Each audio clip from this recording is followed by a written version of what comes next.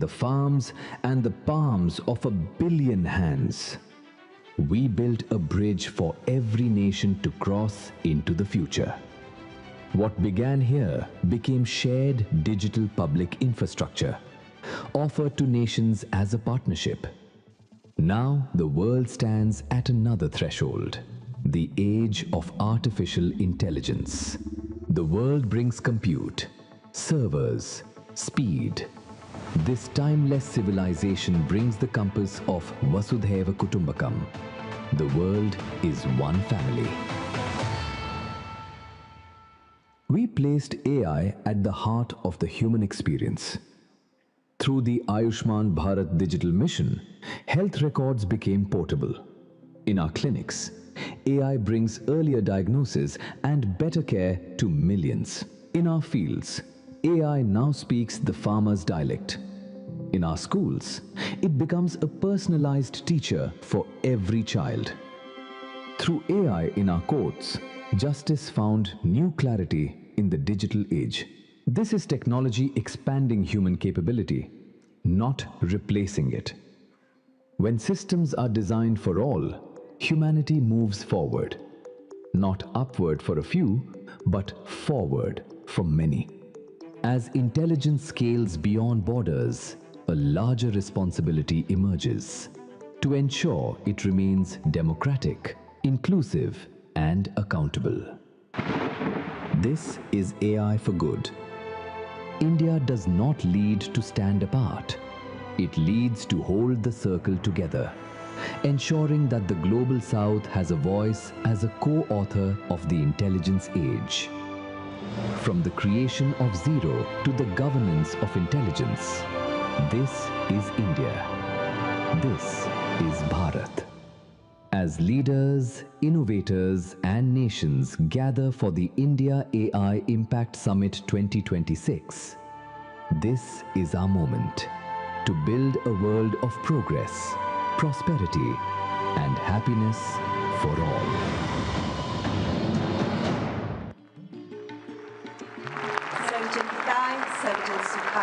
That's AI Impact Summit 2026.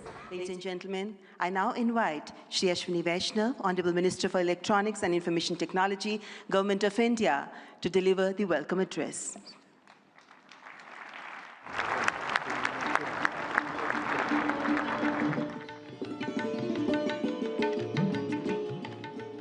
Namaskar.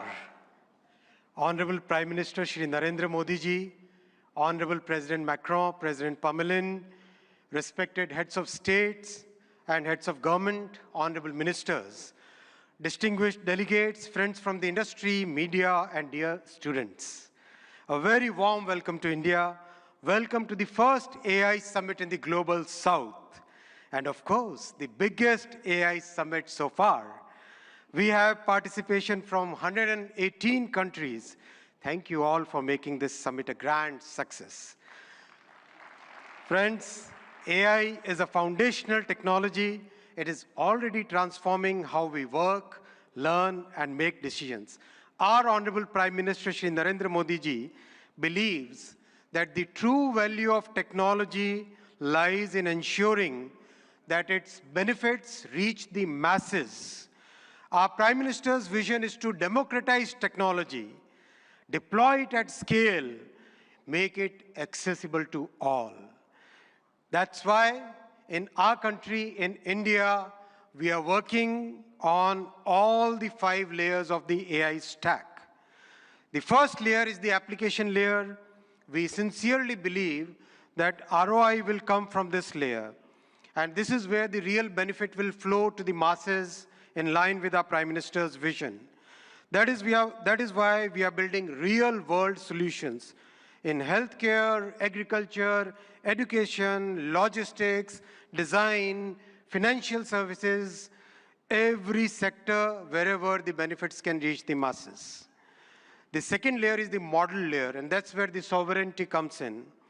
While we understand that very large models will continue to push the frontier, we also understand and believe that more than 90% of the use cases can be addressed with smaller, focused models. These specialized models will deliver greater value to our masses by addressing specific use cases at much lower cost per token as well as overall cost of access.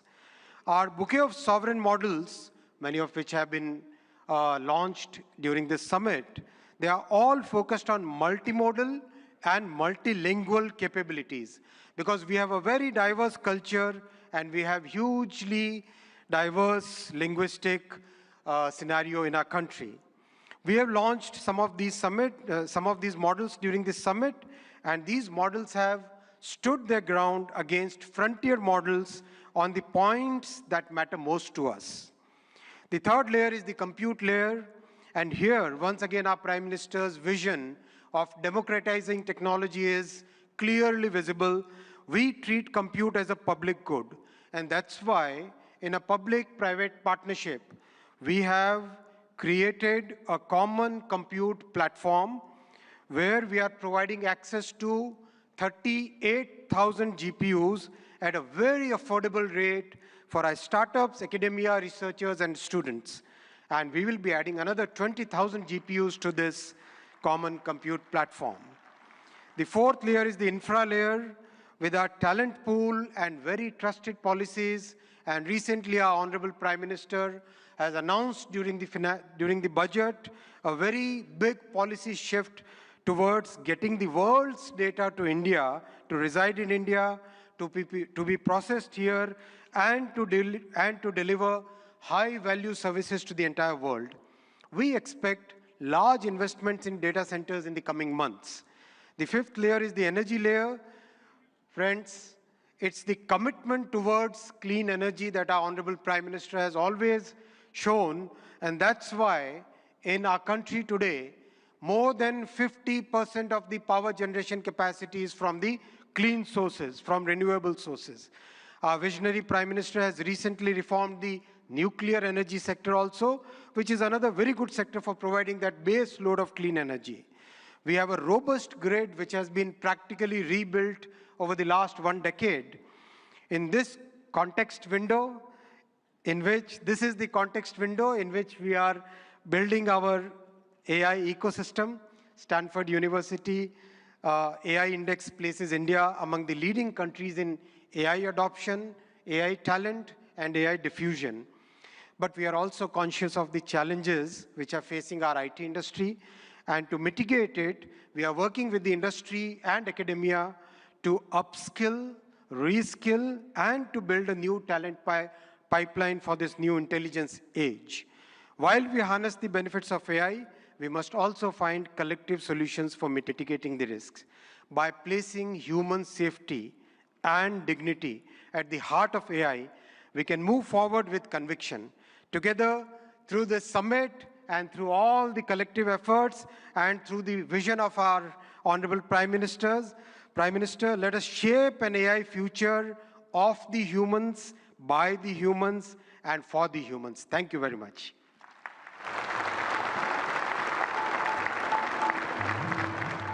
Thank you, Honorable Minister, for the welcome remarks.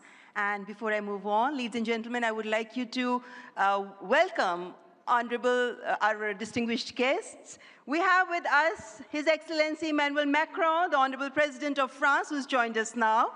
Please welcome him.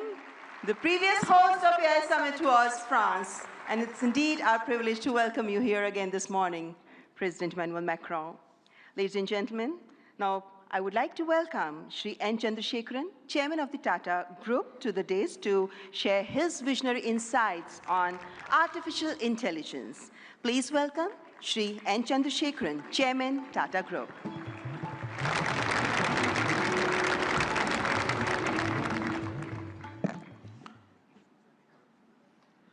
Honorable Prime Minister Shri Narendra Modi ji,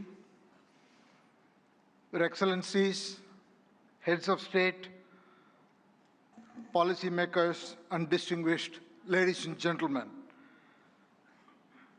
It is an extraordinary privilege to be here this morning and participate in this AI Summit.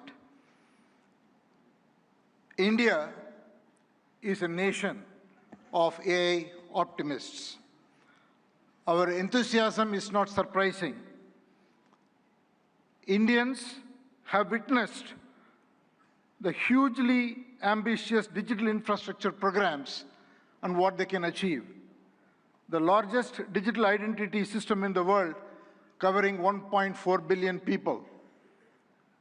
A digital payment interface that accounts for half of the entire world's transactions. Over the past few years, under our Honorable Prime Minister's vision, India has treated AI as a strategic national capability, aligning the full stack from chips to systems to energy and to applications through Semicon India, an India AI mission, and most importantly, the recent reforms such as the Shanti Act for clean energy. We are building AI at scale with trust, resilience, and long-term competitiveness. AI is a foundational technology that cuts across all industries. AI is nothing artificial, it is real, because it learns from data and learns faster every day, and it is not based on any fixed rules. Third, AI can scale, and it scales pretty rapidly. Putting all this together, AI, to my mind, is the next big infrastructure. It is the infrastructure of intelligence. It will have a very profound impact, exactly the same way in the past other infrastructure changes have done, steam engines, electricity, or internet. Our mission should be to make AI work for every individual and every citizen in this country. We should put the AI tools in the hands of the last person in the country and, in fact, on the earth. And that's the vision that we should all work towards. A couple of days ago, we witnessed 1,500 rural women here in Bharat Mandapam who had no background to computing, no background to digital tools. In a matter of few hours, could learn AI, could build products, could build marketing materials, campaigns, all in front of a global audience, and they did it in 4 hours.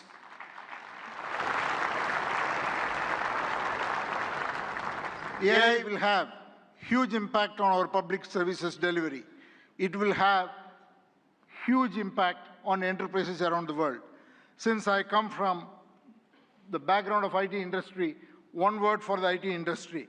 It is, in my opinion, the biggest opportunity for the tech sector and the IT industry, because the IT industry's real value is the context, an understanding of every enterprise's business and technology landscape, and make the right technology work inside the processes and the ecosystem, the supplier, customer, and all the other connections an enterprise has. AI will expand that role much further. It is the opportunity to integrate AI and AI agents into workflows, reimagine processes, and make it work, and carry out the transformation so that every enterprise can realize the moat and realize its vision. Now I want to talk a little bit about the Tata Group.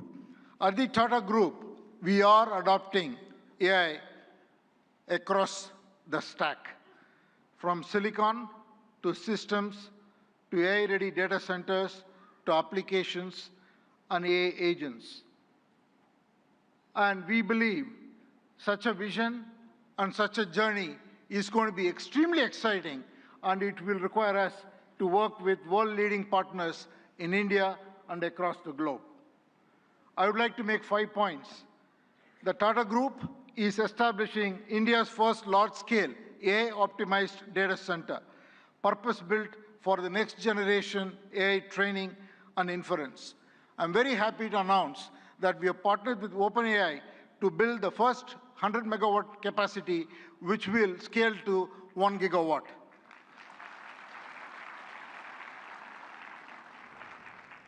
And we made an announcement with AMD yesterday where we will combine the world-class AI rack architecture with Tata's strength in infrastructure, engineering, power, and solution capabilities to create a sustainable high-density AI capacity in India for global standards. The third, we are already building an AI data insights platform. Minister Ashwini articulated the layers of data architectures. What we are building is totally based on diverse Indian data sets on top of the foundational models. So intelligence becomes available across the diversity of Indian contexts. And the fourth, TCS and our other company, Tata Communications, together, we are building an AI operating system for industries. What we will do is to build agentic industry solutions for every industry. We are already well on that journey, and we will work with partners to be able to launch it and take it to all enterprises around the globe. And finally, again, I want to thank the vision of our Prime Minister, which made it possible for us to make a serious foray into chips and semiconductors. What we will do next is to build chips that are very domain-centric, which will be totally AI optimized for every industry, and we will first launch or work towards getting it ready for the automotive sector. So these are the areas that we are focused on.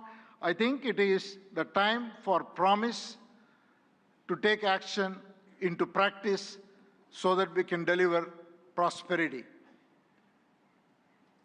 Finally, in conclusion, I just want to say that we are standing here at a very defining moment. It is the age of abundant intelligence, where the scarce resources are trust, stewardship, and human capability. So let us send out a simple standard for the AI decade. Capability with dignity, high impact for every watt of energy, and progress with agency and collaboration. Thank you all very much.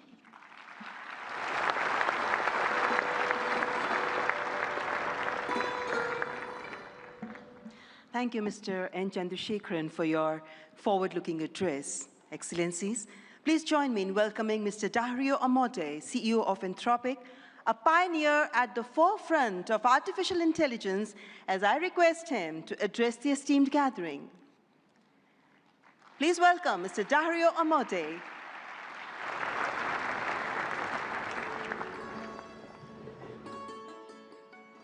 First, I want to thank Prime Minister Modi for bringing us together. The energy and ambition in this room and across India are incredible. I've been spending the last few days meeting with Indian builders and enterprises, and the energy to build together here is palpable, unlike anywhere else. This is the 4th AI summit we've held since the tradition was initiated at Bletchley Park back in 2023, which I still remember. And in those 2.5 years, the advances in the technology have been absolutely staggering. Along with those, the advances in the commercial applications and the societal and ethical questions around the technology have only grown more urgent. My fundamental view is that AI has been on an exponential for the last 10 years, and as part of a sort of Moore's law for intelligence, and that we are now well advanced on that curve, and there are only a small number of years for AI models surpassing the cognitive capabilities of most humans for most things. We're increasingly close to what I've called a country of geniuses in a data center, a set of AI agents that are more capable than most humans at most things and can coordinate at superhuman speed. That level of capability is something the world has never seen before and brings a very wide range of both opportunities and concerns for humanity. On the positive side, we have the potential to cure diseases that have been incurable for thousands of years, to radically improve human health, and to lift billions out of poverty, including the global south, and create a better world for everyone. On the side of risks, I'm concerned about the autonomous behavior of AI models, their potential for misuse by individuals and governments, and their potential for economic displacement. India has an absolutely central role to play in these questions and challenges, both on the side of the opportunities and on the side of the risks. As a sign of our commitment, we just this week opened an office in Bengaluru and hired Irina Ghosh, who has spent 3 decades building businesses in India as our managing director for Anthropic India. We've also announced partnerships with major Indian enterprises this week, including Infosys and others. On the opportunities, one dynamic that we have observed is that technology and practices pioneered in India have historically set a standard for the global south and have helped to diffuse technology and humanitarian benefits through the global south. We're therefore we have been partnering with for several months, nonprofits such as the X-Step Foundation, Pratham, and Central Square Foundation to use our models to advance digital infrastructure, education, agricultural efficiency, and health, in the hopes of spreading AI's benefits across the global south, starting with India and diffusing out to the rest of the global south. We're also partnering with Karya and the Collective Intelligence Project to build evaluations and metrics of our model Claude's performance on India's many regional languages. On practical and locally relevant tasks, we'll benchmark like agriculture, legal tasks, and educational content. On the risks, India is the world's largest democracy and can be a partner and leader in addressing the global security and economic risks of the technology. We'd like to work with India on testing and evaluation of models for safety and security risks in the tradition that was started by many global and national AI security institutes that have been stood up around the world. Even more, we see a particularly strong opportunity to work with India on studying the economic questions as part of the New Delhi Frontier AI Impact Commitments, which we're excited to join. As part of our Anthropic Economic Futures Program and Anthropic Economic Index, we publish statistical insights into how AI impacts jobs in the economy. We're excited to increasingly share this information, exchange information with the Indian government to share insights and inform evidence-based policymaking, convene meetings with economists, labor leaders, and policymakers to adjust, to adapt to the economic impacts of AI. We believe that AI will greatly grow the economic pie, including in India and the global south, but that because it is happening so fast, it may lead to a time of disruption. And we need to work together between companies and the government to better manage that time of disruption and bring better prosperity smoothly to all. I and Anthropic are very grateful to be part of all these efforts, and I'm honored to be here and working on these questions with all of you.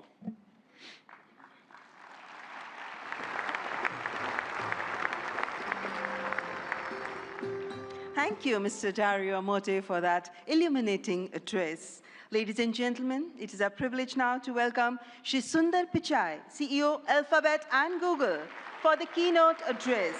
We look forward to his insights on the evolving role of artificial intelligence. Mr. Sundar Pichai.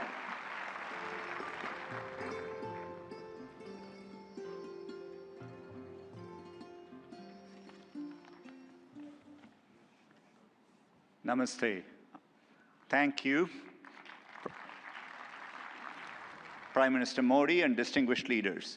It's wonderful to be back in India. Every time I visit, I'm struck by the pace of change, and today is no different.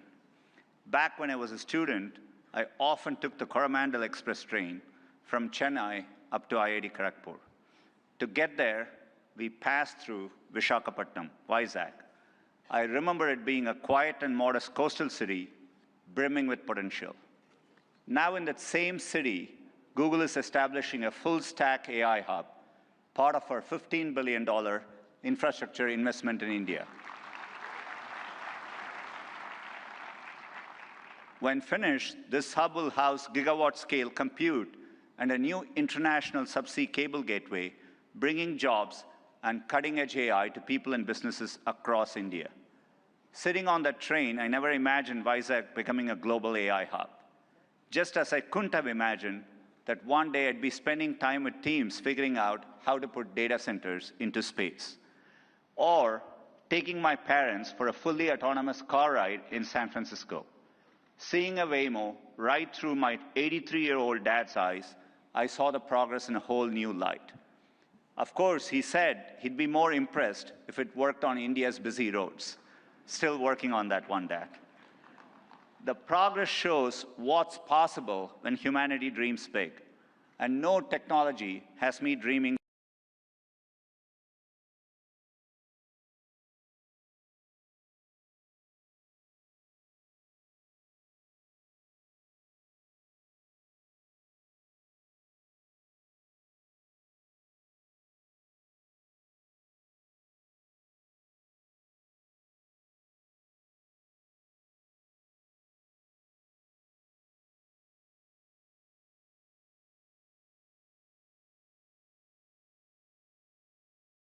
some of the problems in science. For 50 years, predicting protein structures was a grand challenge and a blind spot that stalled drug discovery. Demis Hassabis and his team at Google DeepMind asked an audacious question: how could we use AI to solve this? That question led to AlphaFold. This breakthrough didn't just win a Nobel Prize, it compressed decades of research into a database that is now open to the world. Today, over 3 million researchers in more than 190 countries are using it to develop malaria vaccines, fight antibiotic resistance, and much more.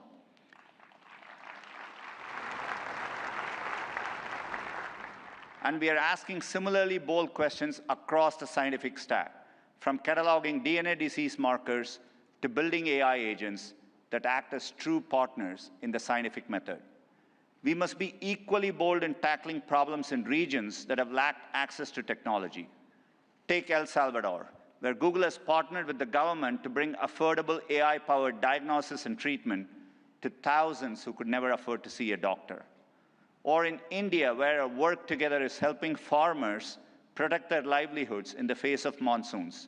Last summer, for the first time, the Indian government sent AI-powered forecasts to millions of farmers, possible in part because of our neural GCM model.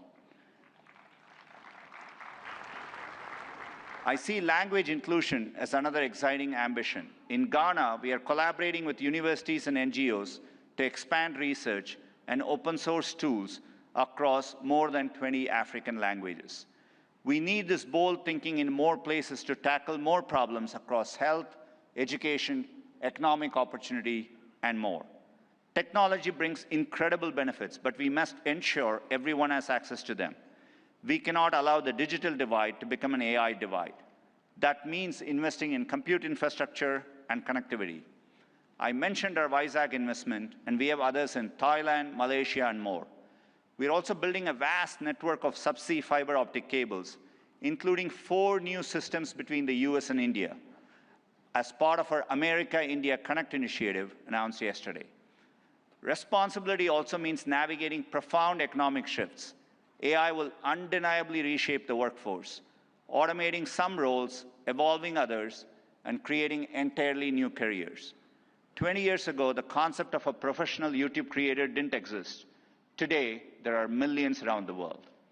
Training is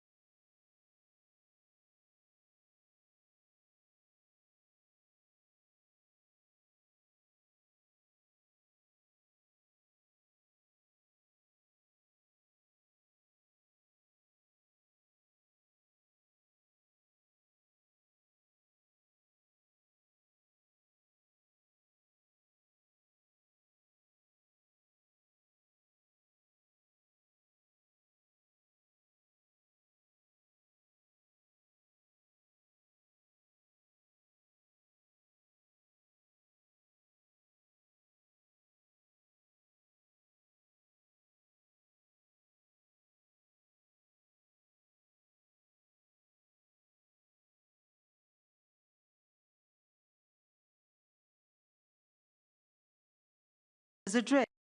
A global leader championing peace, cooperation, and sustainable progress.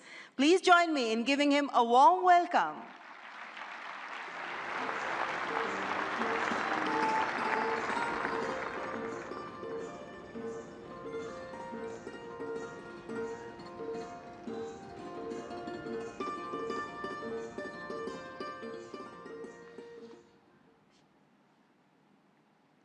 Prime Minister Modi, thank you for your kind invitation and congratulations for India's leadership organizing the first AI summit in the Global South.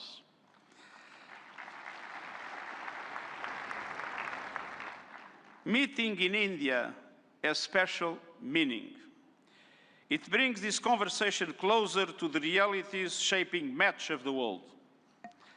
Because the future of AI cannot be decided by a handful of countries or left to the whims of a few billionaires. Last year, the UN General Assembly took two decisive steps. First, creating an independent international scientific panel on AI. And I'm happy to announce that the panel has now been appointed.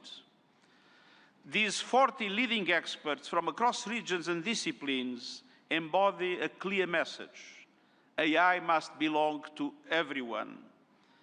We must replace hype and fear with shared evidence and close knowledge gaps. I urge member states, industry and civil society to contribute to the panel's work. Second, launching a global dialogue on AI governance within the United Nations, where all countries, together with the private sector, the academia, and the civil society, can have a voice. We need guardrails that preserve human agency, human oversight, and human accountability. And the first session of the dialogue in Geneva in July will give every country and every stakeholder a voice to align efforts, uphold human rights, and prevent misuse, and to advance our common safety measures, the foundation of interoperability.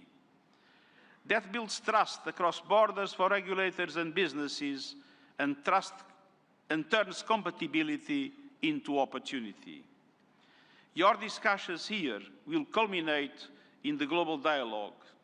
But without investment, many countries will be locked out of the AI age.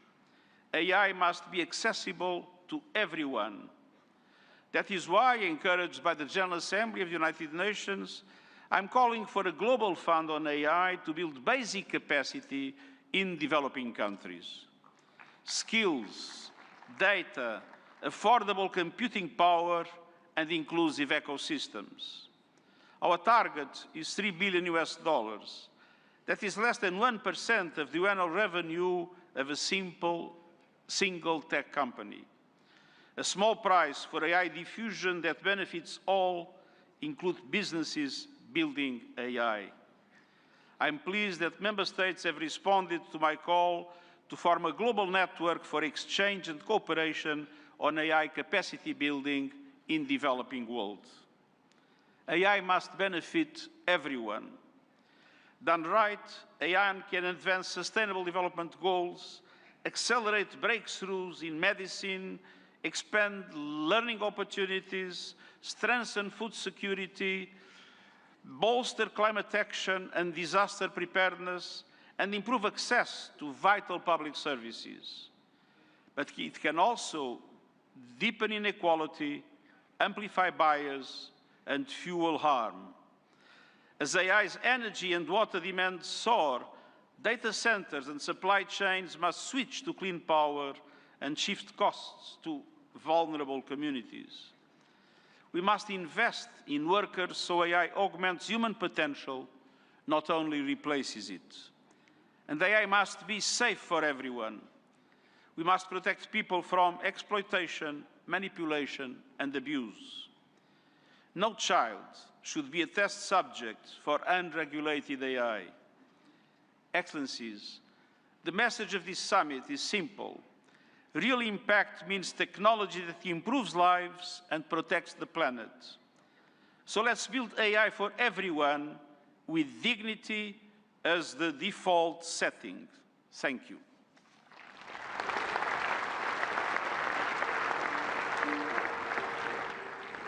Thank you, His Excellency Antonio Guterres, for your gracious address. Distinguished guests, it is my profound honor now to invite Honorable President of France, His Excellency Emmanuel Macron, to address the august gathering. Let's extend a warm and respectful welcome to His Excellency Emmanuel Macron.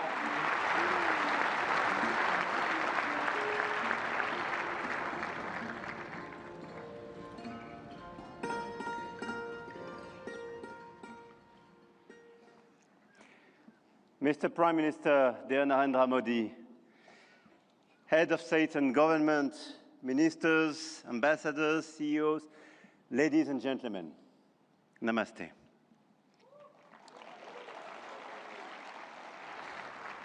Thank you very much for welcoming us in this magnificent city, in this magnificent country. And it's great to be back after my 2024 state visit for this Artificial Intelligence Impact Summit hosted by you, Mr. Prime Minister.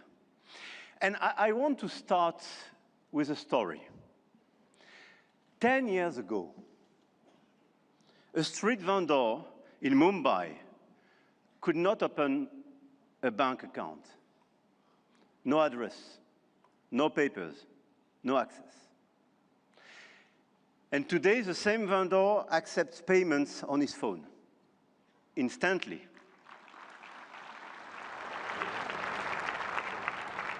Instantly, for free, from anyone in the country. That is not just a tech story.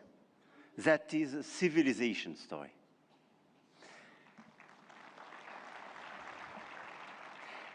And India built something that no other country in the world has built.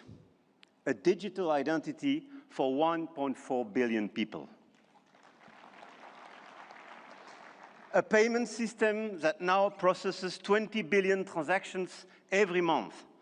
A health infrastructure that has issued 500 million digital health IDs. Here are the results. They call it the India Stack, open, interoperable, sovereign. That, dear friends, is what this summit is about. We are clearly at the beginning of a huge acceleration, and you perfectly described it during your interventions. But let me just recap during 1 year what happened. Last year, when France and India co-hosted the AI Action Summit in Paris, we set a global guiding principle for technologies that would transform our societies and our economies. We said then artificial intelligence will be an enabler for our humanity to innovate faster, to disrupt healthcare, energy, mobility, agriculture, public services for the good of mankind. Both of us, we do believe in this revolution. 1 year ago, the landscape started to shift. The US announced Stargate, China launched DeepSeek, AI has become a major field of strategic competition, and big tech got even bigger. And a lot of them are in this room and still accelerated during the last year. AI, GPU, chip tensions are now directly translated in geopolitical and macroeconomic terms. Sometimes for the best, sometimes for the worst, I have to say. But clearly 1 year ago, we demonstrated something else. Hegemony from any quarter is not a fatality. There is a path for innovation, independence, and strategic autonomy. And this path, I'm convinced, is one of the countries like France and India must take together. And we've already achieved a lot. If we speak about models, you perfectly described the acceleration and the diversity of this model. India made a deliberate sovereign choice. SML, small language models. Task-specific, designed to run on a smartphone. And India built the first government-funded AI and deployed 38,000 GPUs at the cheapest rates to every startup in the country, as you perfectly described, Mr. Minister. We took a complementary path. We invested in European large language models. Mistral, founded in Paris a little bit more than 2 years ago, is now valued at 12 billion euro, backed by Dutch leader ASML, German SAP, and French CMS AGM, serving over hundreds of major clients all over the place in Europe and elsewhere.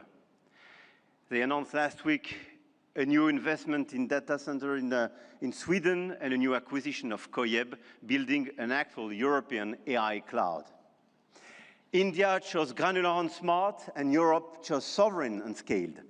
But both chose independence, and both were right. And this is as well the cooperation with LLMs coming from the US, and through cooperation, but cooperation based on mutual respect and independence, which could pave the way for progress. After the model of the infrastructure, you just described all the infrastructure made by a lot of large companies in India, and all of us, we are building new infrastructure, computing capacity. 1 year ago in Paris, we announced $109 billion in AI investments, and we are delivering this project with a lot of data centers, 58 billion euro in 2025, powered by our decarbonated nuclear energy. With a great asset, and this is very important indeed, to have low carbon and available energy. Last year, France exported 90 terawatt-hours of low-carbon energy and pilotable energy, which is a huge opportunity to build faster and bigger data center. At the European level, 200 billion euro have been committed with the arrival of the Alice Lecoq exascale supercomputer, key component of our AI factory ambition shared with Netherlands and Greece, and we share the computer with them. Models, infrastructures, talents. India trains hundreds of thousands of AI engineers every year. With 500,000 engineers, India has the second largest developer community in the world. In France, we are doubling the number of AI scientists and engineers trained, and we've now more than 1,100 AI startups thriving in France, creating dozens, thousands of jobs. Harmattan AI partnering with Dassault, Gradium for voice AI, Poolside, Ash, Hugging Face. I could quote the series of these unicorns and large caps, and this is clearly one of our strengths. In quantum computing, the next frontier, France is not placing one bet. We are placing four technologies. 4 French companies, Pascal, Candela, Alice and Bob, Quobly, and one ambition, to make Europe a quantum power, which is also the ambition of AMI Labs, Advanced Machine Intelligence Labs, from our dear Yann Lequin for Frontier Research. The smartest AI is not the most expensive. It is the one built by the best people and for the right purpose. Models, infrastructure, talents, capital, and adoption. This is where the Indian model is truly revolutionary, providing solutions for everyone in the country. From 200 million of Indian farmers in their own dialect, to travel advice for 400 million of pilgrims, or AI diagnostics for rural clinics, all running on India's digital public infrastructure. Open rails, near zero cost, adoption is key, and being inclusive is key. In Europe, our AI factories optimize energy grids, transform logistics, reinvent healthcare administration, and we are proving you can build a competitive AI industry while protecting your citizens' data. And opposite to what some misinformed friends have been saying, Europe is not blindly focused on regulation. Europe is a space for innovation and investment, but it is a safe space. And safe spaces win in the long run. I'm sure of that. Now, the point of this summit was not only to say, let's do more. It was to say, let's do better together. AI may be a powerful accelerator of productivity and a major shift for labor markets. This is why access to AI for all is critical. France and India share a common vision, a sovereign AI used to protect our planet and to foster prosperity for all. In health, we launched the Indo-French Institute for AI in Health, a partnership between Sorbonne's Brain Institute and AIIMS Delhi, and the partnership between ASH and St. John's Research Institute in Bangalore will use AI to transform hospital administration as well. In language, we jointly launched Current AI for sustainable and sovereign AI access. And this year, we announced an open hardware tool for translation into Indian languages and dialects, because AI that doesn't understand dialects is not AI for all. And this is why we do endorse this initiative for diversity in language. In sustainability, our Coalition for Sustainable AI now has more than 200 supporters. Today, with India and UNESCO, we launch an international challenge for sustainable AI models.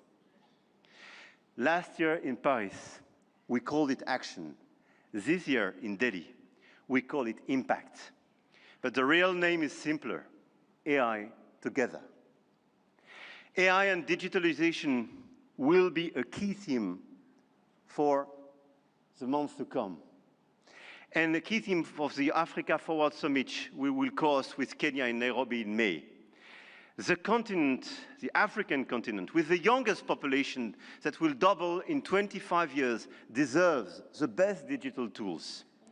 And at a time when tensions are rising, there is an increased sense of urgency to direct all our digital tools towards this inclusive approach. And in order, indeed, to be strong here in India, but to be strong as well on the African continent. And let's focus all together towards bridging rather than dividing, creating rather than destroying, sharing rather than taking. France intends to use its G7 presidency to foster that vision. I know, Mr. Prime Minister, that India will do the same through your BRICS presidency. No country is bound to serve only as a market where foreign companies sell their models and download their citizens' data. No country.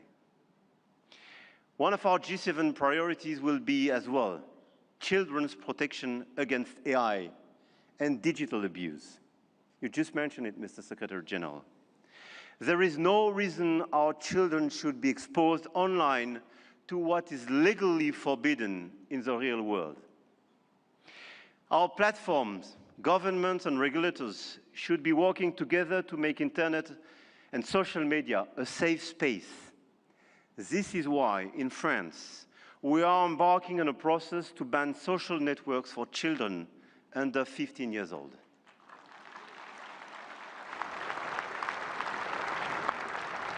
And we are committed here in this journey with a lot of several European countries being present here today. Greece, Spain. I know, Mr. Prime Minister, you will join this club. And this is a great news that India will join such an approach in order to protect children and teenagers.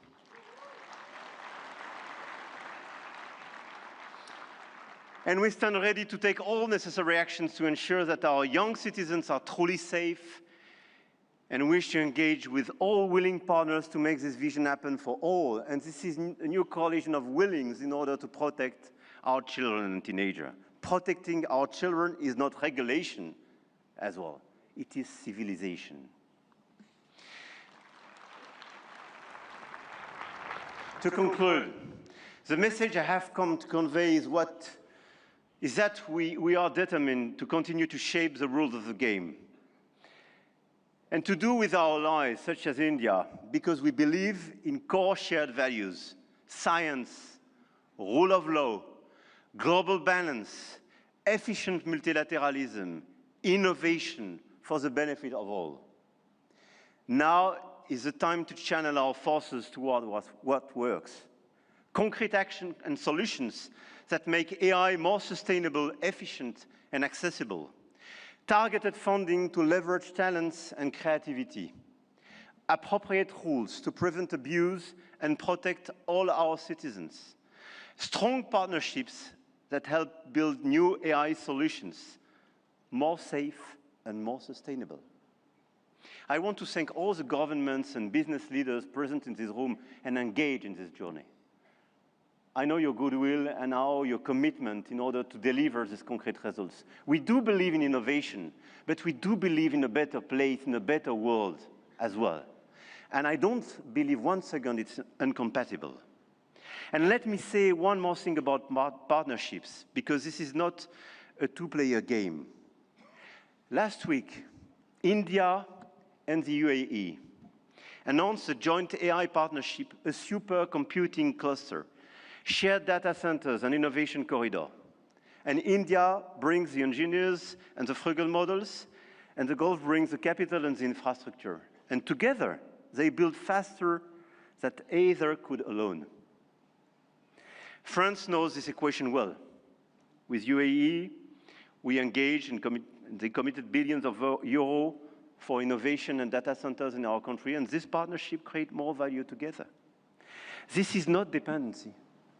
This is intelligent convergence between governments, with companies, large caps, startups, and this is clearly this intelligent convergence which can provide results. The old world said you compete or you lose.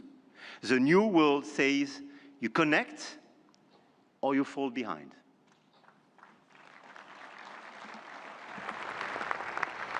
And I started with a story about a street vendor in Mumbai. 10 years ago, the world told India that 1.4 billion people could not be brought into the digital economy. India proved them wrong.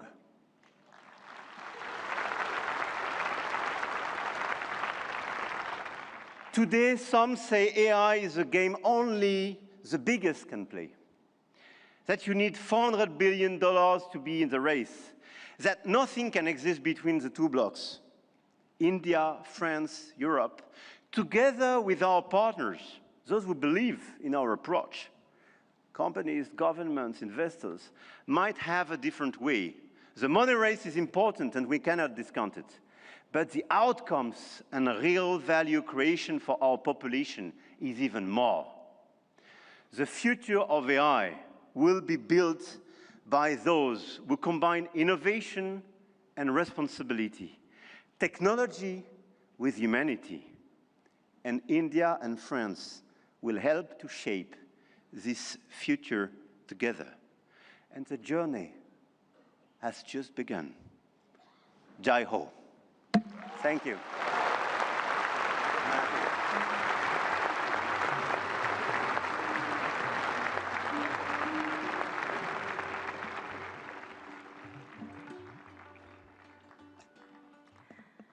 Thank you, His Excellency Emmanuel Macron, for your visionary address and for strengthening the spirit of international cooperation in shaping the AI-powered future. Ladies and gentlemen, may I now invite Shri Ashwini Vaishnav, Honorable Minister for Electronics and Information Technology, to announce the New Delhi Frontier AI commitments.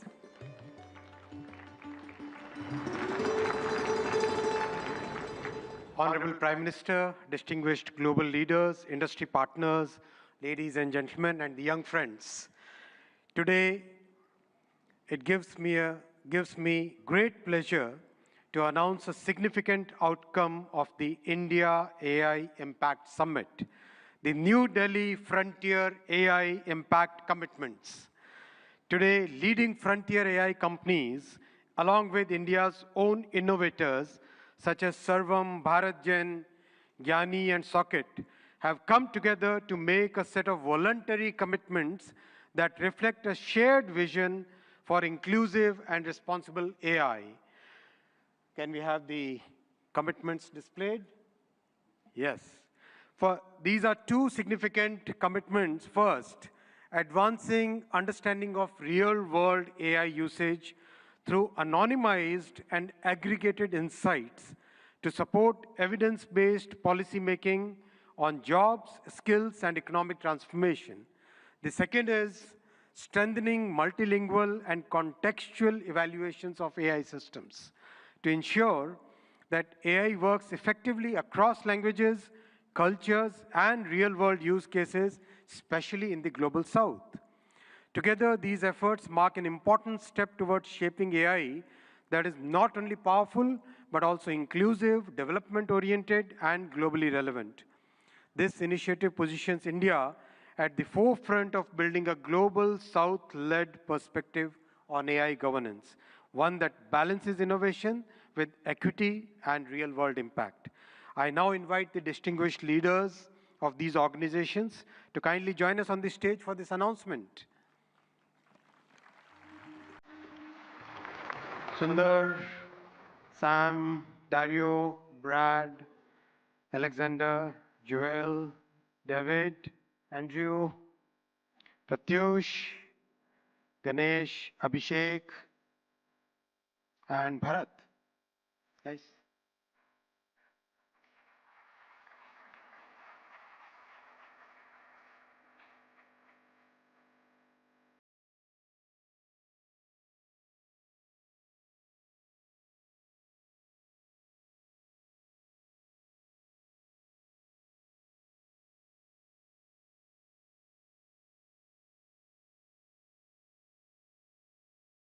I now invite Honorable Prime Minister of India, Shri Narendra Modi ji, to join the leaders in this major commitment out of the AI Impact Summit.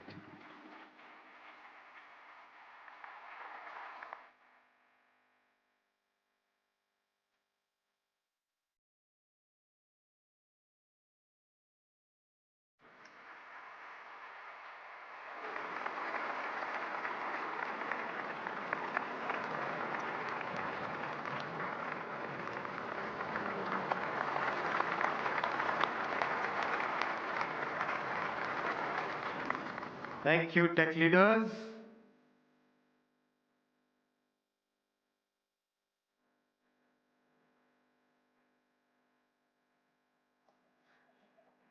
Friends, the leader who made this, who gave this vision to the world, I now invite Honorable Prime Minister for your inaugural address. Give a big round of applause for the Honorable Prime Minister.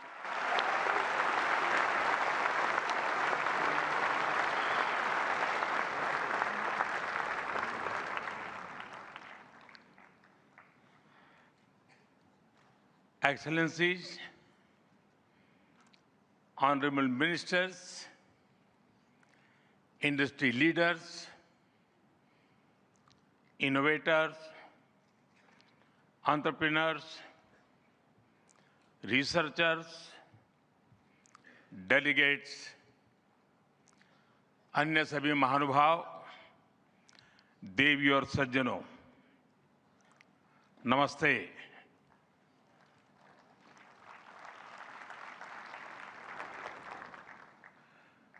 दुनिया की सबसे बड़ी और ऐतिहासिक AI impact summit में आप सभी का हार्दिक अभिनंदन है। ये समिट जिस भारत में हो रही है, वो भारत 1/6 ऑफ ह्यूमैनिटी को रिप्रेजेंट करता है। भारत दुनिया की सबसे बड़ी युवा आबादी का देश है, सबसे बड़े टेक टैलेंट पूल का केंद्र है, सबसे बड़े टेक एनेबल्ड इकोसिस्टम का उदाहरण है। भारत नई टेक्नोलॉजी बनाता भी है और उसे अभूतपूर्व तेजी से अपनाता भी है।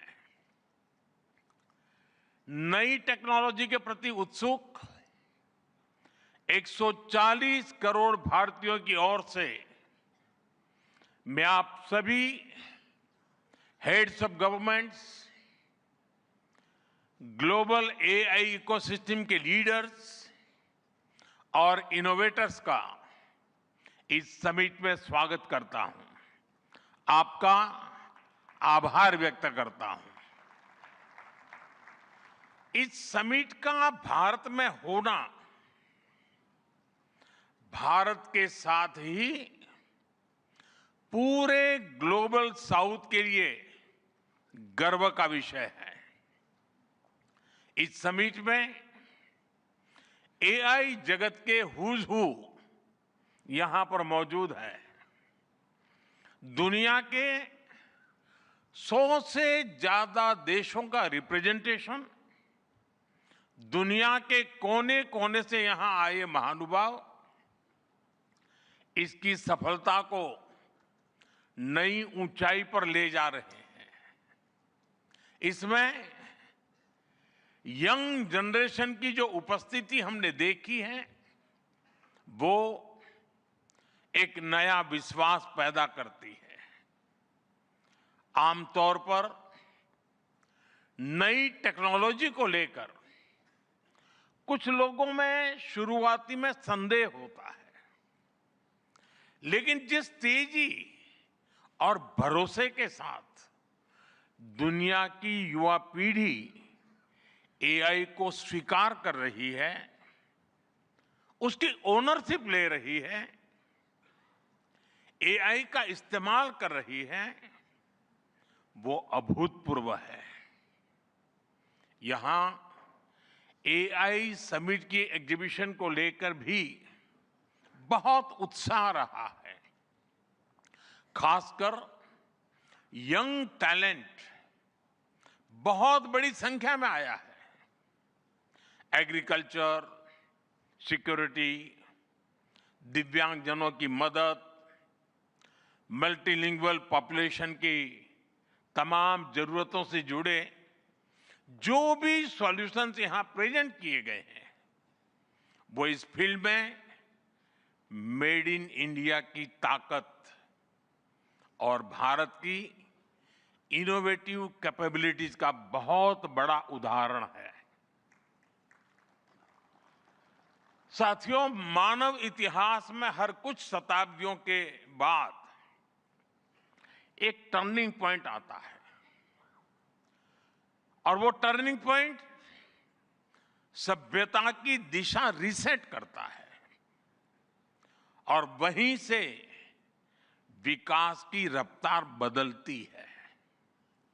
सोचने, समझने और काम करने के पैराडाइम बदलते हैं और दिलचस्प बात यह है, जब हम ट्रांसफॉर्मेशन के उस दौर में होते हैं तब उसके वास्तविक इंपैक्ट का अंदाजा भी नहीं होता।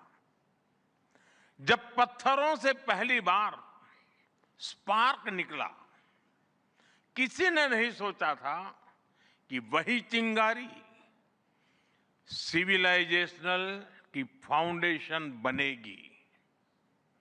जब बोली को पहली बार लिपि में बदला गया, किसी ने नहीं जाना था कि रिटन नॉलेज फ्यूचर सिस्टम की बैकबोन बनेगी।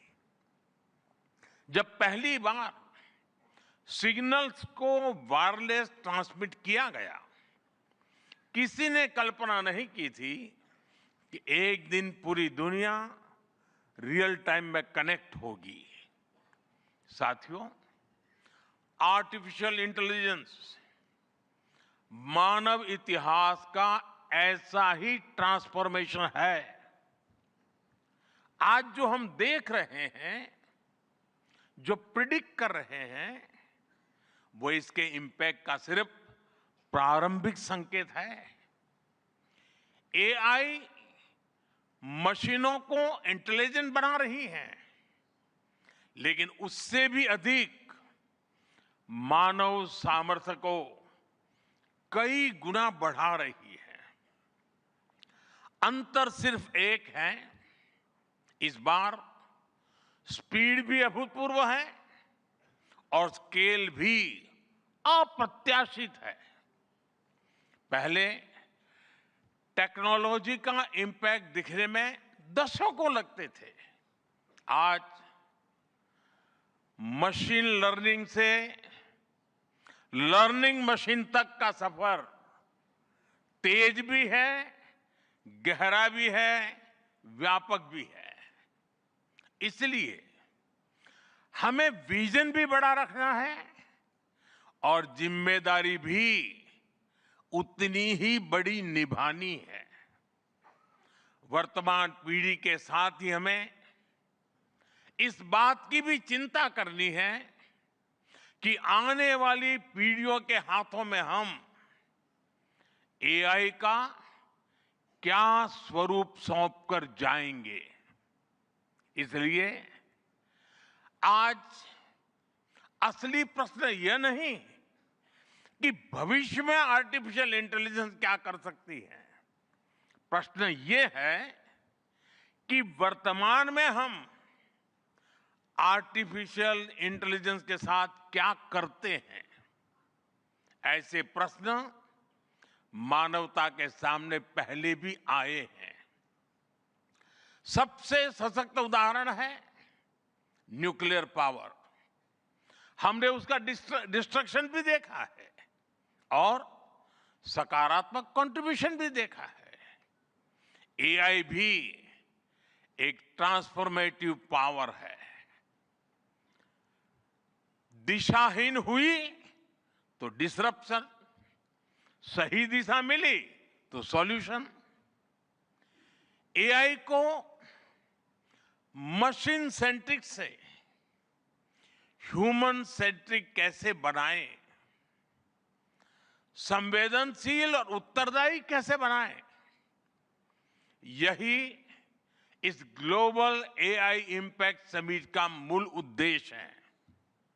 साथियों, भारत एआई को किस दृष्टि से देखता है, उसका स्पष्ट प्रतिबिंब इस समिट की थीम में है। सर्वजन हिताय, सर्वजन सुखाय, welfare for all, happiness of all. यही हमारा बेंचमार्क है।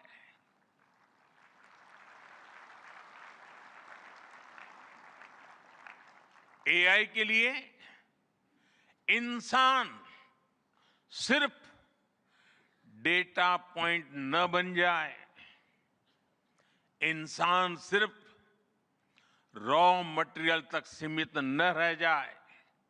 इसलिए एआई को डेमोक्रेटाइज करना होगा, इसे इंक्लूजन और एम्पावरमेंट का माध्यम बनाना होगा और विशेष रूप से ग्लोबल साउथ में। साथियों, हमें एआई को ओपन स्काई भी देना है और कमांड भी अपने हाथ में रखना है। जैसे जीपीएस होता है, जीपीएस हमें रास्ता सुझाता है, लेकिन हमें किस डायरेक्शन में जाना है इसकी फाइनल कॉल हमारी ही होती है। आज हम एआई को जिस दिशा में लेकर जाएंगे वैसा ही हमारा भविष्य तय होगा। साथियों, आज new Delhi AI impact summit में मैं एआई के लिए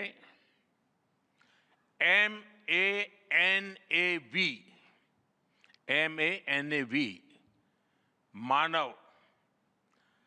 मानव विजन प्रस्तुत करता हूं। मानव का अर्थ होता है ह्यूमन और मानव विजन कहता है M moral and ethical systems, यानी एआई एथिकल गाइडेंस पर आधारित हो। ए अकाउंटेबल गवर्नेंस, यानी transparent rules, robust oversight. And national sovereignty, यानी जिसका डेटा उसका अधिकार।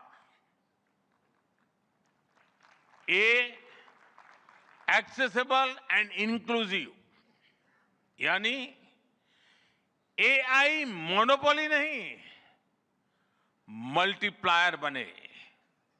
वी वैलिड एंड लेजिटिमेट, यानी एआई लॉफुल और वेरीफाइबल हो।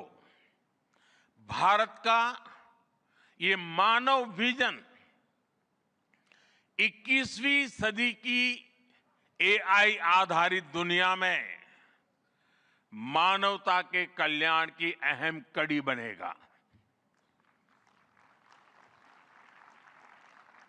साथियों, दशकों पहले जब इंटरनेट की शुरुआत हुई तो कोई सोच भी नहीं पाता था कि इससे कितनी जॉब्स बनेगी। यही बात एआई में है। आज कल्पना करना मुश्किल है कि आने वाले समय इस फील्ड में किस तरह की जॉब पैदा होगी। एआई का future of work pre defined नहीं है। ये हमारे निर्णय पर, हमारे कोर्स ऑफ एक्शन पर निर्भर होगा। मैं समझता हूं हमारे लिए फ्यूचर ऑफ वर्क एक नई अपॉर्चुनिटी है। ये ह्यूमंस और इंटेलिजेंट सिस्टम्स के साथ मिलकर काम करने का युग है। We are entering an era where humans and intelligent systems co-create, co-work and co-evolve. AI हमारे काम को और अधिक स्मार्ट, एफिशिएंट और इंपैक्टफुल बनाएगा। हम बेहतर डिजाइन करेंगे, तेज बिल्ड करेंगे और बेहतर डिसीजन ले सकेंगे। इससे और ज्यादा लोगों को हायर वैल्यू, क्रिएटिव और मीनिंगफुल रोल्स भी मिलेंगे। ये इनोवेशन, एंटरप्रेन्योरशिप और न्यू इंडस्ट्रीज के लिए बड़ा मौका है।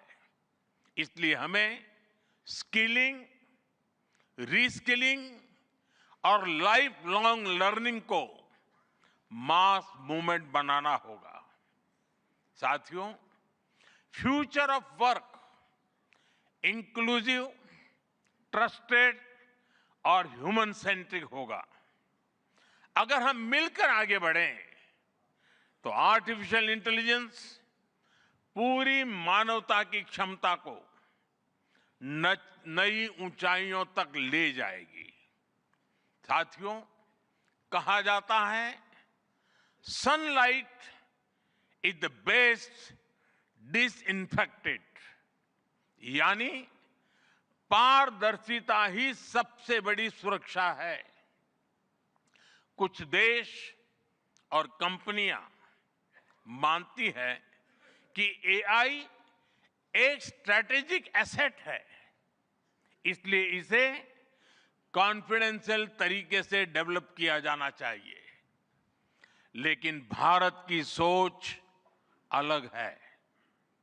हम मानते हैं कि एआई जैसी तकनीक तभी दुनिया के लिए लाभकारी होगी जब उसे शेयर किया जाएगा, जब कोड ओपन होंगे और शेयर किए जाएंगे, तभी हमारे मिलियंस ऑफ यंग माइंड्स उन्हें बेहतर और सुरक्षित बना पाएंगे।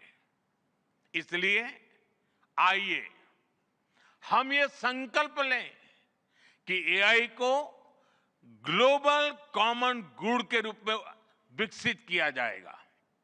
साथियों, आज की एक बहुत बड़ी आवश्यकता ग्लोबल स्टैंडर्ड्स बनाने की भी है।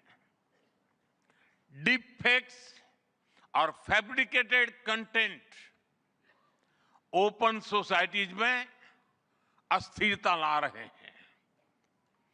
फिजिकल वर्ल्ड में हम फूड पर न्यूट्रिशन लेबल्स देखते हैं ताकि हमें पता हो कि हम क्या खा रहे हैं, ठीक उसी तरह डिजिटल वर्ल्ड में कंटेंट पर भी ऑथेंटिसिटी लेवल्स होने चाहिए,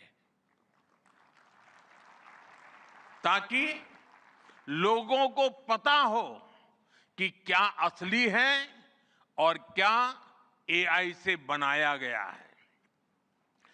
जैसे जैसे एआई ज्यादा टेक्स्ट, इमेजेस और वीडियोज बना रहा है, वैसे वैसे इंडस्ट्री में वाटरमार्किंग और क्लियर सोर्स स्टैंडर्ड्स की जरूरत बढ़ती जा रही है। इसलिए ये जरूरी है कि ये विश्वास टेक्नोलॉजी में शुरू से बिल्ट इन हो। साथियों, हमें चिल्ड्रन सेफ्टी के प्रति और अधिक सजग होना होगा। जैसे स्कूल का सिलेबस क्यूरेटेड होता है, वैसे ही एआई स्पेस भी चाइल्ड सेफ और फैमिली गाइडेड होना चाहिए। फ्रेंड्स, आज दुनिया में दो तरह के लोग हैं। एक, जिन्हें एआई में भय दिखता है, वो हमेशा वैसी बात करते हैं। ऐसे लोग जिन्हें एआई में भय दिखता है, और दूसरे वो जिन्हें एआई में भाग्य दिखता है। और साथियों, मैं जिम्मेवारी के साथ कहता हूं, गर्व के साथ कहता हूं, हमें भय नहीं, भारत को एआई में भाग्य दिखता है, भारत को एआई में भविष्य दिखता है। हमारे पास टैलेंट भी है, एनर्जी कैपेसिटी भी है और पॉलिसी क्लैरिटी भी है। और मुझे आपको ये बताते हुए खुशी है कि इस समिट में 3 भारतीय कंपनियों ने अपने एआई मॉडल्स और एप्स लॉन्च किए हैं। ये मॉडल्स हमारे यूथ के टैलेंट को दिखाते हैं, और भारत जो सॉल्यूशंस दे रहा है, उसकी डेप्थ और डाइवर्सिटी का भी प्रतिबिंब है।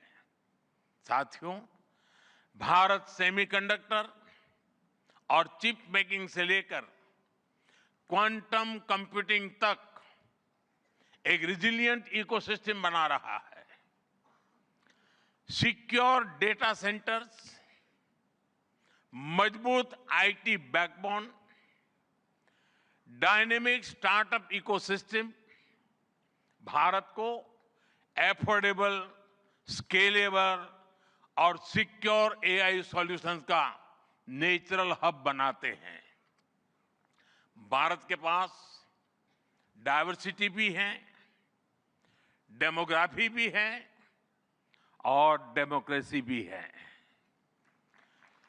जो एआई मॉडल भारत में सक्सीड करता है, वो ग्लोबली डिप्लॉय हो सकता है।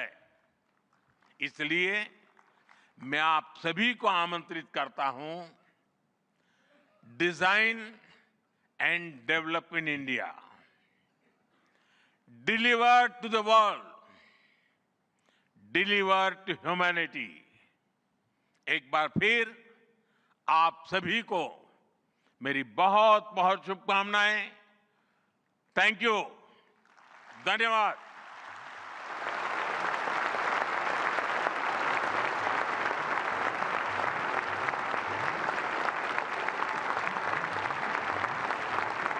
Thank you, Honorable Prime Minister, for your guiding words. Ladies and gentlemen, Honorable Prime Minister of India, Shri Narendra Modi, is a visionary leader who envisions that progress should uplift every citizen and leave no one behind.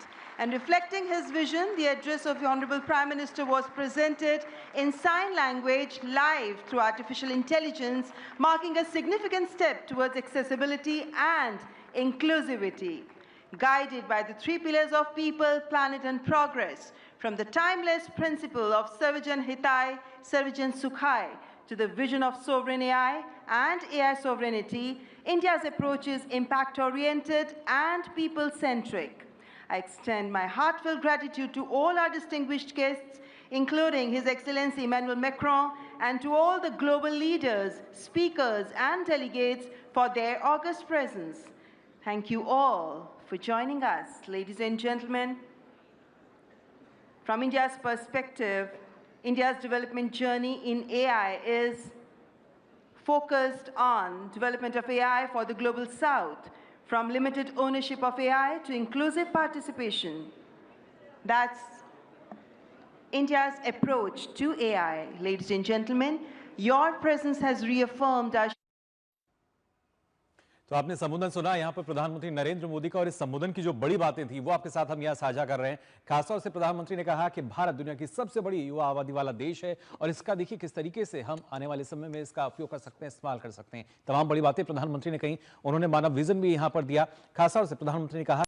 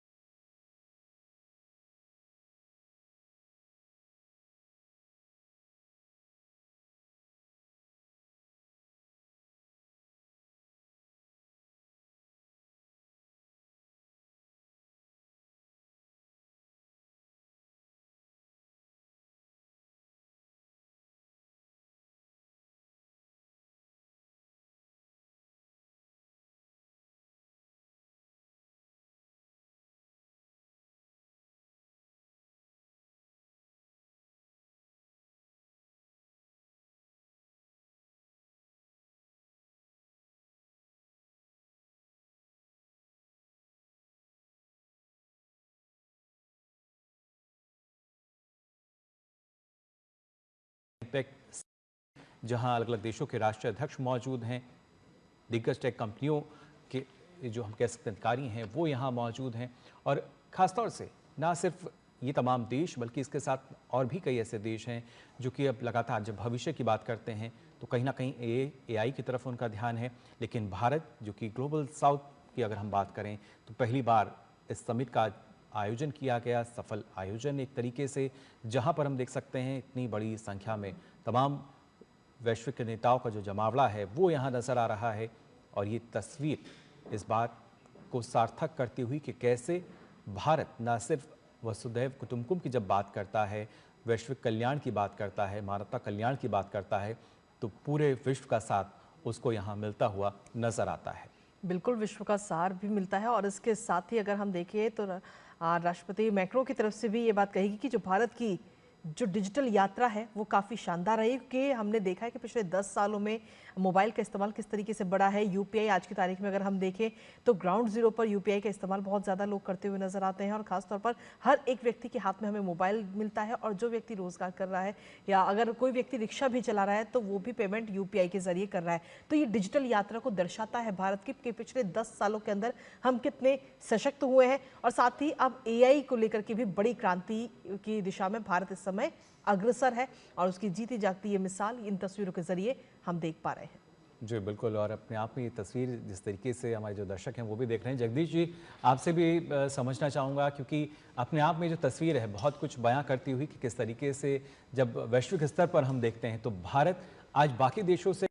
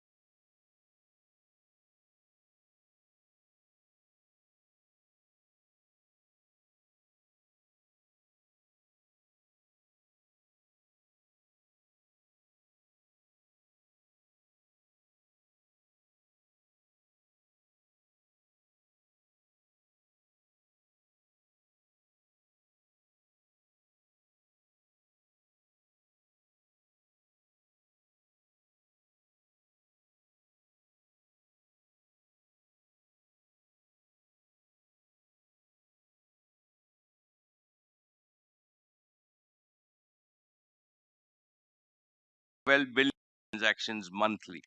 Fourth, India ranks among the top 3 startup ecosystems with 100,000 startups and 100 plus unicorns. Fifth, India's secure and inclusive digital public infrastructure stack is now being adopted by countries around the globe. Friends, in all humility, I wish to state that Jio, with over 500 million loyal subscribers, was privileged to play a leading role in this transformation across broadband, 4G, 5G, and home connectivity. With equal humility, I would like to announce that Jio will play an even bigger role in India's AI transformation. Today, on behalf of the Reliance Group and Geo Intelligence, I want to make 3 announcements.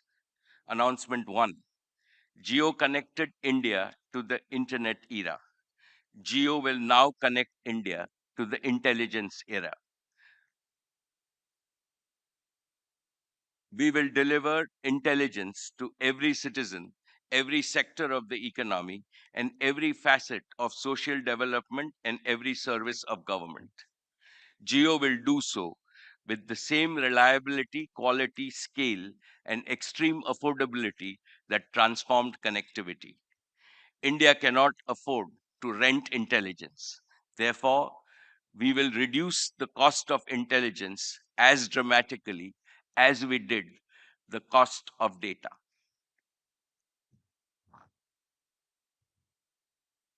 Announcement 2. Geo, together with Reliance, will invest 10 lakh crores over the next 7 years, starting this year. This is not speculative investment. It is not for chasing valuation. This is patient, disciplined, nation-building capital designed to create durable economic value and strategic resilience for decades to come. Distinguished participants, the biggest constraint in AI today is not talent or imagination. It is scarcity and high cost of compute. Therefore, here is my third announcement.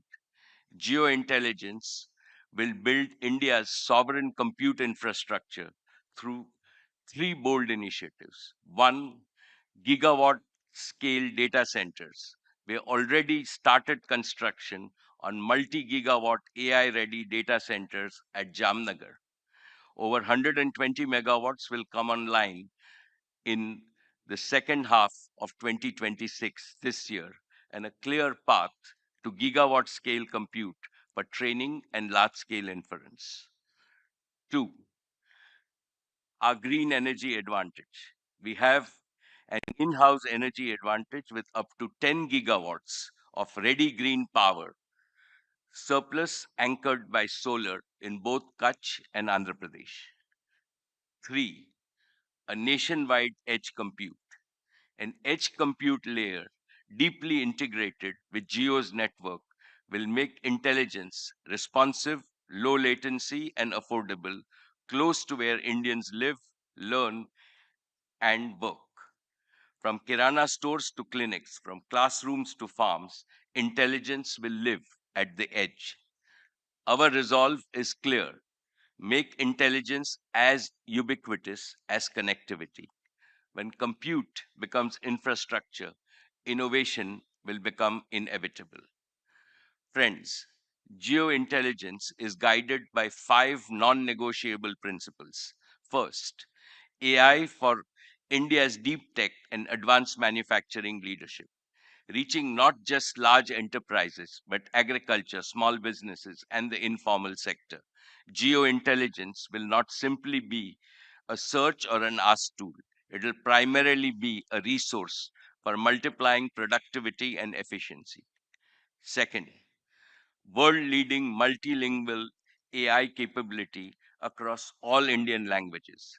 When farmers and artisans speak to AI in their own words and students learn in their own mother tongue, this is not convenience, this is inclusion. Geo AI Bharat की भाषा में बोलेगा, भारत की संस्कृति में फूलेगा, और भारत की मिट्टी में फलेगा। Third, responsibility, security, data residency, and trust as Geo's core guarantees, not afterthought. Fourth, we will prove that AI does not take away jobs. Rather, it will create new high-skill work opportunities. And fifth, the AI story has shifted from who has the best model to who can build the strongest ecosystem for speed and scale of usage. Therefore, we will build deep partnership ecosystem with Indian enterprises, startups, IIT, IISC, and research institutions. We will work shoulder to shoulder with India's leading industrial groups to embed AI across manufacturing, logistics, energy, finance, retail, agriculture, and healthcare. We will empower startups with affordable compute and co-development platforms. We will aspire to produce global breakthroughs in compute architecture, foundation models, and energy efficiency, designed in India, rooted in our values, powered by our talent, and scaled for humanity. And we will partner with the very best tech companies in the world, not as importers of intelligence, but as co-architects of a new AI century. Dear friends, I believe that social relevance, not momentary craze, should drive AI growth in India. Geo has already started AI applications for the most pressing challenges in inclusive development. In education, we have Geo Shikshak, an adaptive AI teaching assistant in 22 languages. When 250 million school children and 50 million students in higher education are empowered by AI teachers, no power on earth can match India's talent wealth. In healthcare, Geo Arogya AI delivering first medical guidance in under 5 minutes in local languages on any phone. In agriculture, Geokrishi, converting satellite imagery and precision weather into simple voice-first advice to 140 million farmers to help improve their income. In everyday life, Geo Bharat IQ, a voice-first AI companion helping Indians learn, earn, and access government services at Bharat scale. From wearables to fully connected homes, GeoFrames, an AI glass device, and next generation AI devices will make intelligence truly ambient, as effortless, and as natural as human conversations. Through Geo Hotstar, AI will multiply Indian creativity with multilingual storytelling. We will popularize India's rich cultural heritage with futuristic technology, enhancing India's soft power globally. Friends, this inaugural Global AI Impact Summit in India has received a massive response. What does that show? It shows that AI is now becoming a people's movement worldwide. The success of this movement hinges critically on global cooperation and not polarization. Be it chips or rare earths, AI works its magic through sharing, not hoarding, through collaborations, not conflicts. The unique strength of India is that India serves as the vital bridge connecting the global south and the global north. After all, south or north, east or west, all of us have only one earth, one family, and one future. Today, at this summit, let us all pledge to transform this noble aspiration into reality using the most powerful gift of the human mind, AI. Let us combine intelligence with empathy and let us build a better future for all. Thank you. Jai Hind.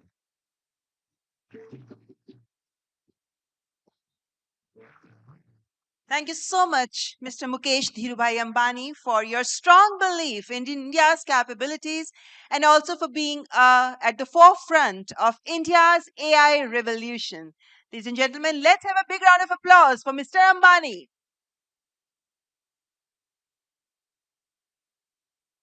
And now I would like to invite Sir Damis Hassabis. He is the founder and CEO of Google DeepMind, the co-founder of Google DeepMind, and well, he is also the Nobel laureate, a chess prodigy, neuroscientist, and game designer before he became one of the world's leading artificial intelligence researchers. Sir Demis Hassabis brings an almost uniquely cross-disciplinary mind to the challenge of building artificial general intelligence. DeepMind's AlphaFold solved a 50-year-old problem in biology, and he's, well, just getting started. Please welcome the co-founder and CEO of Google DeepMind, Sir Hassabis.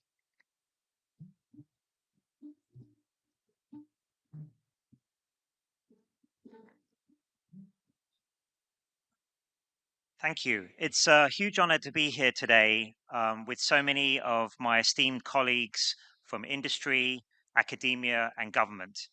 And congratulations to Prime Minister Modi and the Indian government on convening such an impressive summit at this very pivotal moment for AI.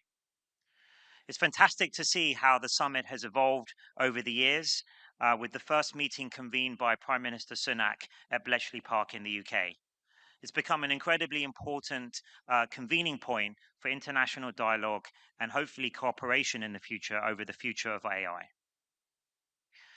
When we started DeepMind in 2010, almost nobody was working on AI in industry. It was just a dream.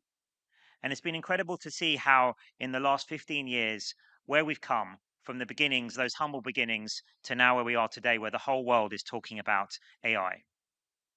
The reason I've spent my whole career working on AI is I always believed it would be one of the most important and beneficial technologies ever invented.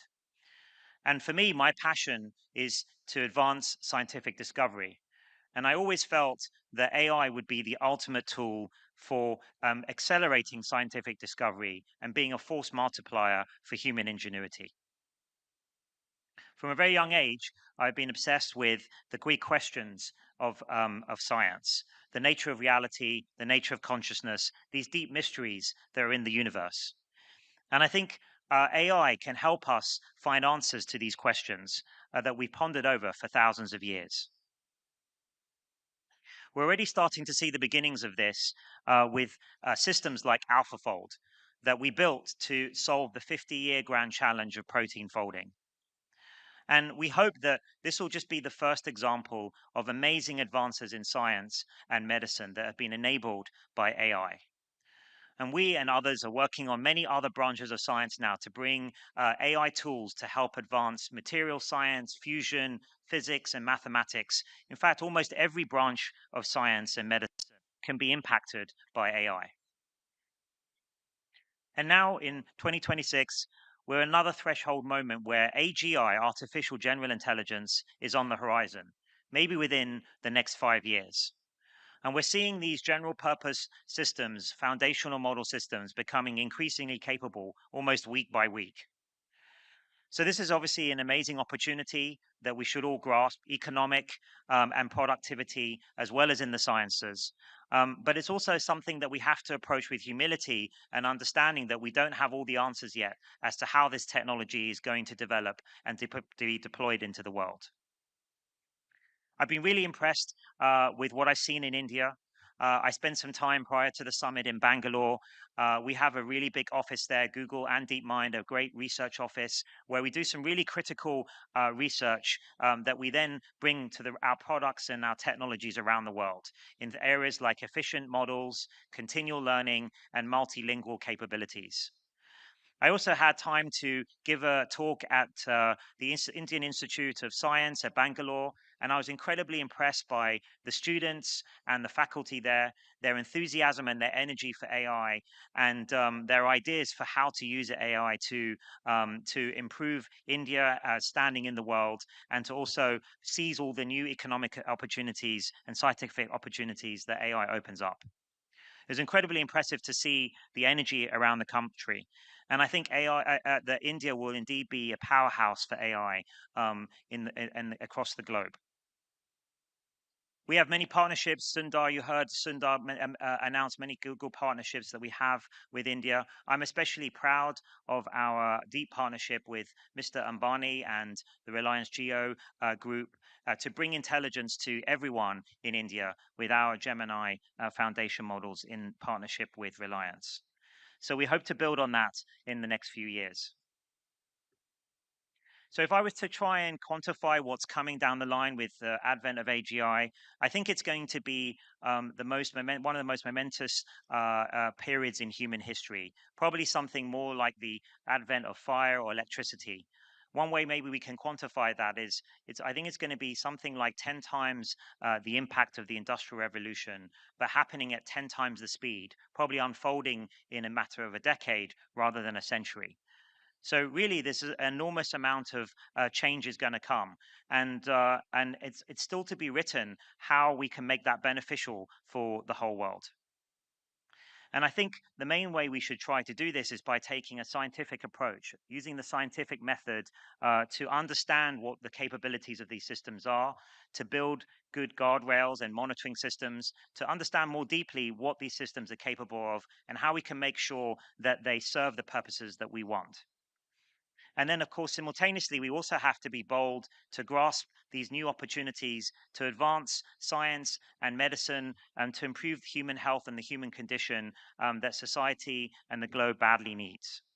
So I think we've got to try and navigate this moment very carefully, very thoughtfully. And if we do so, I'm very optimistic that we'll usher in a great new era.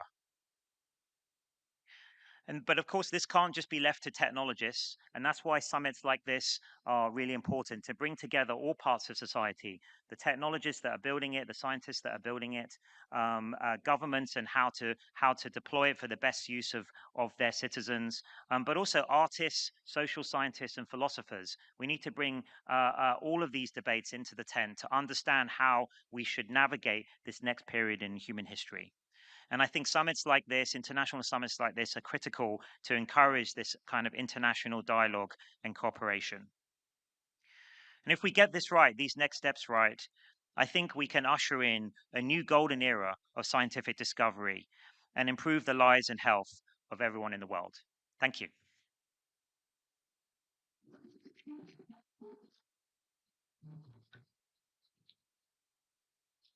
Thank you so much, Sir Hassabis, for your very profound and illuminating address. We really thank you. Sincere gratitude to your address. Ladies and gentlemen, and now I would like to invite Mr. Vishal Sikka. He's the founder and CEO of VNI. As CEO of Infosys, Vishal Sikka has led one of the most ambitious transformations in Indian IT history before leaving to build VNI, a company focused on human-centered artificial intelligence. He is a computer scientist by training, a philosopher by temperament. He is one of the most original thinkers of the intersection of AI and enterprise. Please welcome the founder and CEO of VNI, Mr. Vishal Sikka. Thank you so much. Thank you so much for that. Wow, wonderful introduction, and what an amazing event. I want to share 3 points from a long time that I have spent in AI. My first point is that what we see today in the world of AI, people who know what they are doing with AI are astonishingly effective with AI. Recently, a friend of mine, he and I were students together at Stanford. He has a large service that he runs, open public service. That service was built by 15 people, very world-class engineers, over 9 months. Recently, he rebuilt that service entirely by himself in 14 days using one of the generative AI coding tools. So if you are counting, that is about a more than 250 times improvement in productivity. Now he's a genius, and not everyone gets a 250 times productivity gain, but you will see that people who understand how to use AI are astonishingly effective with it. And I had a similar experience recently with a customer of mine who is a distributor of home goods, and one of their main suppliers shut down their factories in one of their countries. And they did analysis using our product, all kinds of simulation scenarios. And over a few days, they reached the decision that they need to exit that country entirely. I asked him, such a monumental decision to get out of an entire country, how long would that have taken you before? And he said, easily it would have taken a year. And it would have involved heavy duty consultants and things like that. So we now have instant access to knowledge in any language, a condensation of things that we can present in any way. It is an incredible power. And yes, it is deeply disruptive to the ways that we have worked before, the way that we have done things in the past. But at the same time, and even more importantly, we can do unprecedented things with this, things that we could never do before. So this astonishing effectiveness, and Joshua referred to this as a jagged frontier, it is not uniform. Not everyone sees this. So that's my second point. Being effective with AI requires not only a knowledge of AI itself, but understanding its limitations and how to overcome those limitations. There is a huge gap between LLMs and the business users inside enterprises especially, and how to bring value to those users. And overcoming that gap is where a lot of value creating opportunity is. That bridging that gap requires delivering correct systems, trusted, verifiable, reliable systems that deliver value to people. My own company works in this area, a layer that sits above the language models and delivers value to business users while ensuring correctness and things like that. When we overcome that gap, we can deliver massive value. Mukesh Bhai talked about it just now. We can transform every existing system, legacy systems, enormous complexities inside enterprises can be removed, industries can be transformed. We can give end users wings, we can amplify them to deliver things that were not possible to do before, or in the best case, it required professionals to do this. Doing that also requires not just overcoming the limitations of AI, but also imagination to see what is not there, to see what is possible. India has all of this in great abundance. The Honorable Prime Minister has called for 1 billion entrepreneurs, people who can overcome these and deliver value using AI. And I think this is exactly what the world needs and what India has the potential for. My third point is that we not only have to master today's AI, but we have to leapfrog it. AI today has enormous limitations. I have worked in AI for the last 38 years. One of our scriptures is Bhaj Govindam. It was written by the Shankaracharya, and it has a beautiful line.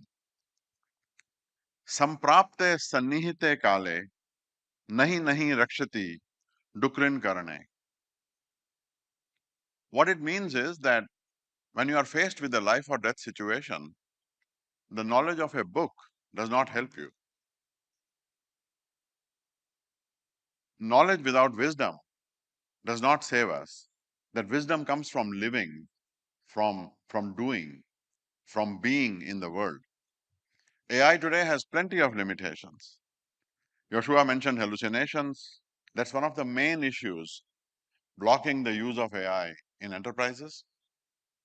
But beyond hallucinations, understanding the world, understanding physical activities, the physical movement, this is one of the next frontiers. Safety of AI, and the Honorable Prime Minister talked about this today, is an existential issue.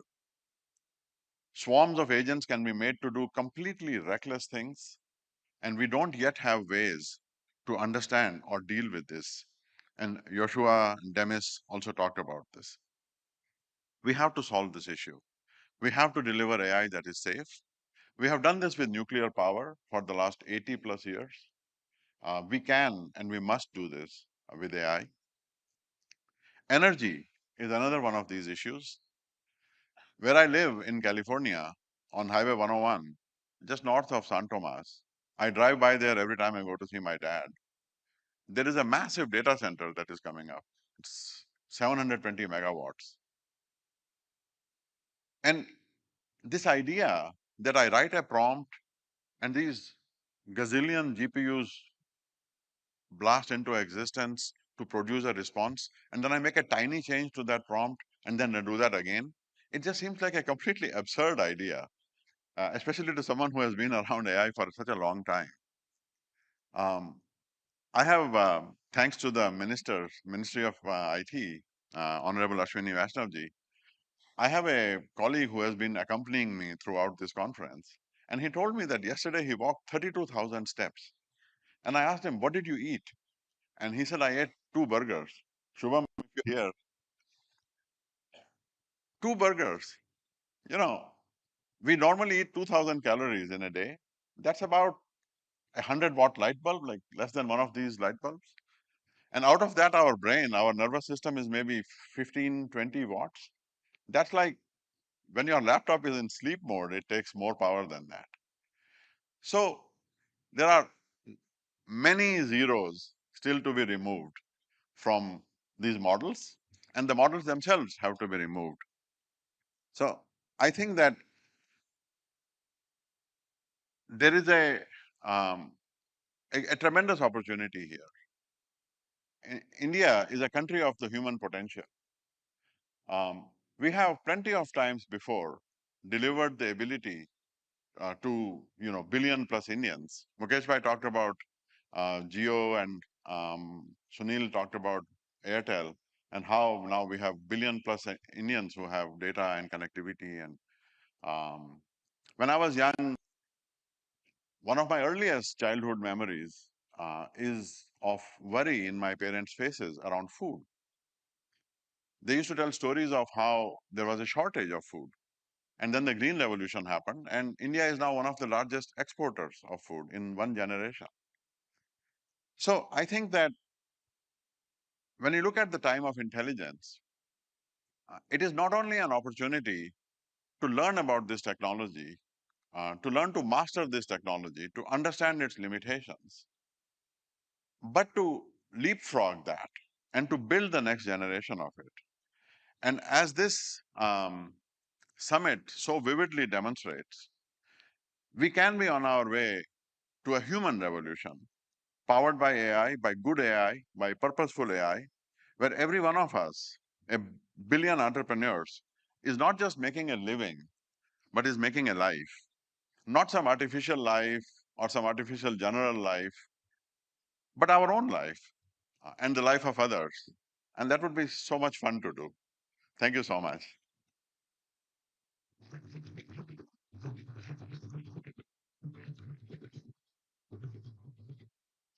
Thank you so much, Mr. Sikka, for your profound and very interesting remarks. And of course, your work at VNI also exemplifies the transformative potential of artificial intelligence. And with this movement on the stage, you can make out that now we are heading into a fireside conversation. And well, this would be a remarkable conversation we're going to have with Mr. Nandan Nilekani, co-founder and chairman Infosys, and Dario Amodei, founder of Anthropic. And before I invite our guests on the stage, let me say a few words about Mr. Nandan Nilekani, who is the architect of Aadhaar, the world's largest biometric identity system, and the intellectual godfather of India's digital public infrastructure movement. Nandan Nilekani has spent decades proving that technology built in the public interest can transform entire societies, and Aadhaar is a big example before the world. His thinking on artificial intelligence and open digital ecosystems is essential reading for anyone serious about this field. So, ladies and gentlemen, I would now invite Mr. Nandan Nilekani and Mr. Dario Amode for this conversation, which is being moderated by Mr. Rahul Mathan, partner Tri-Legal. I invite all our three guests on the stage.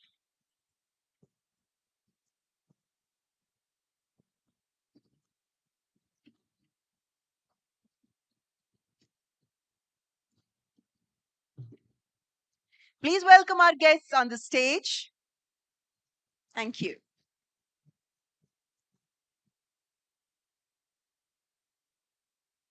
Nandan, Dario, welcome, Dario. Great speech in the morning. You mentioned that we are in the end of or towards the end of the exponential. This is something that you spoke about in Machines of Loving Grace, that we would have a country of geniuses in a data center. And the models over the last, I guess, 2 months have been sort of giving us a sense that we're getting there. But in your podcast with Dwarkesh, you sort of walked that back a bit by saying, we may reach a country of geniuses in a data center, but the impact on society will take a long time. Can you explain what that means? Because we thought we'd do AGI and we would be finished and done with it. Yeah, thank you for having us, Rahul. I would say there is this duality between the fundamental capabilities of the technology and the time that it takes for those capabilities to diffuse into the world, right? We're getting models that are very good at software engineering, that are increasingly good at, biomedical innovation. We're not there yet, but we're on this very fast exponential. But when I look across the world and I look across the enterprises of the world, we have many enterprises as customers. Even if we freezed in place what the technology was capable of today, I think the economic impact could be much greater than it is, because it just takes time. There are just frictions to adopt things through enterprises, and I think even more so in the developing world. And when I visited Infosys, one of the things I talked about with Nandan was the we're both obviously very interested in making sure that this technology gets to everyone, and Nandan has devoted a big part of his life to many things, many things in that direction, and has built out India's digital public infrastructure. And so I think this question of diffusion is very tied to the question of how do we make sure that everyone benefits. So when the foundation models came, Nandan, you said that we should do use cases. And it sounds like Dario is saying the same thing, that even if we do the foundation model, we will still need to do use cases. No, I think it's great what the foundations models are doing and the speed of evolution. But what we have learned is that diffusion of technology is a different ballgame. And how do you get technology to 1 billion people? And I think India, we have a little bit of experience with that. 1.4 billion people on Aadhaar, 500 million people on UPI, 20 billion transactions a month, the world's largest cash transfer system, the largest financial inclusion system, you name it, all that stuff. And we learned that diffusion is a technique. It's both an art and a science. It involves institutions, it involves policy making, negotiations, dealing with incumbents, dealing with newcomers, strategies for execution. So the whole, trust building, so a whole host of things. And I think if all the investments in AI are going to deliver the value to society, not to just to individuals, we'll have to look at diffusion pathways to take this to everyone. And I think India will lead on that. That's why I've always been saying that India should focus on becoming the use case capital of the world. Dario, you had a more recent essay, which you call The Adolescence of Technology, which is a little more somber. Spoke a little bit about sort of dimming the enthusiasm of the first essay. And I want you to perhaps unpack that a little bit. We all have spoken about the risks of the technology, but particularly in the global south, where we think that AI is going to be hugely beneficial for us, we perhaps will have a different calculus on the risk reward ratio. What do you think about that, and how would your essay address that? I think that's an insightful comment, which is that I think in the global south there's an opportunity for AI to accelerate catch-up growth, to solve a bunch of problems that are in the way of catch-up growth. And so I think AI is a technology that has big risks and big benefits, but in the global south, the benefits may be even bigger than they are anywhere else. But at the same time, that doesn't mean, of course, that the risks aren't real. We kind of, India's the world's largest democracy. We need to think about how democracies handle AI, and how we confront other countries that are authoritarian. That's one of the risks I talk about. Another risk I talk about is making sure that AI systems are safe and predictable, and autonomously behave in a way that's under our control. And everyone in the world has to worry about that. That affects everyone in the world.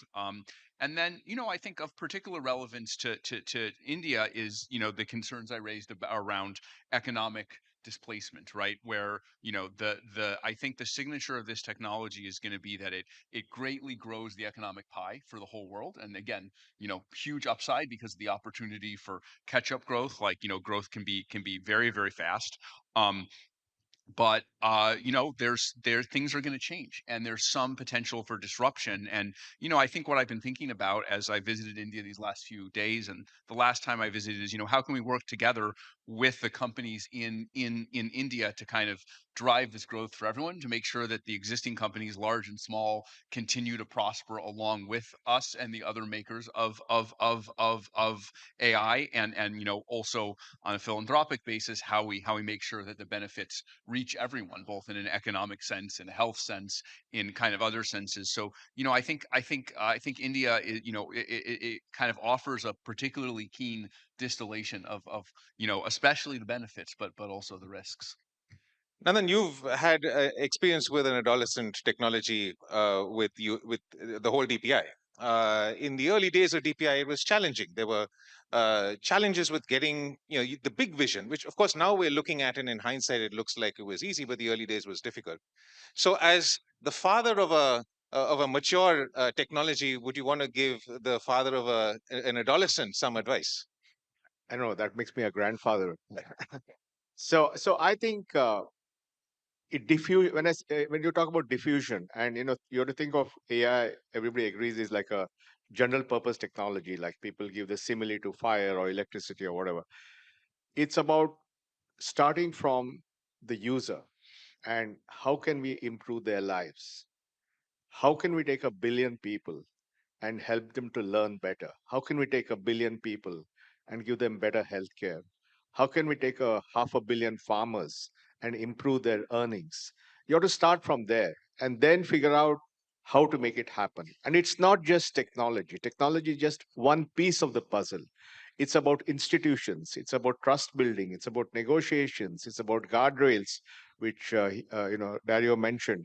It's about working with different stakeholders and making them go towards a common vision. So it's diffusion is difficult. It's not a simple task. So I feel that India will demonstrate this because we have the experience of diffusion at population scale in all the various areas. And obviously, diffusion of AI, there are some differences that we need to think about, data, guardrails, and so on. But I think we can build a pathway or multiple pathways to that goal. And that will show the world, because I believe right now in AI, there's a race to the top and a race to the bottom. And the race to the bottom is faster than the race to the top. So I think all of us who have a stake in AI being useful to humanity have to accelerate and redouble our efforts to make the diffusion happen. Otherwise, the consequences are going to be very, very difficult, because there's going to be a backlash. If the only thing that AI does is, create deep fakes or raise the price of your power bill, or, all the other things that are happening, people are going to respond. I mean, the resentment of the blue collar worker led to the train wreck of globalization. The resentment of the white collar worker is going to lead to the train wreck of AI.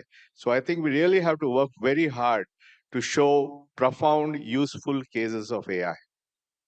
Dario, you were in India in October, and you're back again now. You spend a lot of time actually with the developer community. You clearly were impressed because you've come back so quickly. Could you tell us a little bit about, what your experience is with how India is building and using AI? Perhaps just go through the stack. I mean, enterprise, small business, startups, then developers.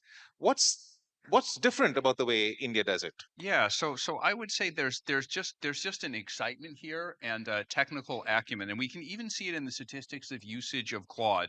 Use of Claude for technical kind of programming and software engineering, mathematical tasks. The fraction is substantially higher here in India than it is in most other places in the world. And every time I go to speak at one of these, we'll host these builder or developer events in India. Just there's a lot of excitement. I can feel the brimming excitement of like, what is something that we can build. In just the last 4 months, the use of Claude and Claude Code has doubled. Has doubled in India, and I'm sure it's the same for the other. I don't say that to promote Claude and Claude Code. Like, it's more a statement about the kind of excitement in India on the enterprise level. I mean, the two of us just announced a partnership just yesterday. So, we're really excited to work with all the large enterprises in India. They know much more about the Indian market. They know much more about, distribution. They know how to serve enterprises within India. And, they're much better at that than we are. And can we plug our technology into what they do, and create something that kind of, wins for both sides, right? We would like to be able to, jointly win with the companies in India. And then finally, I think there's another element that's almost unique, which is that there's an excitement to build, but there's an excitement to build for public good and for philanthropic benefits. So, Nandan kindly introduced me to the XStep Foundation, which of course builds digital infrastructure, and we've already started to work on a number of projects really to reach people in rural areas. We're trying to combine Claude with something called OpenAgriNet, which helps farmers in rural regions to kind of find better information and better advice to be more effective and efficient. And we're looking to expand that a great deal. So I think that's something totally unique to India. And that, through folks in the private sector, we would get connected to these efforts, and there would be mutual enthusiasm to promote these efforts. And you, of course, have an office. You've declared a managing director. But actually, more importantly, Sonnet 4.6, which dropped yesterday, very inconveniently, so I couldn't try it, apparently is doing very well on 10 Indic languages. So there seems to be a bit of a focus in your development as well on India. Can you tell me why that's important? Why language, cultural context is important, and what India can play, what role it can play in that? Yeah. So, language models have always been multilingual, but of course they're better at languages than that they've been trained more on. And of course, as I learned when I first came here, India has a very long tail of regional languages. And we see this as something related to access, something related to making we provide benefits for everyone, right? If it can only speak the most common languages, then there's a long tail we're not reaching, right? The farmers that we mentioned, many of them speak one of the less common regional languages, and so we put in place a push, collaborating with folks in India to acquire more data for this long tail of Indic languages, and Sonnet 4.6 represents an improvement. We're not all the way there yet. We want these models to be as good, even far out in the long tail of these languages as they are at speaking English. And we're making progress towards that. We're not there yet, but we want to keep going. And then after you built DPI, I mean, I say after, like as if you stopped, you still continue to do it. But after you did the bulk of the work, you spent some time and effort actually taking it out to other countries. And I was wondering whether you've thought about that for AI. And, Sure. as it's been mentioned so many times today that this is the first AI summit in the Global South. And so I think perhaps countries of the Global South, if there's a model, as it were, for doing this, would benefit from those ideas. So as you think about it, is it costs? Is it skill? Is it data, infrastructure? What is it that countries need to think about for this? No, sure. No, finally, it's about a lived experience. If you've done it, you can do it better next time. So what we did in the DPI part, the digital public infrastructure, is that after several years of that experience, we worked with global philanthropists, set up something called Co-Develop, and said, let's take DPI global. And today we have some version of DPI running in about 40 countries around the world. We recently had a summit in Cape Town where we had 1,200 delegates from 109 countries. So it's become a global movement. And we feel that AI has to be, if AI has to really be impactful, we need something similar. So yesterday we just launched something called 100 diffusion pathways by 2030. We like to have targets. So Can you explain that? yeah, so the idea is that a diffusion pathway is basically a way to reach a particular goal, which you got from learning, from doing things, and then packaging it. And it's not just technical packaging; it's about guardrails. It's about how do you get institutions on board, how do you make how do you make data available. There's a whole host of things. But think of it as a toolbox or a playbook for doing things. And then this is a global initiative. So you're going to work around the world and create multiple diffusion pathways and then share them with each other so that we can accelerate this thing. And, Anthropic is part of that. We have Google as part of that. Gates Foundation is there. UNDP is there. The Kenyans. It's a global coalition. Because what we learned from the agriculture experience, we implemented, we worked with Maharashtra on their agri stack, which is called Mahavistar. And that took us 9 months to figure out how to make it work safely at scale. Using the same learning, it was done in Ethiopia, which took 3 months because we had the learning of Maharashtra. And then using the same learning the PM was very keen to see it in animal husbandry. So we worked with Amul and we did that in 3 weeks. So you can see the trajectory of time, right? From 9 months to 3 months to 3 weeks. So what that shows is that if we can do this lived experience and keep improving and package that and take it to the world, we'll move the implementation of AI to the real world. And that I think is strategically important for the world of AI. So 100 by 30 is the new... Yeah, 100 diffusion pathways by 2030. And we'd welcome everyone to join this moment. You have many such catchphrases, but the one that really stood out to me at some time ago was India needs AI and AI needs India. We've spoken a bit about the India needs AI, but why does AI need India? Because this is where we're going to show it working. I think because of the history of India's digital journey, and thanks to the leadership of Prime Minister Modi, who is the biggest champion of all the work that's going on, we have a political leadership that's committed. We have technologists. We have enough people with the right value system to make this happen. And we have done this before. And therefore, India will be where you'll see most of the deployment of AI in a tangible way, where farmers are able to make more money, where children learn better, where healthcare is better, where people talk in their own language, so you have universal access. So this is where you're going to show this. And the world needs this to be shown, and the AI companies need this to be shown because they have to show real stuff where this is working at scale for people. So I think, yeah, it's very important.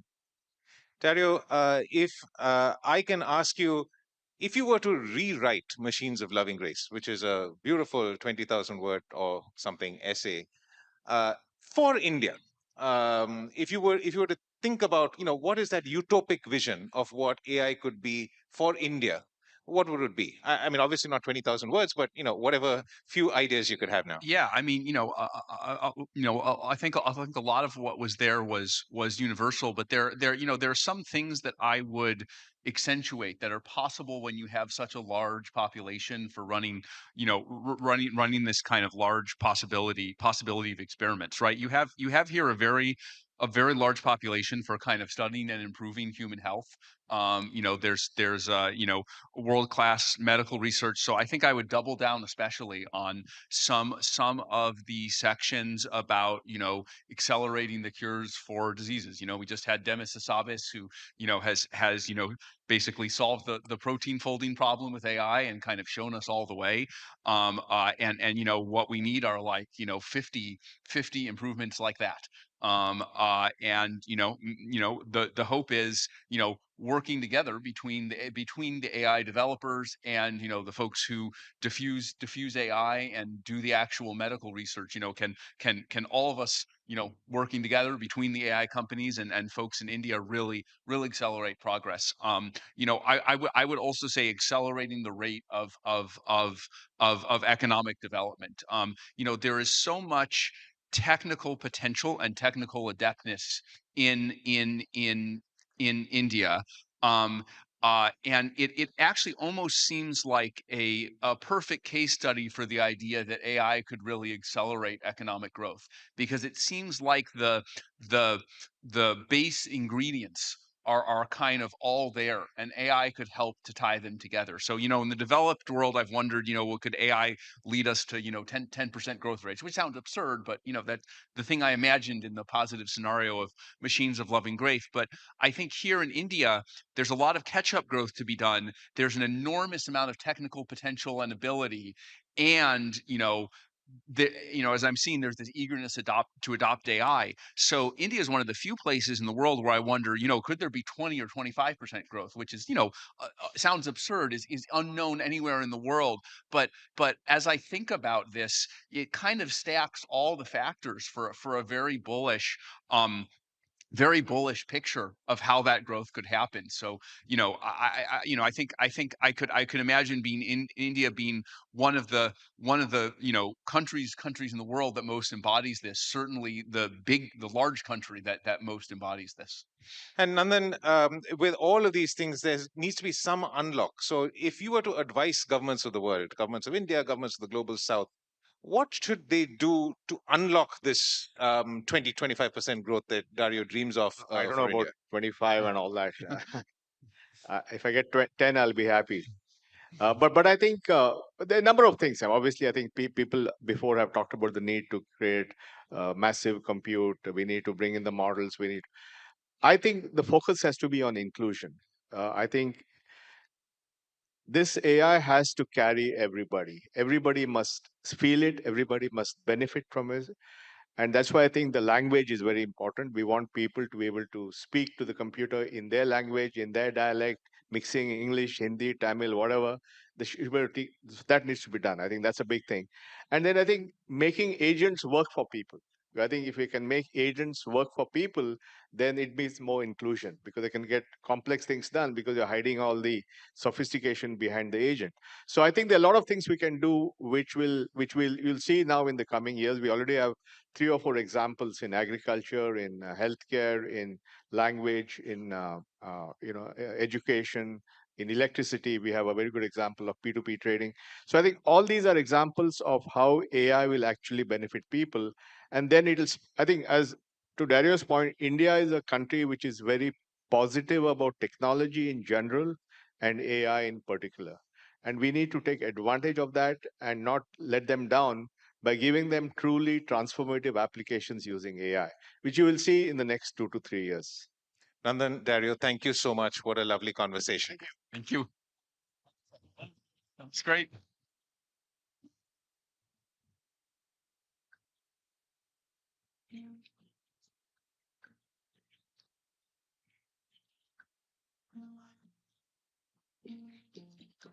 There's no audio. Thank you so much, Mr. Nandan Nilekani and Mr. Dario Amote. And thank you, Rahul Mathan, for moderating it. Well, it was quite an engaging conversation, I must say. And they are the pioneers and the thought leaders of artificial intelligence, and they shared their profound perspectives. I thank our panelists. Ladies and gentlemen, our next speaker is Mr. Rishat Premji. He's the executive chairman of Wipro, the son of one of India's most beloved business leaders. Rishat Premji has carved out his own identity as a thoughtful steward of Wipro's transformation into an artificial intelligence native technology services company. He's also an unusually candid voice on the responsibilities that business leaders carry in times of technological disruption. Ladies and gentlemen, please welcome the Executive Chairman of Wipro, Mr. Rishat Premji.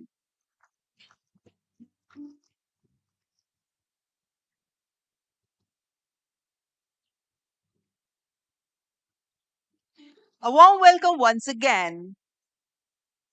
That's Mr. Rishad Premji.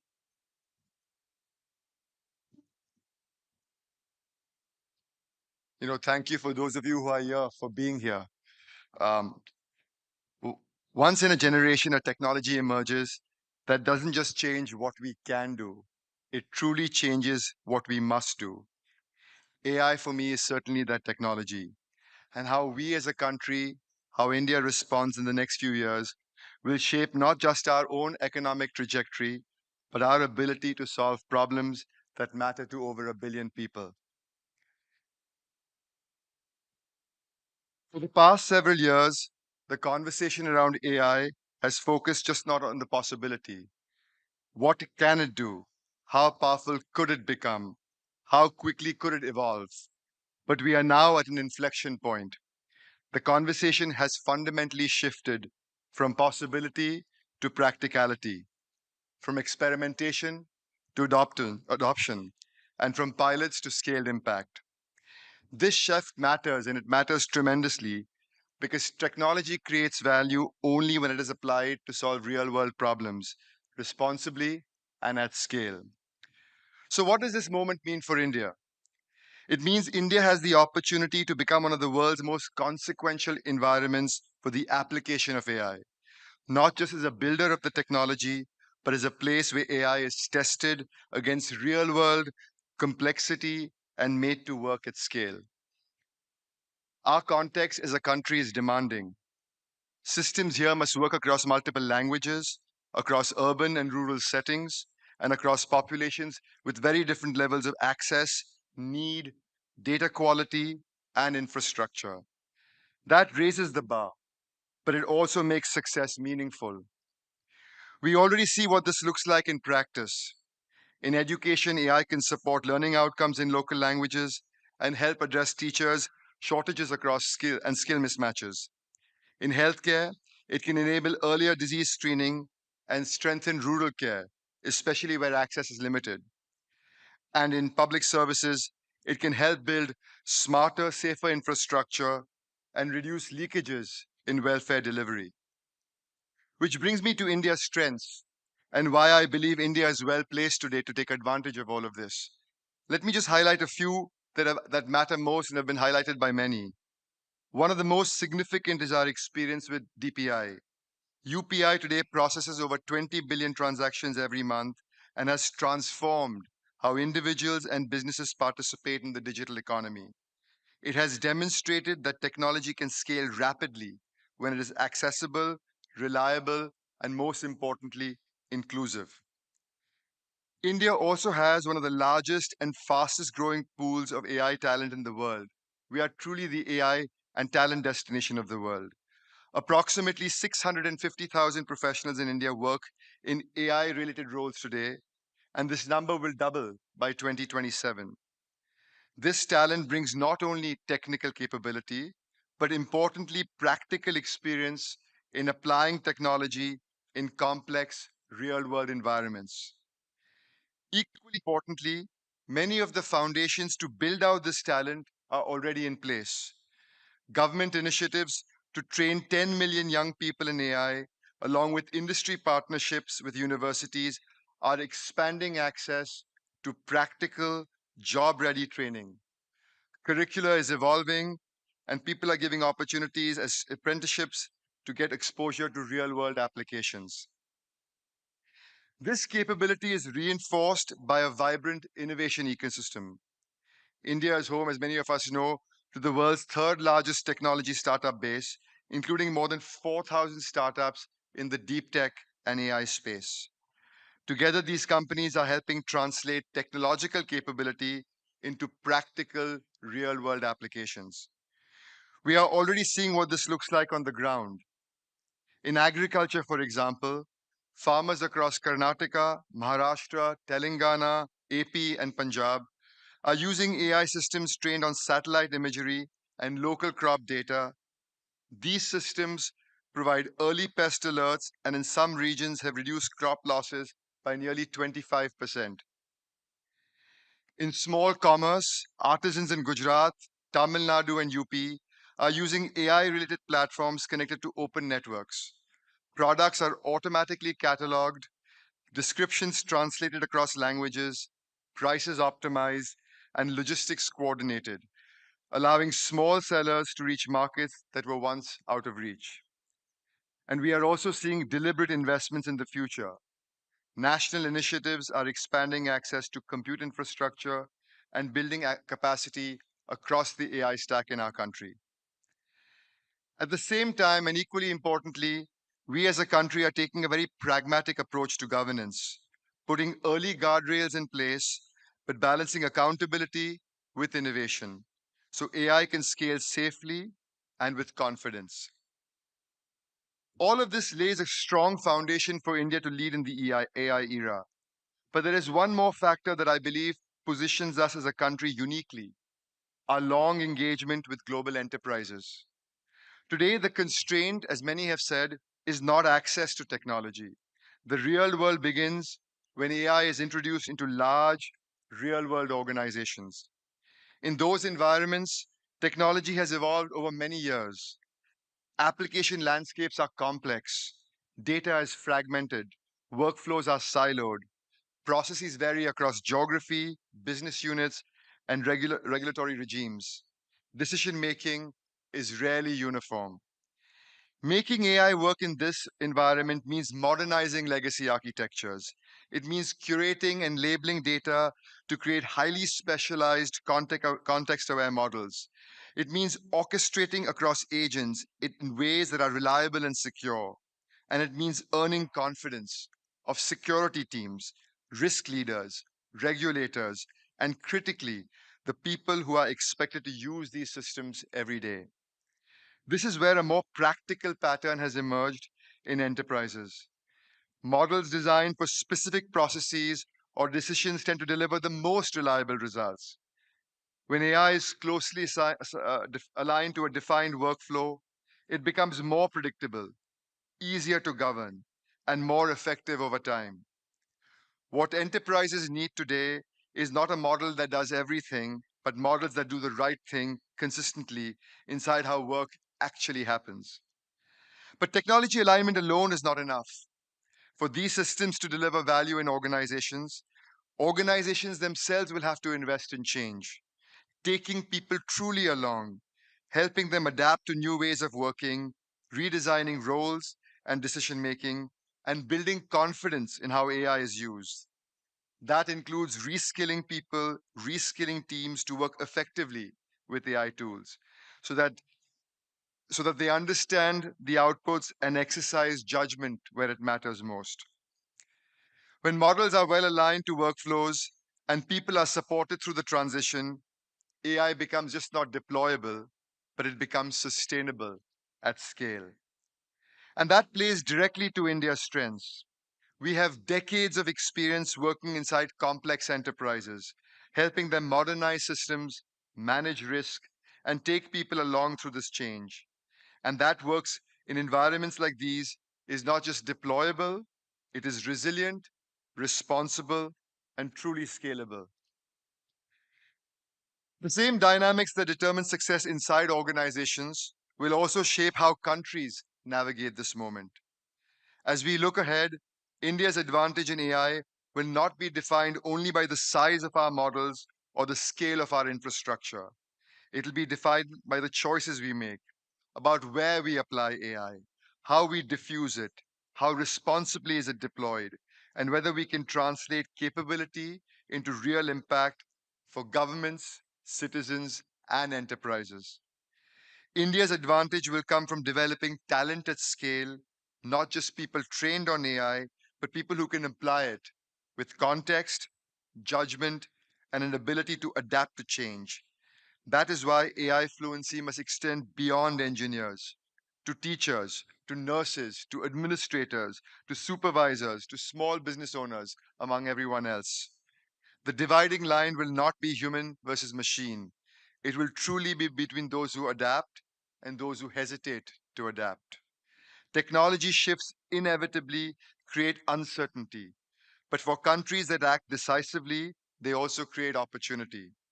India has embraced such shifts in the past, and I believe we are really well positioned to do so again. I want to close by sharing a personal story from the work of the Azim Premji Foundation, which is also the majority shareholder of our company, Wipro. India sees 2.7 million tuberculosis cases every year, making it one of the country's most serious public health challenges. Early detection is essential, but confirming TB often requires patients to travel to distant public hospitals for sputum or molecular tests. For many, the real barrier is not medical capability, but it is access. To address this, our foundation is running a pilot in a rural community in Tamil Nadu. Community health workers carry portable X-ray devices directly to people's homes. AI analyzes the X-rays instantly and identifies signs consistent with TB, enabling that early screening and faster referral without requiring patients to travel. If successful, this approach can help detect TB earlier and extend the reach of healthcare into communities that need it most. With a national doctor to population ratio of roughly 1:800 and even deeper shortages in rural India, AI does not replace care. It multiplies scarce expertise infinitely.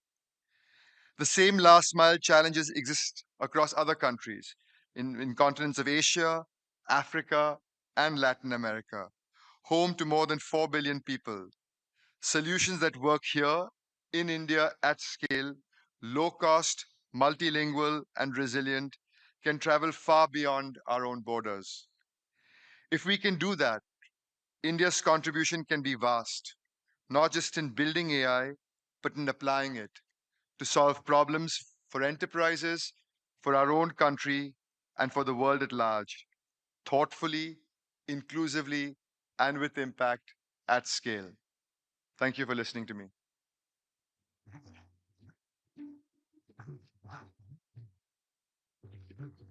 Thank you so much, Mr. Premji, for your visionary insights, which I'm sure will undoubtedly guide the path forward. And we also thank Mr. Premji for highlighting how AI is being used by Wipro for human-centric projects and for the welfare. That is what India is aiming at, to have an impact at ground level to change the lives of human beings. Ladies and gentlemen, few individuals have done more to bring artificial general intelligence from the realm of science fiction into boardrooms, into parliaments, and living rooms than our next speaker, Sam Altman, CEO, OpenAI. Under his leadership, OpenAI launched ChatGPT and forced the world to reevaluate his relationship with artificial intelligence. So, ladies and gentlemen, please welcome CEO of OpenAI, Mr. Sam Altman.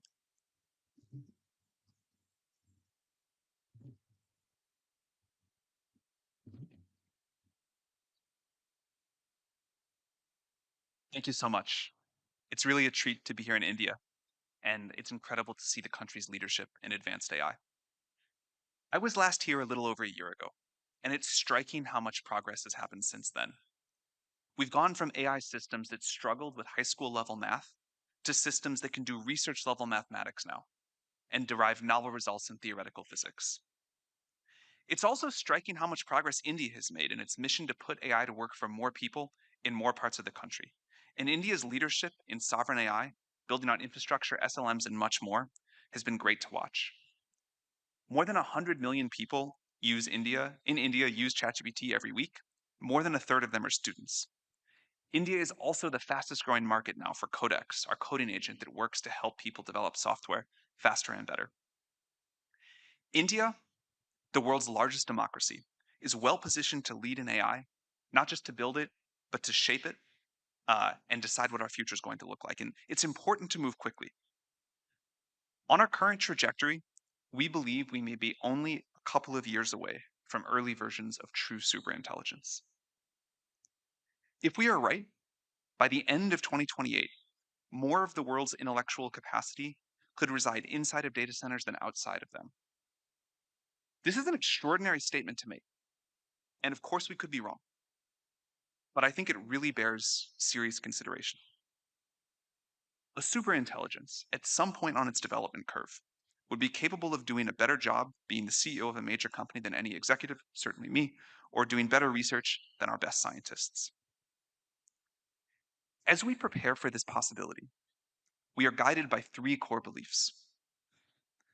Number one, we believe that democratization of AI is the only fair and safe path forward.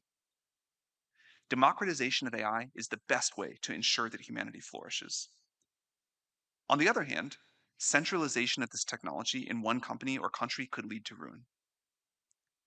The desirable future a couple of decades from now has got to look like a world of liberty, democracy, widespread flourishing, and an increase in human agency. Some people want effective totalitarianism in exchange for a cure for cancer. I don't think we should accept that trade-off, nor do I think we need to. AI should extend individual human will. We'll probably need superintelligence to help us figure out the new governance mechanisms to ensure that this happens fairly at scale, and to avoid problems like extremely unbalanced compute access or something else. Second, we believe that AI resilience is a core safety strategy. We don't mean that this is the only safety strategy. We will continue to need to build safe systems and solve difficult technical alignment challenges. But increasingly, we need to start broadening how we think about safety to include societal resilience. No AI lab, no AI system can deliver a good future on their own. For an obvious example, there'll be extremely capable biomodels available open source that could help people create new pathogens. We need a society-wide approach about how we're going to defend against this.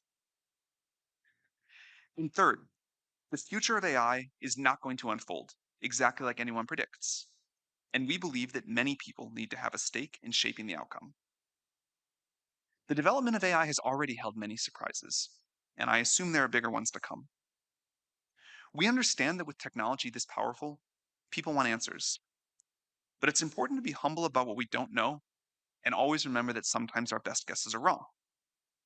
Most of the important discoveries happen when technology and society meet, sometimes have some friction, and co-evolve. For example, we don't yet know how to think about some superintelligence being aligned with dictators and totalitarian countries. We don't know how to think about countries using AI to fight new kinds of war with each other. We don't know how to think about when and whether countries are going to have to think about new forms of social contracts. But we think it's important to have more understanding and society-wide debate before we're all surprised. Of special note, and related to all 3 points, we continue to believe that iterative deployment is a key strategic insight, and that society needs to contend with and use each successive new level of AI capability, have time to integrate it, understand it, and decide how to move forward. This has been working surprisingly well so far. If we are right, this has been working surprisingly well so far. If we are right, this has been working super enough, like not some answers to cuts. 30 wireless available open source that could help people create new pathogens. We need a society-wide approach about how we're going to defend against this. And third, the future of AI is not going to unfold exactly like anyone predicts. And we believe that many people need to have a stake in shaping the outcome. The development of AI has already held many surprises, and I assume there are bigger ones to come. We understand that with technology this powerful, people want answers. But it's important to be humble about what we don't know and always remember that sometimes our best guesses are wrong. Most of the important discoveries happen when technology and society meet, sometimes have some friction, and co-evolve. For example, we don't yet know how to think about some superintelligence being aligned with dictators and totalitarian countries. We don't know how to think about countries using AI to fight new kinds of war with each other. We don't know how to think about when and whether countries are going to have to think about new forms of social contracts. But we think it's important to have more understanding and society-wide debate before we're all surprised. Of special note, and related to all 3 points, we continue to believe that iterative deployment is a key strategic insight, and that society needs to contend with and use each successive new level of AI capability, have time to integrate it, understand it, and decide how to move forward. This has been working surprisingly well so far. If we are right, and systems continue to improve at this pace, it's going to change the economics of a lot of things. A really great thing about AI progress is that it looks like many things are going to get much cheaper. We can have much faster economic growth. We're already seeing what AI is doing for access to high quality healthcare, education, and more. In the coming years, we expect to see robots make many products and physical goods cheaper as supply chains get automated. The limit to how far this cost reduction can go may only be government policy. But the other side of this coin is that current jobs are going to get disrupted as AI can do more and more of the things that drive our economy today. It'll be very hard to outwork a GPU in many ways. It'll be easy in some other ways. For example, we really seem hardwired to care about other people much more than we care about machines. We're somewhat less concerned about the long-term future. Technology always disrupts jobs. We always find new and better things to do. The people of 500 years ago would have thought that our current jobs often look silly, like ways to entertain ourselves, create stress. And the people 500 years from now hopefully will look at us, hopefully look to us, like impossibly rich people playing games, trying to find ways to pass their times. But we should all hope that they feel much more fulfilled than we do today. I'm confident we will keep being driven to be useful to each other, to express our creativity, to gain status, to compete, and much more. But the specifics of what we do day to day will probably look very different. Each generation has built on the work of the generations before, and with new tools, the scaffolding gets a little taller. This collective external lattice, the set of tools that we have built up around ourselves, is remarkable, and we are capable of doing things that our great-great-grandparents couldn't have dreamed possible. It is a moral imperative to make sure that our great-great-grandchildren can say the same, and technology, and especially AI, is how we're going to get there. For a democratic AI future, it is not enough to just give people tools and wealth. We also need to give them agency and power. The vision that AI companies lay out fundamentally reduced to either unilateral control or decentralized power. Sharing control means accepting that some things are going to go wrong in exchange for not having one thing go mega wrong, cemented totalitarian control. This is a fundamental trade-off of democracy, and it is one that we believe in very strongly as the way to give everyone collective agency over the future. Of course, this is not to suggest that we won't need any regulation or safeguards. We obviously do urgently, like we have for other powerful technologies. In particular, we expect the world may need something like the IAEA for international coordination of AI, and especially for it to have the ability to rapidly respond to changing circumstances. The next few years will test global society as this technology continues to improve at a rapid pace. We can choose to either empower people or concentrate power. Thank you very much.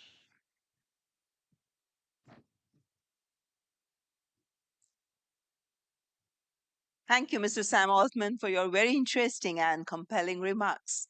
Ladies and gentlemen, I would like to now welcome Mr. Brad Smith, Vice Chair and President, Microsoft.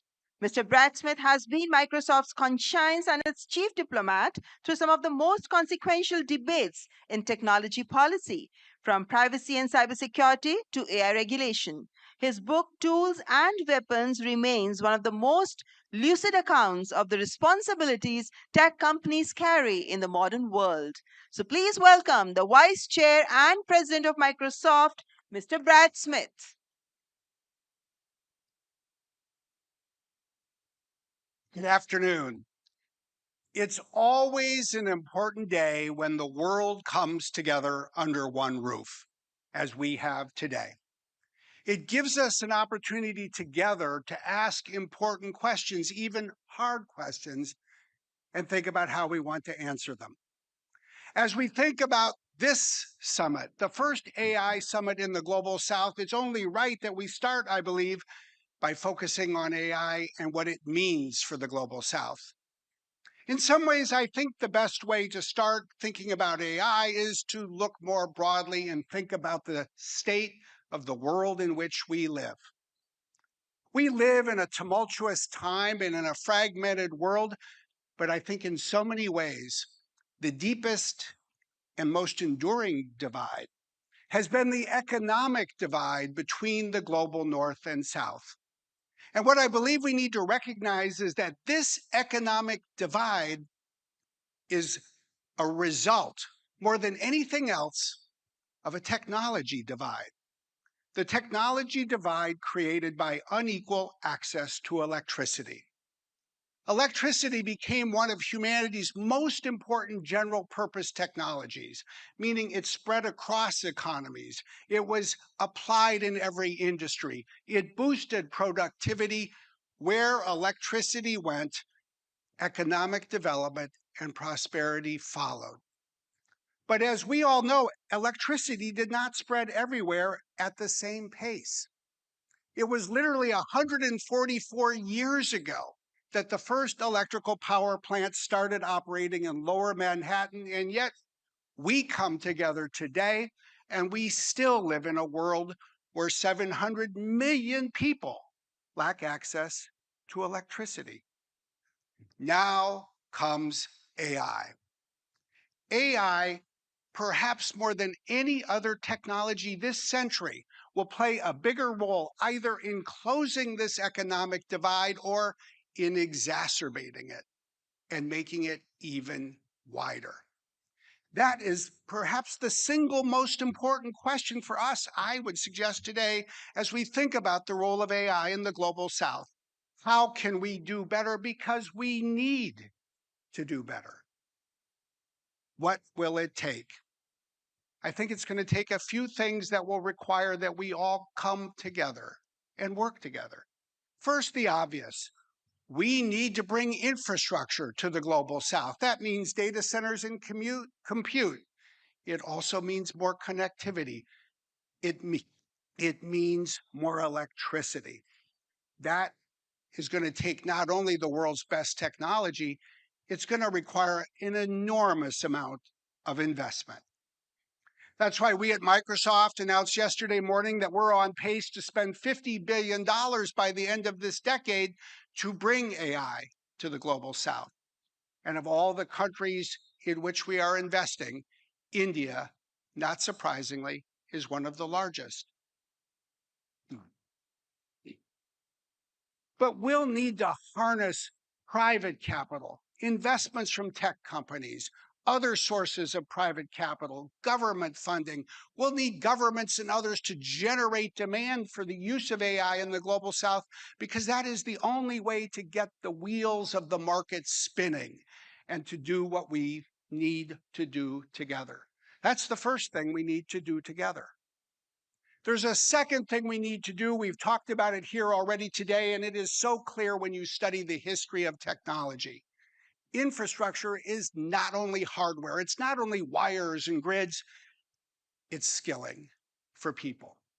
Because the key to enabling a country and a population to use a general purpose technology at scale is to give people across the country access to the skills they need to put it to work. And that's why it's such good news that we see so many governments supported by the United Nations and supported by private companies investing in more skilling. It's actually something that should speak to all of us.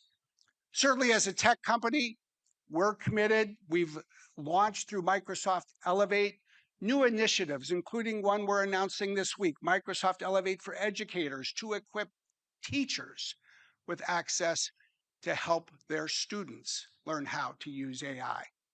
But in the truth, it doesn't matter where you work. You have a role to play. Because the lesson of digital technology, I was an example of this, was that it took employers to open their doors to computing. It takes employers today to open their doors to new AI tools. It will take employers to invest in the skilling of their employees. It's not just for the next generation, it's for every generation that this fully matters. Then there's a third challenge for the global South. We need to make AI work effectively for the global South, and that requires some special initiatives, at least two. First, we need to make AI as effective in every language as it is in English, and today it is not. Performance tests show that's the case.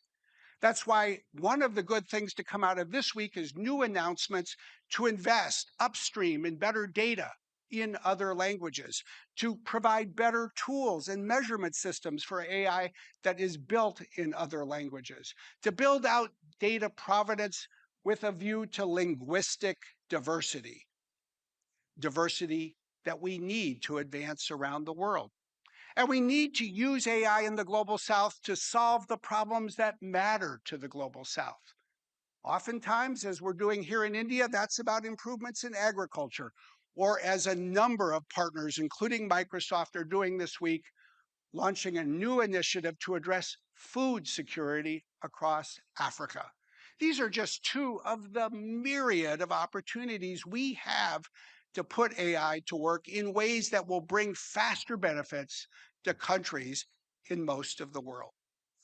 If we do those three things well, build infrastructure, invest in skilling, address real-world problems, then I think it may create the foundation to think more and do more about the question I am willing to bet will be a bigger part of the conversation in the next few AI summits. What will AI mean for the future of work and jobs? Within these walls, I think we're mostly enthusiastic about the future of AI. But outside these walls, I think we need to recognize that increasingly around the world, and especially in some countries, many parents are asking a common question. What will AI mean for my kids? What will AI mean for my family? What will AI mean for our future? I get it that some people are excited and they'll do well, but what about us? Us, meaning most of the people who live on this planet. I think we have something to prove. I think we have something to prove not only to communities and countries and our customers, but to ourselves, that we can not only embrace but pursue a brighter future for people. It's great to come to conferences like this and hear people talk about all of the advances in technology, but let's remember one other thing as well. Human capability is neither fixed nor finite. It's great to think about what it would mean to have computers in a data center that would be like a country of geniuses, but let's also recognize this. Compared to the people who lived in the Bronze Age, all of you, all of us, are already geniuses. Whenever technology advances, it creates a new platform, a new foundation that enables people to stand taller and reach higher if, and only if, we're committed to using that technology well. As AI makes it possible to cure more diseases, then it is right that we expect that it will improve human health. As we use AI already every day to find faster answers, it gives us the opportunity to ask more questions. The fundamental fuel of human capability has always been the same: curiosity. We need to look at AI as the next great generator for human curiosity. And we need to take some inspiration because we all know the world could use a little more inspiration. I often think about the following. Before the invention of the washing machine, it took someone, almost always a woman, between 6 and 8 hours to wash a load of laundry. But as the washing machine improved, that was compressed to 30 minutes. But do you know what happened? One thing happened more than anything else. Everyone wanted to wear cleaner clothes. Everyone expected to wear cleaner clothes. People did their laundry a lot more often. They had better clothes and they had more time, and they put that time to work to do more with their lives. Ultimately, that is the question for us. And this, too, is not just a question for tech companies. This is about what tech will do to people. It is people will use technology to do for people. And it's not people who create products. It's every government, it's every company, it's every nonprofit, it's every employer. Because we all have the opportunity to work with our people, to manage through the change that is coming, to show people how with the right AI skills, they can create jobs and careers that will be brighter for their future. That will not be easy, but if that's not our goal, then we're missing the big picture. As we come away from this AI summit, it reflects so much progress, but I would say one thing as well. Each of these AI summits is a proud moment for a great nation. But we have an opportunity. Rather than have summits that are islands that are disconnected from the summits before or that follow, we need to build bridges. We need to build bridges between these summits. We need to define clear goals. We need to have common measurement systems. And every year, we need to ask the same question. Did we make 12 months of progress in the year that just preceded our meeting? How can we build on that progress to do more and move faster in the year ahead? For those of us who come to these meetings in different countries every year, I hope we will take that away. Let's aim higher, not just for technology, but for what technology can do for people. Let's be clear in defining what we want to accomplish. Let's put in place the ability for us to measure our progress and all hold ourselves accountable as a global community. If we can do these things, then we can use these summits and we can use this next generation of technology to build a better world. I know that's what we within these walls want us ourselves to do. But even more than that, I know that the people outside these walls are hoping and expecting us to do just that. Thank you very much.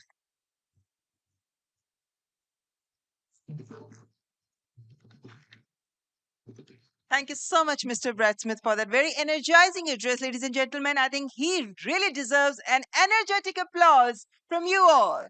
His address has actually given a very constructive direction to the discourse on artificial intelligence.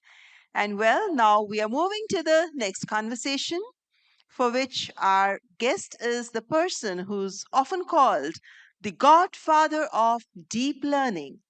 Our guest is Mr. Jan LeCun, Executive Chairman, Advanced Machine Intelligence Labs, and his foundational work on convolutional neural networks underpins virtually every image recognition system in use today. Now, at the frontier of next generation AI architectures, he's one of the field's most provocative and independent voices. Please welcome our next speaker, Mr. Jan LeCun, and this conversation will be moderated by Ms. Maria Shakil, Managing Editor, India Today. Please welcome our guest and our moderator. Mr. Jan LeCun. Welcome.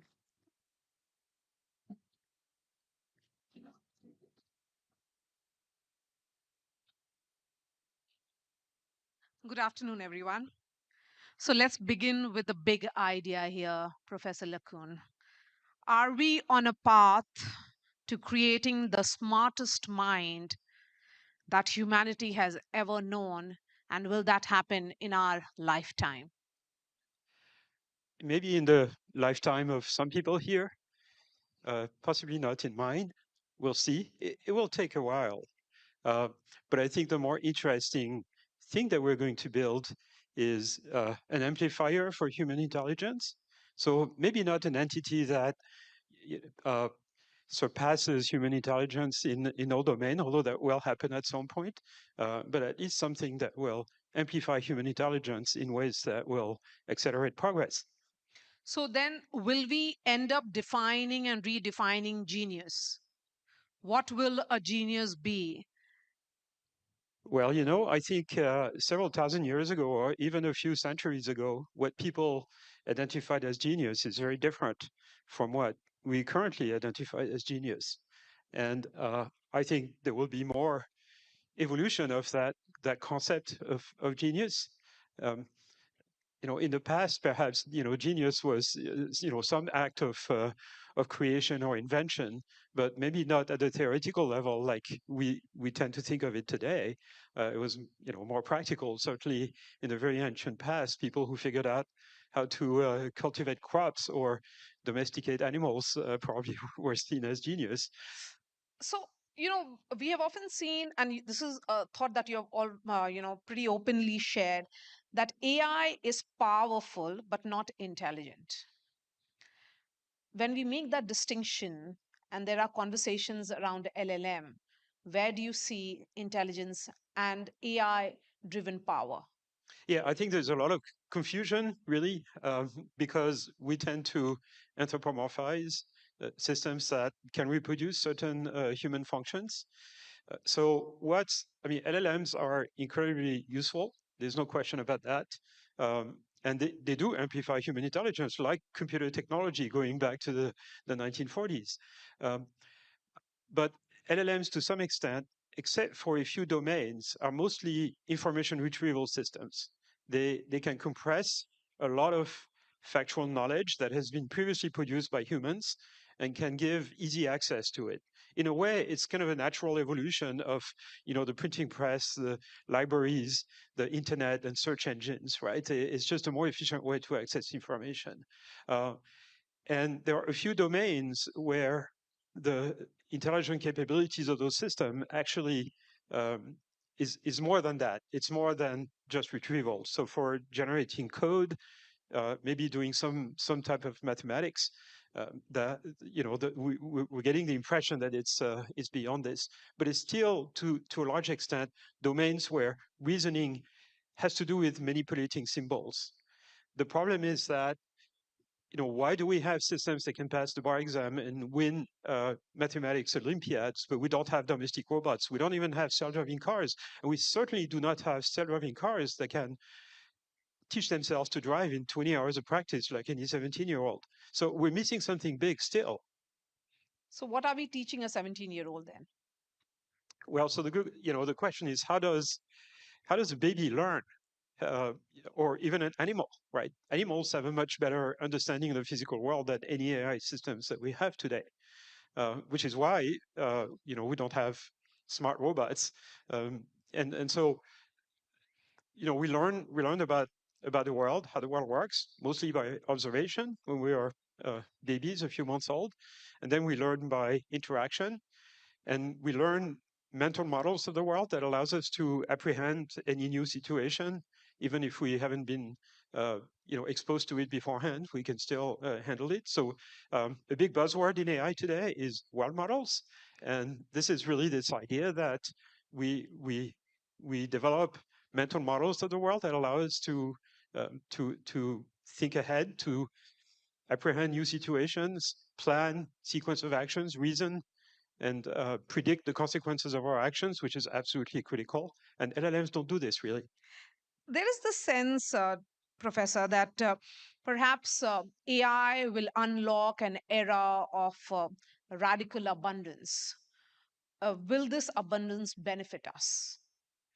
Well, so there, if you talk to economists, they tell you, if we can measure the improvement that AI will bring to productivity, which is, amount of wealth produced per hour worked, is going to add up to maybe 0.6% per year. Okay, this is from economists that actually have studied the effect of technological revolutions on the labor market and the economy. People like Philippe Aghion or Eric Brynjolfsson. So that seems small. It's actually quite big. And, it's certainly going to accelerate scientific progress in medicine. I do not believe there's going to be like a singular identifiable point where the economy is going to take off and there's going to be abundance. And there's also the question of the policies surrounding this. Are those benefits going to be shared across humanity or different categories of people in various countries? And that's a political question. It has nothing to do with technology. So if economists see this as boom, will then openness survive? It's not going to be an event. It's going to be progressive. Yeah, there is this false idea that somehow at some point we're going to discover the secret of human level intelligence. I don't like the phrase AGI because human intelligence is specialized, so I don't like the artificial general intelligence phrase. But it's not going to be an event. We're not going to discover one secret. We're going to make continuous progress, and we're not going to be able to measure that progress by just having a series of tests that are going to test, whether a machine is more intelligent than humans, because machines are already more intelligent than humans on a growing number of narrow tasks. And so, it's not like a uniform, scalar measurement of quality. It's a collection of quality. But what's more important is that intelligence is not just a collection of skills. It's an ability to learn new skills extremely quickly, and even to accomplish new tasks without being trained to do it the first time we apprehend it. That's really what intelligence should be measured at. So we're not going to be able to just design a test that is going to figure out, are machines more intelligent than humans? So if it's about upskilling and ensuring that you're relevant, then only perhaps you're intelligent. Will that then mean that the countries that adopt AI and the pace at which India and the scale at which India has adopted AI, the challenge would be to create talent which is upskilled and reskilled and have the required skills for this? Absolutely. So the relationship that we're going to have with intelligent AI systems is going to be similar to the relationship that a leader in business, politics, or academia, or some other domain has with their staff. Okay, AI is going to be our staff. Every one of us is going to be a manager of a staff of intelligent machines. They'll do our bidding. They might be smarter than us, but certainly if you are an academic or a politician, you work with staff that are smarter than you. In fact, that's the whole point. You need to attract people who are smarter than you, because that's what makes you more productive. For an academic, it's students who are smarter than their professor and teach. It's not the professor that teaches graduate students, it's the other way around, actually. And certainly, we have a lot of examples of politicians who are surrounded by people who are smarter than them. Earlier today, when Prime Minister Modi addressed the gathering, he said that India doesn't fear AI. We are seeing this as our destiny, future, which is Bhagya. Do you see that with a summit of this nature being hosted in India, it's a message to the global south, and that's where perhaps the next big innovation in AI could be coming from? Well, long term is going to come from countries that have favorable demographics, and that means India, Africa. The youth is the most creative part of humanity, and there's sort of a deficit of that in the north, largely. So the scientists are the top scientists of the future. And in fact, many of the present are from India, and in the future will be from mostly Africa. So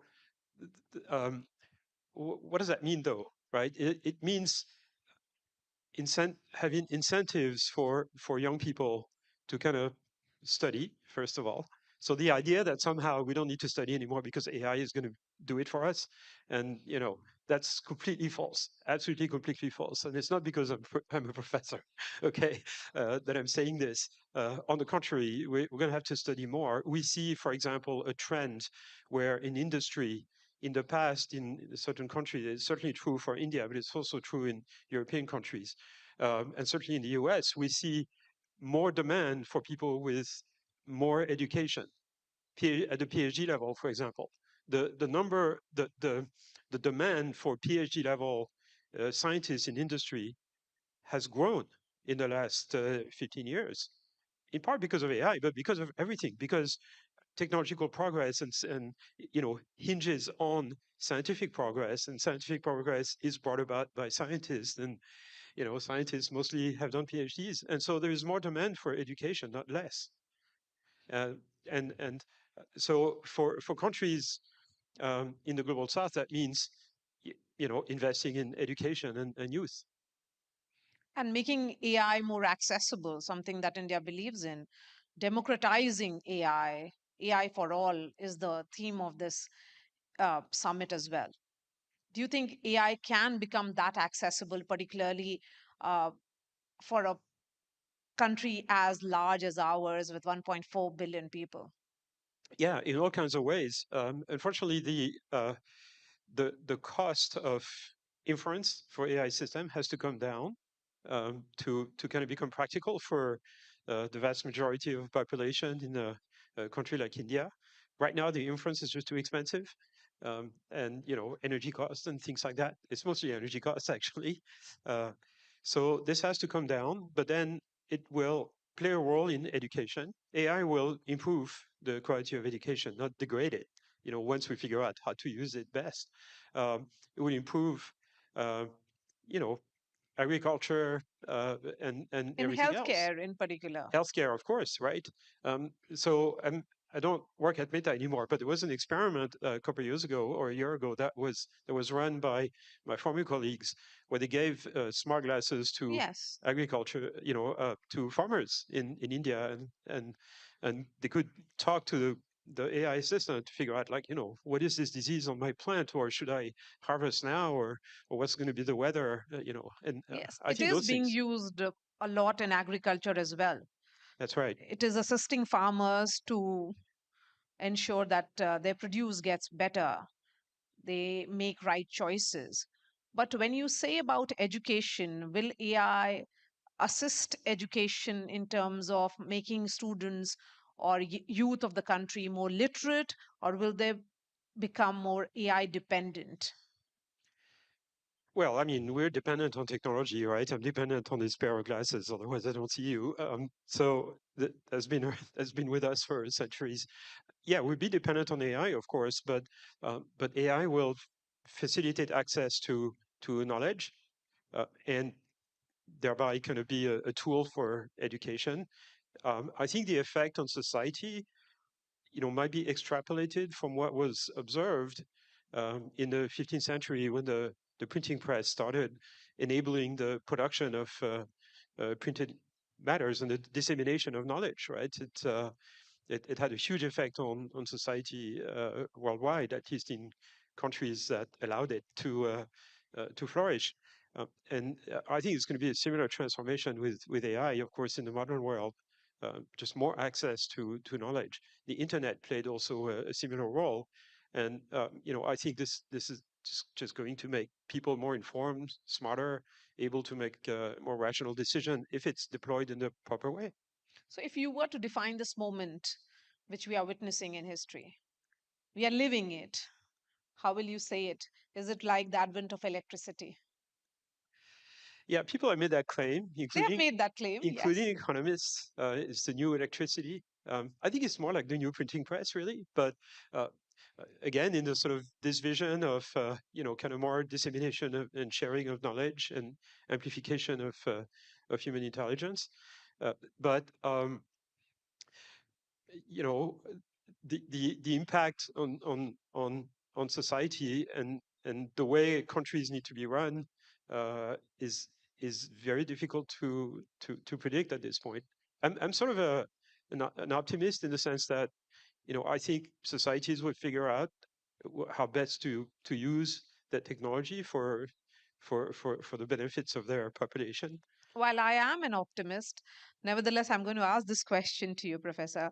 Are we overestimating the change or underestimating what has struck us? So usually in technological shifts of this type, we are overestimating the changes in the short term and underestimating them in the long term.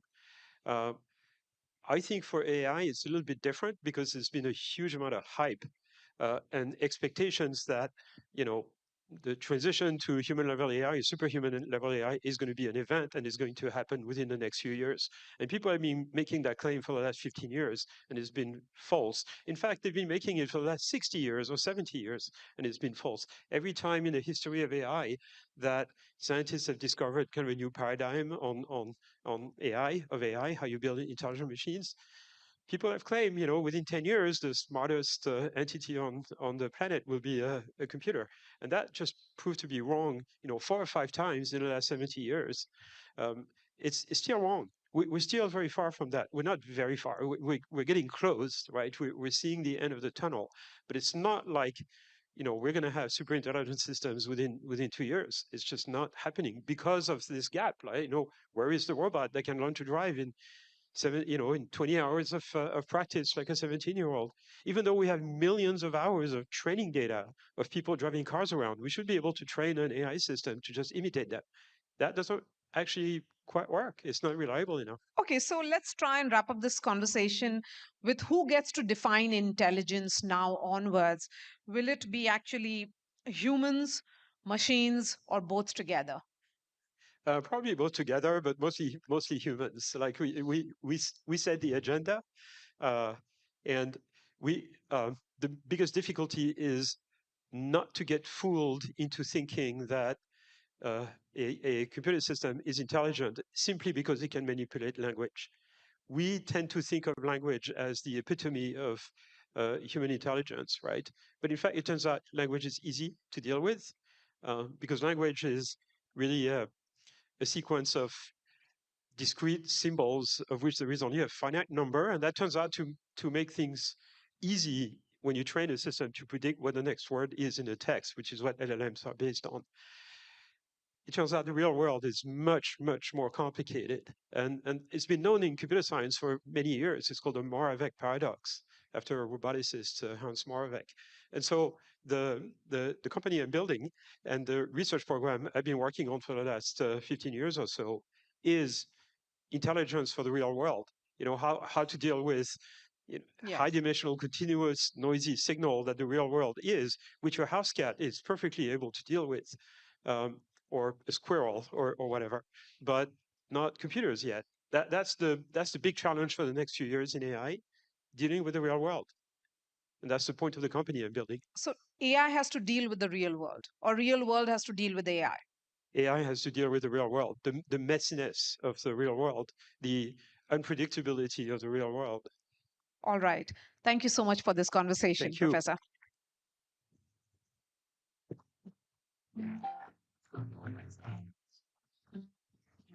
Thank you, Mr. Yanlakun, for sharing your insights on artificial intelligence. And thanks, Maria, for moderating this conversation. Ladies and gentlemen, I would like to now welcome Mr. Ankur Vora. He's the President of Africa and India Offices and Chief Strategy Officer at the Gates Foundation. And well, talking about him, Ankur is a development economist by training, whose life trajectory was influenced by his parents' dedication to purpose and India's economic reform that lifted millions out of poverty. Ladies and gentlemen, please welcome Mr. Ankur Vora.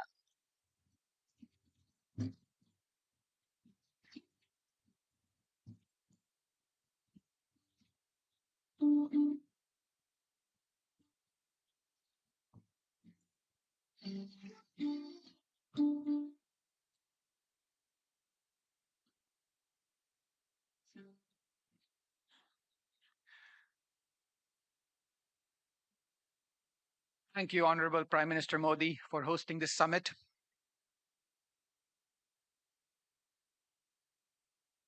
Is the person okay?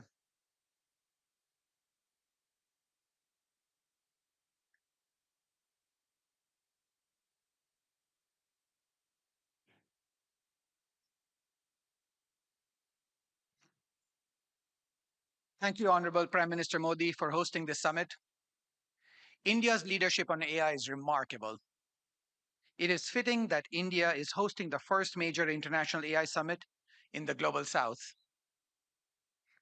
I grew up in Gujarat, watching my parents serve patients at a community health hospital. I joined the Gates Foundation in 2013, inspired by the mission that every person deserves the chance to live a healthy and productive life. Earlier this year, I stepped into a new role overseeing the Foundation's work across our Africa and India offices. I never imagined that I would stand on a stage like this, at a moment like this, speaking about technology that may shape the future of billions. I feel humbled by this opportunity. Many people predict that AI will help the world be better for everyone. Others predict it will only benefit the privileged few. But the fact is, it's not a matter of prediction. It's a choice. Technologists can choose whether we use AI to take on the world's greatest challenges or just the most profitable ones. Policymakers can choose to build rules that ensure everyone benefits and not just a few. That means governance, safeguards, infrastructure built for inclusion. Here in India, leaders have already made that choice. India has built world-class digital public infrastructure like Aadhaar and UPI. This has improved the ease of living for billions. India is investing in Bhashini and AI Kosh to ensure languages and high-quality data sets are no longer a barrier, and innovators do not have to start from scratch. During its G20 presidency, India strengthened global consensus around using AI responsibly and for good. Because of these choices, low-cost, open-source AI tools are ready and improving lives already. AI is not a leap into the unknown for India. It is the next chapter in a journey of building solutions that serve everyone. If the world follows this approach, AI could possibly compress progress of the next 20 years into 5. That progress means fewer children dying from preventable causes, fewer women dying in childbirth, more infectious diseases eliminated, millions rising out of poverty. If we step back, the real test of AI is simple. Will it help make people's lives better? That fundamental question guides how we think about our work in health, education, and agriculture. Since 2000, the world has cut child deaths into half. That represents millions of lives saved. Within our lifetimes, we could see the end of preventable child deaths. AI can help us get there faster. In sub-Saharan Africa, there are 6 million fewer health workers than we require. AI tools, when deployed correctly, can free up time of existing workers so they can help more patients. Last month, Bill announced Horizon 1000 in partnership with OpenAI, the government of Rwanda, and ministries of health across the regions. The effort will deploy AI tools in 1,000 primary health clinics across Africa. Imagine visiting a local health center that offers AI-powered guidance. Simple cases can be resolved immediately, complex ones are referred appropriately, and millions of lives are saved. AI will not just speed up innovation, it can help bring that innovation to community clinics, to health workers like my parents, and to the patients who depend on them. That is expanded access. Another area where AI can make a material difference is in education. There are 2 hard problems in education. First, accurately assessing where each child is in his or her learning journey. And second, once a teacher knows that, helping her customize her lesson plans for that child. Earlier in my career, I worked to bring Pratham's teaching at the right level model to Africa, to Ghana. I have seen firsthand that works, but the challenge has always been about cost and scalability. AI now makes that challenge surmountable. It makes activities like personalized assessment far more affordable and easier to implement at scale. With Vadwani AI here in India, we developed a tool that analyzes short audio clips of children reading. Each assessment takes only 2 minutes. It costs about 5 paise. That is less than 1 cent per child. The result is more children being supported, more hardworking teachers having the time and ability to do the things that they love the most, shaping the next generation. 6 million children in Rajasthan and my home state of Gujarat have already benefited from this revolution. So it is clear AI will make a difference in health and education. But can it also help advance economic opportunities for the poorest? More than half of the workforce in the global south is engaged in agriculture.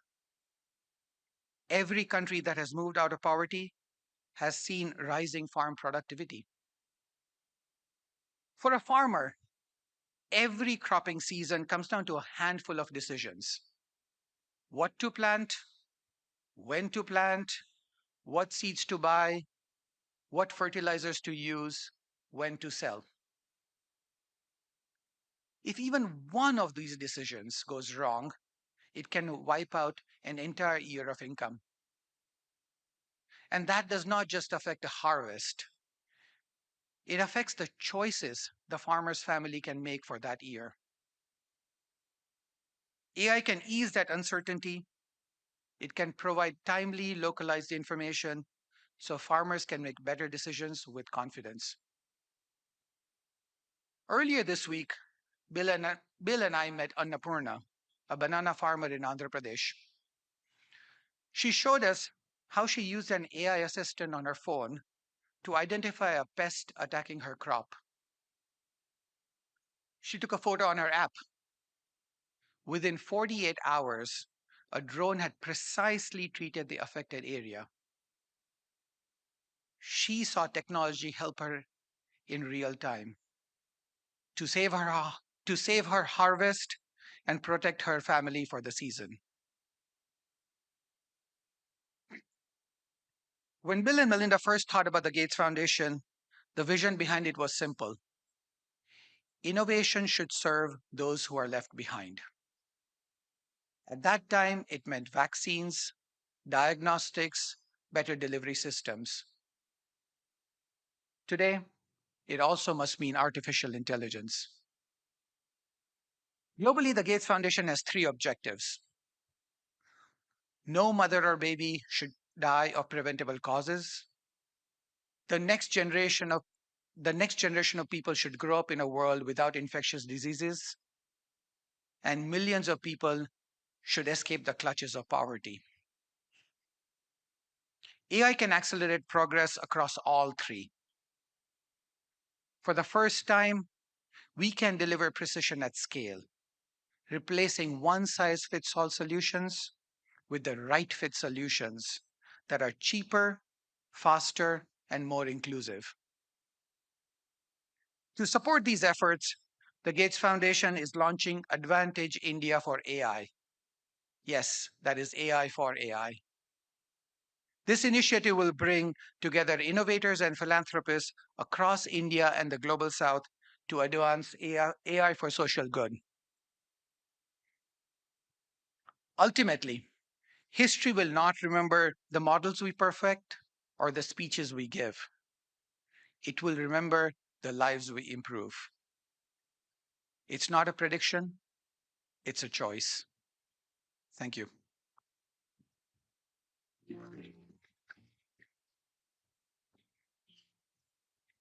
Thank you, Mr. Ankur. Your perspectives on leveraging AI for social impact have undoubtedly added depth to this summit. And ladies and gentlemen, our next speaker is Ms. Julie Sweet, Chair and CEO, Accenture. Ms. Julie Sweet has repositioned Accenture as one of the world's largest AI and technology transformation companies, deploying hundreds of thousands of professionals across every sector of the global economy. Her perspective on what AI adoption actually looks like at scale, beyond the hype, is grounded in hard operational reality. So please welcome the CEO of Accenture, Ms. Julie Sweet.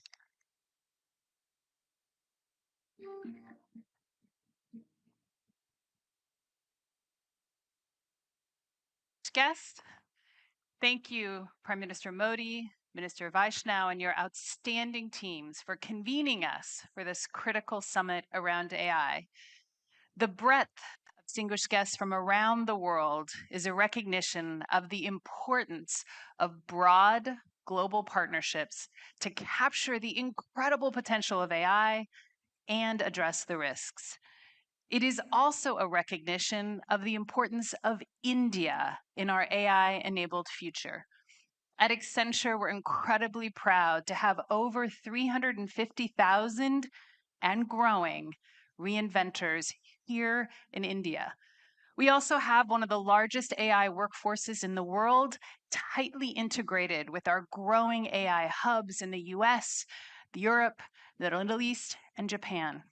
And I want to take this time to thank all of our people in India for your incredible commitment to value and to our clients. Today, I want to leave you with 3 perspectives that we believe will help us ensure that AI's immense potential is captured for the benefit of all. First, using AI as an engine for growth is the only path for global prosperity for all. Second, the agenda ahead of us is unprecedented. Companies, countries, and individuals must reinvent how they work together, and how they learn.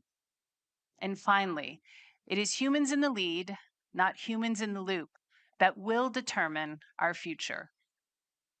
As we turn to the imperative for growth, I want to take you back for a moment to 2013. Oxford University had just published a widely read study that said, based on technology progress at that time, 47% of US jobs would be automatable. Dire headlines and predictions soon followed. One of those technologies was robotic process automation, or RPA. And there were predictions that IT services would be badly damaged because it would automate so many jobs. And in fact, we used RPA to automate thousands of jobs. And we also, as an industry, embraced the new technologies of digital and classical AI, and we created many, many more jobs.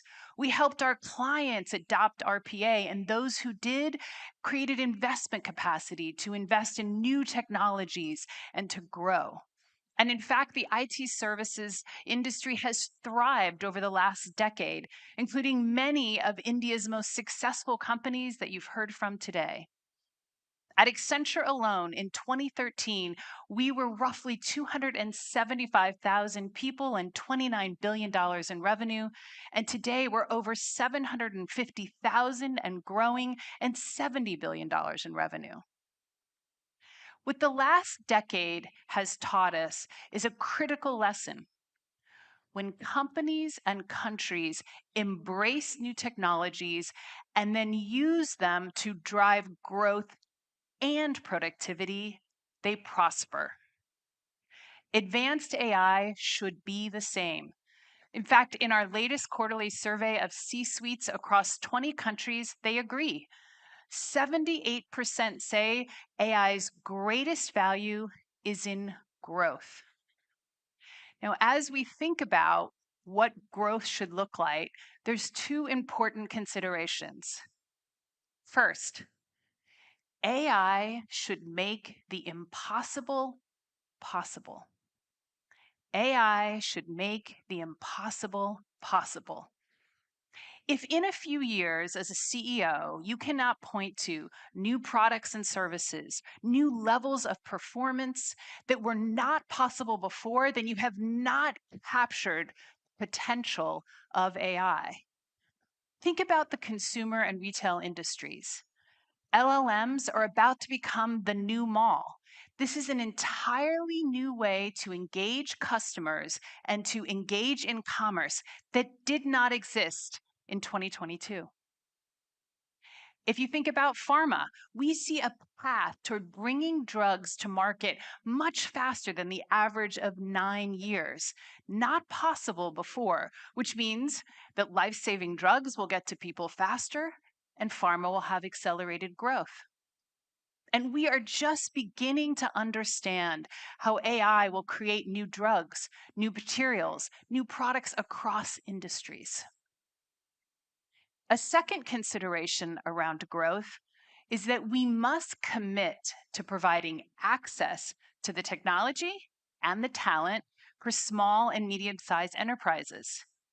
If we are to use AI as an engine for growth, we need to make sure that the engine for growth, these size enterprises, have access. 50% of the world's GDP are small and medium-sized enterprises, and in the global south, it's 70% of employment. To do so, there will be lots of business opportunities. So many industries will serve small and medium-sized enterprises, but that will not be enough. Private and public partnerships will be critical to making sure there's access. For example, we're working with the US college system where we're funding internships of college students at small and medium-sized enterprises. It's a win-win. Statistically, if you have an internship, you have a better chance of getting a job, and it's providing these enterprises access to some of the cutting-edge talent. And so we must make sure that we're continuing to focus on the small and medium-sized enterprises. Now, I know, and we all know, that advanced AI is much more powerful than the technology advancements of the last decade. And of course, that means that the impact is more profound. But that doesn't change the critical lesson that AI must be used for growth and productivity. What it does change are the sets of actions, the time frame, the need for global collaboration, the need for more public and private partnerships, and the urgency of what we must do in order for AI to drive growth. So companies must be willing to reinvent how they operate, their processes, how they've been doing work for the last decades. Underneath the headlines of a failure of AI is mostly a failure to reinvent. Companies have to invest to reshape their workforces, and companies must commit to creating sustained entry-level jobs. Now, entry-level jobs makes economic sense. They're the only way to create future leaders. And they bring needed, truly AI native talent to each of our organizations.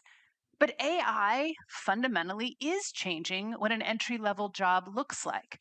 And so a commitment means we have to be intentional about changing the roles, investing in training, which is exactly what Accenture is doing. We will hire more into more entry-level jobs this year than last year. But the skills we require and the way we're onboarding those individuals is fundamentally different. Now, countries must also reinvent.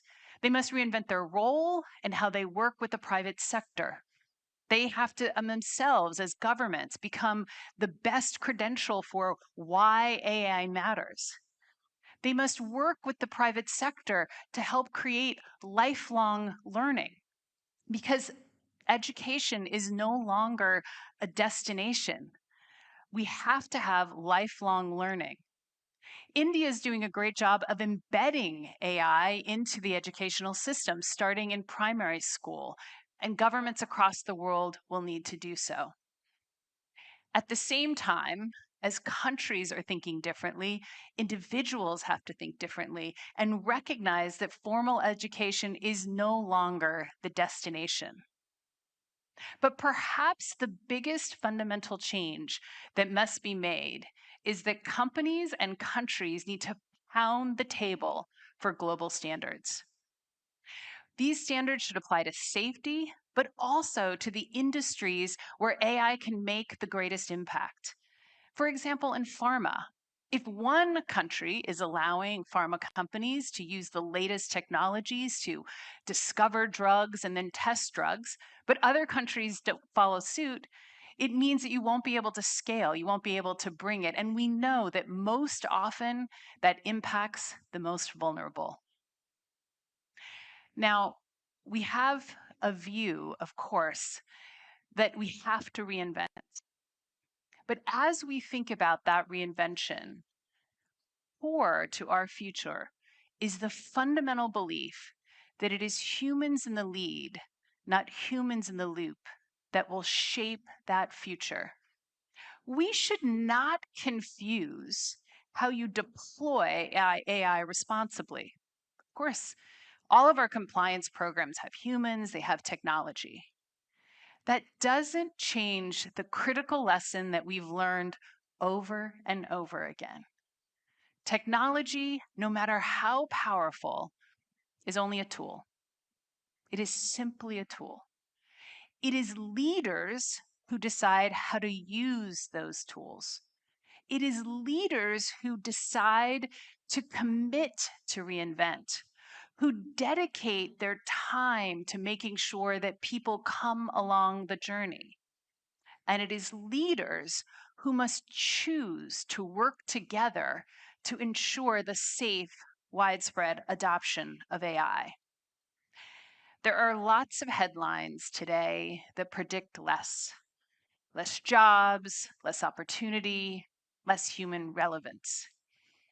We are here because we see a future of more. At Accenture, we live by 8 leadership essentials, the qualities we believe we need to run our company. And one of them is particularly important. We expect leaders to lead with excellence, confidence, and humility. As we look to our collective future, we should have the confidence to have the unwavering belief that together we can make a future that is better for all. We also must hold ourselves individually and collectively accountable for executing on that belief with a high bar of excellence, because our people around the world are counting on that excellence. And finally, we must all have the humility to know that we cannot do this alone. Thank you very much.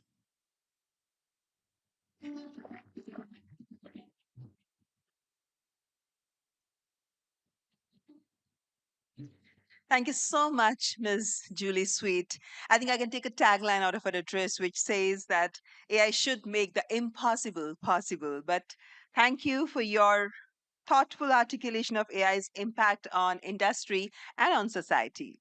Ladies and gentlemen, our next speaker is the youngest billionaire in history, and he's now helping to define how one of the world's largest technology platforms deploy AI at unprecedented scale. Next speaker is, ladies and gentlemen, Mr. Alexander Wang, Chief AI Officer at Meta, the founder of Scale AI. Alexander Wang built the data infrastructure that powers much of the modern AI industry before joining Meta as Chief AI Officer. So with a round of applause, please welcome Mr. Alexander Wang.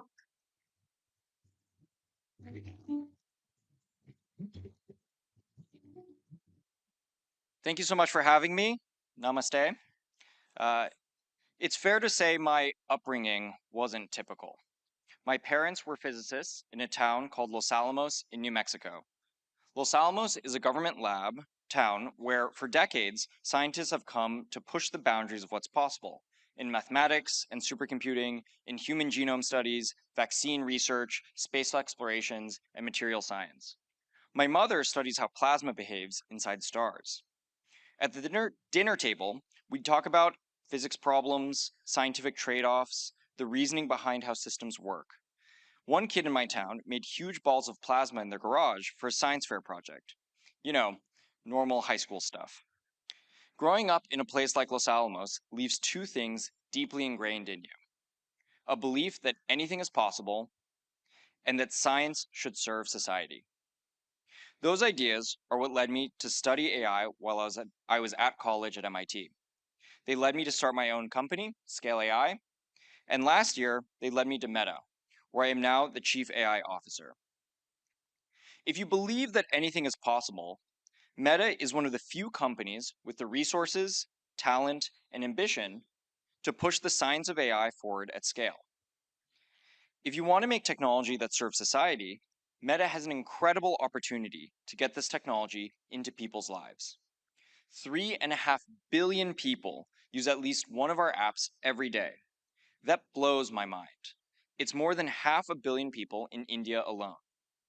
People are already using our AI to do amazing things. Across India, creators use our AI to automatically translate reels into the language of the person watching. Small businesses talk to customers through WhatsApp business agents that they create in 10 minutes on their phones, and they use our Gen AI tools to create ads and reach customers way more efficiently than they ever could before. And India has world-class developers building genius things to solve societal challenges. For example, there are more than 20 million people with disabilities in India who are locked out of education, jobs, and digital services because the digital world wasn't designed for them. So iSTEM built voice-first, AI-powered infrastructure that helps people with disabilities to learn, discover careers, and complete digital tasks independently, like converting textbooks into usable formats or giving personalized career guidance that takes into account their disability. In healthcare, researchers at Ashoka University used our SAM3 model, which is trained on billions of natural images, to speed up the identification and segmentation of cancer tumors and at-risk organs. Their model, OncoSeg, can help radiologists and radiology oncology teams do in seconds what it takes hours to do manually. The beauty of general purpose models is the same technology that can segment tumors in the brain can segment leaves to help farmers assess the health of their crops, as AgriPoint has done. We recently open sourced our omnilingual models, which recognize speech across more than 1,600 languages and can rapidly adapt to new languages with just a few audio samples. It's not a fantasy that in a few years we'll have real-time, voice-to-voice translation for every spoken language on Earth. Now build that into your glasses, real-time translation in any language just for you. That's transformative, perhaps most especially in countries like India, where so many languages are spoken. In fact, language is an area where we're collaborating with the Indian government on through its AI Kosh platform. We're providing datasets in 10 major Indian languages so people can build AI models that deeply understand Indian languages and contexts. I'm sure you're used to people from big tech world making lots of grand but vague assertions about what AI will be able to do. But we don't have to be vague. People use our AI right here, right now. They're getting value from it, and they're building amazing things with it. And that gives us confidence about what we're building towards. We're releasing new models this year, with the first coming in the next couple of months. These will be deeply integrated with our products in a way we're really excited about. We're optimistic about the trajectory we're on. The first models will be good, and as the year goes on, I think we're going to be pushing the frontier.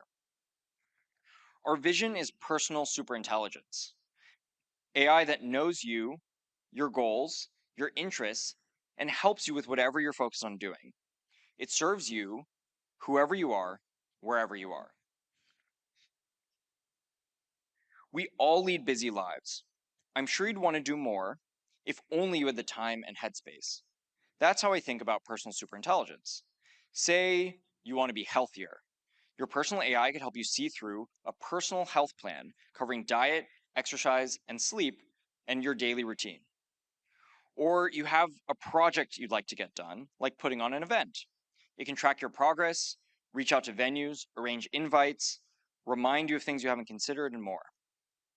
If you love to go fishing or paint or want to travel more, it can help free you up so you can do more of these things, and it can give you advice when you need it, or help you show up as a better friend or in your community. It won't just do your admin, it'll be an extension of you so you can be you more. I get that some people will worry what companies like Meta really want is to get you hooked and leave you passively staring at screens. But the whole point of personal superintelligence is the opposite. It's about helping you be more active in your life, in pursuing your goals, and deepening your relationships. I know people are going to be skeptical when I say we're going to do this work responsibly. But you don't have to take us at our word, take us at our incentives. This is a competitive space, which is why we're seeing so much innovation. Given how intimately your personal AI will know you, people aren't going to hire us for the job if we're not doing it responsibly. Our AI needs to work the way we say it does, as well as we say it does, and as safely and as securely as you need it to. It needs to help you in your life, and if it doesn't, people simply won't use it. We'll lose customers, we'll lose public trust, and we'll lose out to our competitors. That's why we're transparent about our models. We publish model cards and evaluation benchmarks and data so you can see how they work, their intended use, and how we assess their performance. And as they get more advanced, we're looking at ways to share even more. It's why we invest in the science of model evaluation, both improving the existing tests and building new ones for risks we haven't yet confronted. And it's why, over many years, we've developed ways to identify and mitigate potential risks before we release a model through risk assessments, scaled evaluations, red teaming, and fine-tuning. And we can monitor aggregate trends in how people use AI in our apps. So we have a feedback loop that can flag potential risks and help us improve our models. As the models improve, the governance around them has to keep pace. So we're innovating with how they learn and apply principles and how they're tested and evaluated, using AI to strengthen checks and balances. Realizing the full promise of AI is as much a matter of getting policy right as it is investment. There are 4 building blocks for AI: talent, energy, data, and compute. Governments and industry need to work together to make sure there's access to each, so we can realize AI's potential and do it in a way that means you can build for your needs, not ours. That's in part about having bold national AI strategies and policies that encourage innovation, not patchworks of inconsistent regulations that make it harder. But above all, it's about collaboration between public and private sectors to deliver these 4 building blocks, and to design and deploy AI that works for your citizens and your economies. I don't want these amazing technologies to be one size fits all. I want them to serve your needs, designed for the challenges and opportunities that are unique to India, to societies across the global south, and all over the world. I want them to serve you as an individual, no matter who you are, where you live, what language you speak, or what culture you're a part of. That's only going to be possible if the public and private sector are on the same side. We need to be partners working together in a spirit of openness and collaboration, and with a sense of shared ambition. I truly believe we're on the cusp of a moment where really anything is possible. We want to work with you to build AI that serves your societies. I hope you'll work with us. Thank you.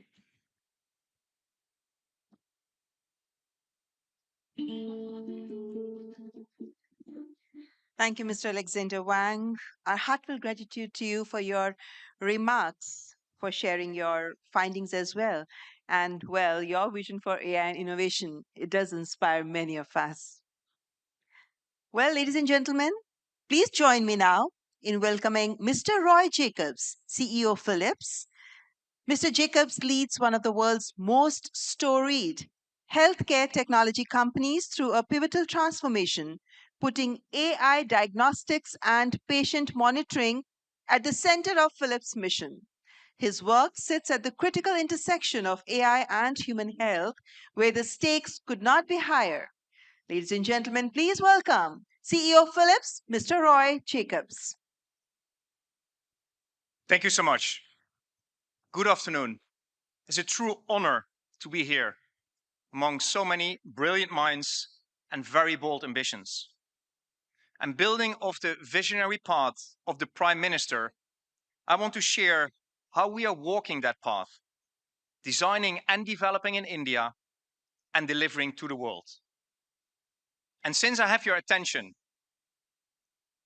let me share something that I want to leave behind. We believe that artificial intelligence will have its biggest impact in healthcare. Because healthcare needs it. And maybe some of you are skeptical, but let me try to convince you otherwise. For decades, healthcare has been adopting technology cautiously. And there are different reasons for this. For today, something fundamental has changed in healthcare. Healthcare systems are under immense pressure. Rising demand, chronic disease, stretched workforces, and high expectations of patients and society. The pressure is only accelerating, and that will also accelerate the adoption of data and AI-driven innovation. AI is already today helping to provide better access to care. It's embedded in clinical workflows. It's augmenting human expertise. It's improving imaging precision. It's enabling earlier detection. It's extending care beyond walls. And so the task now is, how do we build an intelligent care system that is predictive, trusted, more effective, and accessible for people everywhere? Because ultimately, it's not about AI or technology. It's about the people that are served by technology and AI. Just consider for a moment the pressure care teams are under. If you ask clinicians what they lack most, the answer is almost always time. Time to think, time to explain, time to connect with patients. In many health systems, nurses and physicians spend hours on documentation and administrative tasks, hours not spent on the patient. AI has the full potential to change that equation. The first wave of AI is about removing friction, automating repetitive steps, reducing clicks, supporting documentation, making systems more intuitive. This may not be flashy, but it is transformative, and it does generate huge impact. When AI listens to a clinical conversation and drafts structured documentation in the background, that is not replacing a clinician, it's giving time back to the clinician. When AI prioritizes work lists so that the most urgent cases rise to the top, it's not making decisions independently, it's supporting better clinical judgment. This is AI working quietly in the background, so clinicians can focus on what matters most. And this is real today. Let me make it even more tangible. Because AI is already reshaping what's possible across healthcare. Imagine a patient in a regional hospital. She has been waiting for weeks for an MRI scan. The backlog is long. The technologists are stressed. Clinicians are not available to support.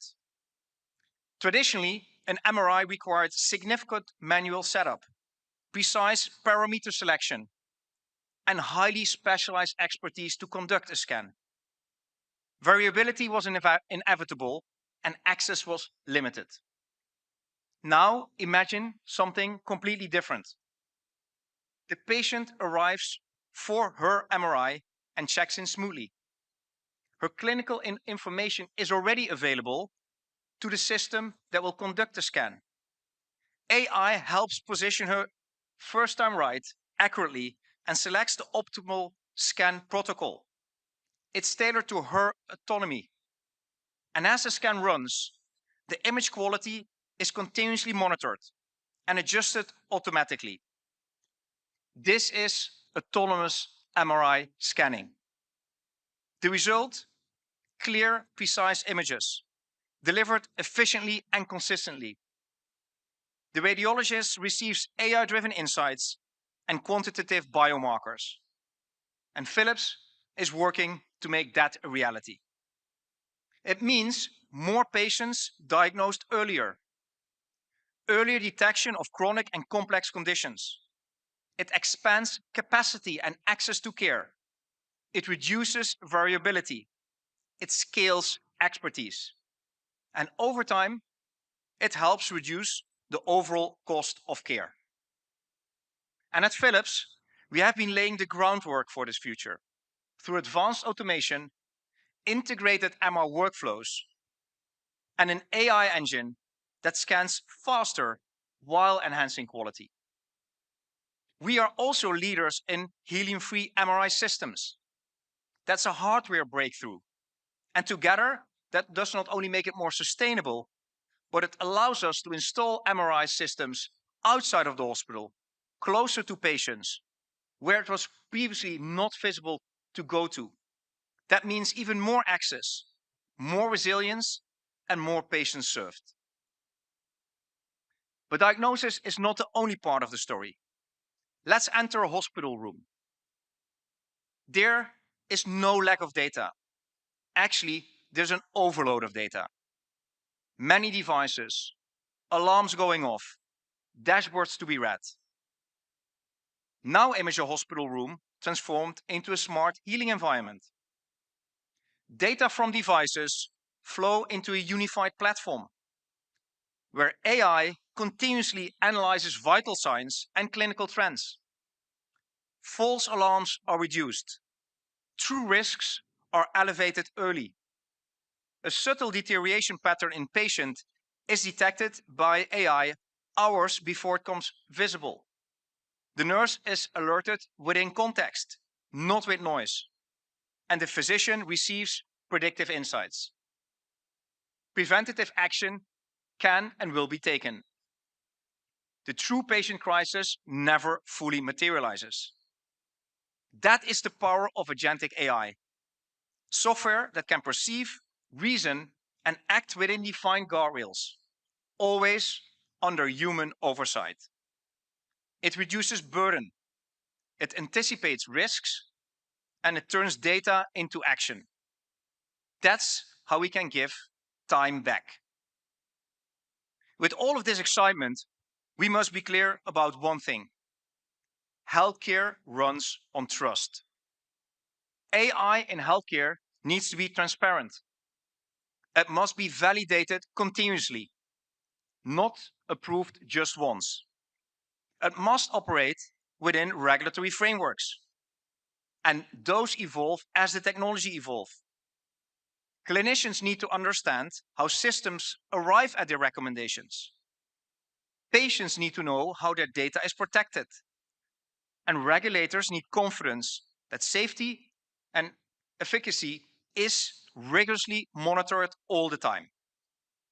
Innovation and governance must advance together with speed, because trust determines adoption, and adoption determines the success of valuable application of AI in healthcare. If they move at different speeds, trust erodes. If they move in alignment, adoption accelerates. Now, I'm very happy to be back in India. India represents a remarkable opportunity in this transformation, standing at the intersection of scale, digital infrastructure, and ambition. The country's digital infrastructure, including initiatives under the Ayushman Bharat Digital Health Mission, is laying the foundation for interoperable health records and longitudinal patient data, the foundation for a big data play. Unique health ideas and digital registries create the possibility for the continuity of care for population at scale. This matters enormously, as we have heard earlier today. AI systems thrive on structured, high-quality, longitudinal data. When patients can be followed across settings, from primary care to hospital to diagnostics and to the home, the power of predictive analytics increases dramatically. But India also brings something else to the table: real-world complexity at scale. Urban and rural settings, public and private systems, high-end tertiary care systems, and primary health centers. The diversity of care environments creates an unparalleled testbed for scalable, resilient solutions. Solutions built for India's scale and constraints have the potential to inform global models of care. And at Philips, we see India as a global innovation engine. We are already here for 97 years. And through our Philips Innovation Campus in Bengaluru and the Healthcare Innovation Center in Pune, we have made significant investments in R&D, manufacturing, digital platforms, AI engineering, and clinical collaboration. Our teams in India contribute to global development as much as to local development, and they do that across imaging, monitoring, and connected care. The work done here does not stay here alone. It shapes solutions deployed around the world. For example, AI algorithms developed and validated with diverse datasets here improve robustness across geographies. That's done by more than 4,000 engineers that we have in India, developing for India and for the world. These software platforms, engineered here, connect ecosystems in multiple markets. Clinical workflow solutions co-created with Indian partners inform designs that scale globally, exactly as the Prime Minister says we are doing that today. And this is the kind of distributed innovation model that healthcare needs. Not isolated breakthroughs, but integrated, globally connected ecosystems. If we look ahead, in 10 years, success will not be defined by the number of algorithms deployed. It will be defined by the outcomes they generate. Earlier detection of disease, fewer avoidable complications, shorter waiting times, greater access, more times for clinicians, nurses, and technicians. The Philips Future Healthcare Index, one of the world's largest recurring health research initiatives, tells a clear story. 76% of Indian healthcare professionals are optimistic that AI can help them improve patient outcomes. 79% of the Indian patients are optimistic that AI can improve their personal healthcare. This shows us that patients in India are ready for this, and that Indian healthcare professionals are asking for this. And so are policymakers and government, as we heard today. The promise is real. It's for today. Healthcare will move from reactive to predictive, from fragmented to connected, from episodic to continuous. The systems we build today will shape the health of billions tomorrow. So let me return to where I started. AI will have its greatest impact in healthcare for the world. And when we look at this in a decade from now, we will look at the outcomes and impact it has delivered. It will not be remembered for what is optimized on the screen, but for the billions of lives that we could improve with it. That's the responsibility. That's the exciting opportunity. And that's the future that we are committed to building together with all our partners, together here in India and across the world. Thank you so much.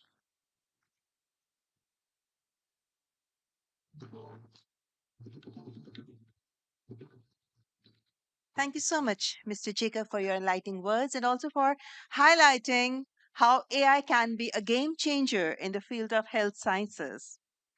Ladies and gentlemen, I would now like to welcome Mr. Martin Schroeter, who is the chairman and CEO of Kyndryl. As the leader of the world's largest IT infrastructure services company, spun out of IBM, Mr. Martin Schroeter manages the technology backbone of thousands of enterprises across the globe. His view of what it takes to actually run AI in production environments offers a necessary corrective to summit stage optimism.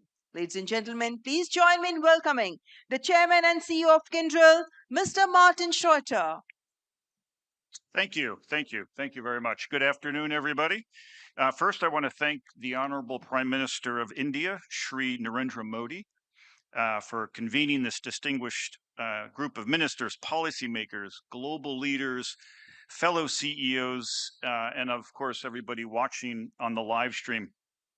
It is an extraordinary opportunity for us to be here with you as we all focus on how to usher in this new era of AI responsibly for people, for industry, and for our communities. Today, I'm proud to represent the collective knowledge and experience of Kyndryl's engineers, technical practitioners, problem-solving consultants, the people who support the mission-critical systems that the world depends on every day. As the largest IT infrastructure services provider, the question that we continuously come back to at Kyndryl, and one that I suspect many of the policymakers and the business leaders and the technologists and the citizens here among us have, is how do we actually make AI work in the real world for real world impact?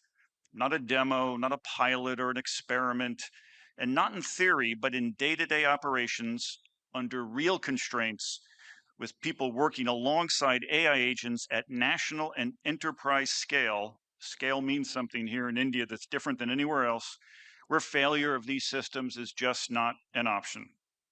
Because when AI moves, when it moves from labs into the systems that power economies, the hospitals and the banks and the transportation networks and the energy grids and the governments, getting it wrong, and these are the systems we run every day, getting it wrong is not just an inconvenience, it actually impacts lives. And these systems sit at the heart of what this summit represents, the people, the planet, and the progress that we're all working on. Progress in all three depends on the ability to operationalize AI reliably and, again, at scale.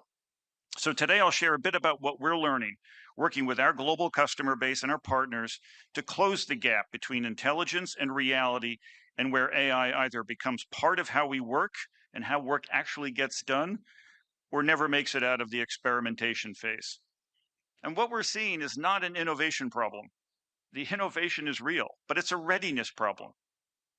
We've conducted global studies with business and IT leaders countless times, and our research shows that while more than 2/3 of global organizations are already heavily invested in AI, almost half still struggle to see meaningful returns. And in India alone, 75% said their innovation efforts stall after the proof of concept stage. So based on our research and our experience with our customers, both in regulated and unregulated industries, the leading indicator for why project stalls, not because of the technology isn't smart, it's brilliant. It's brilliant. It's because we haven't industrialized it yet. AI today is not industrialized. The infrastructure, the data, the operations, and the people simply aren't ready to support AI adoption and deployment at scale.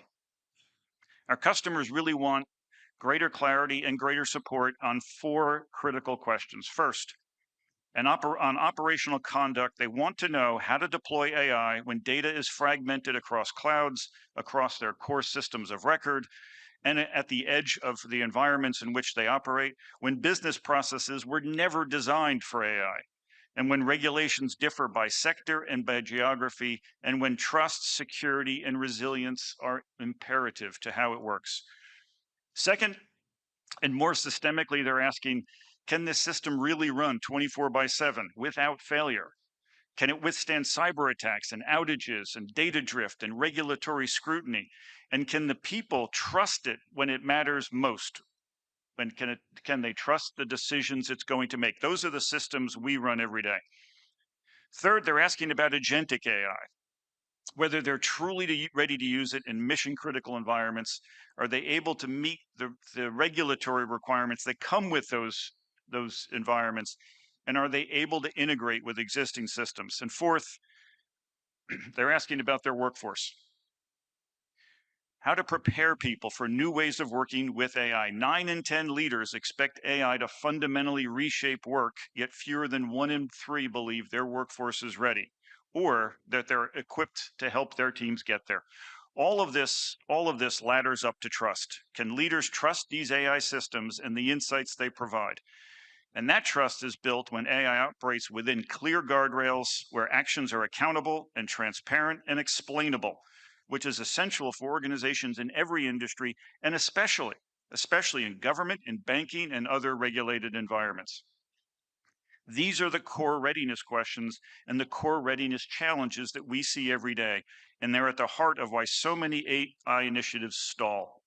They remind us that innovation must operate reliably, predictably, and securely day after day in the real world.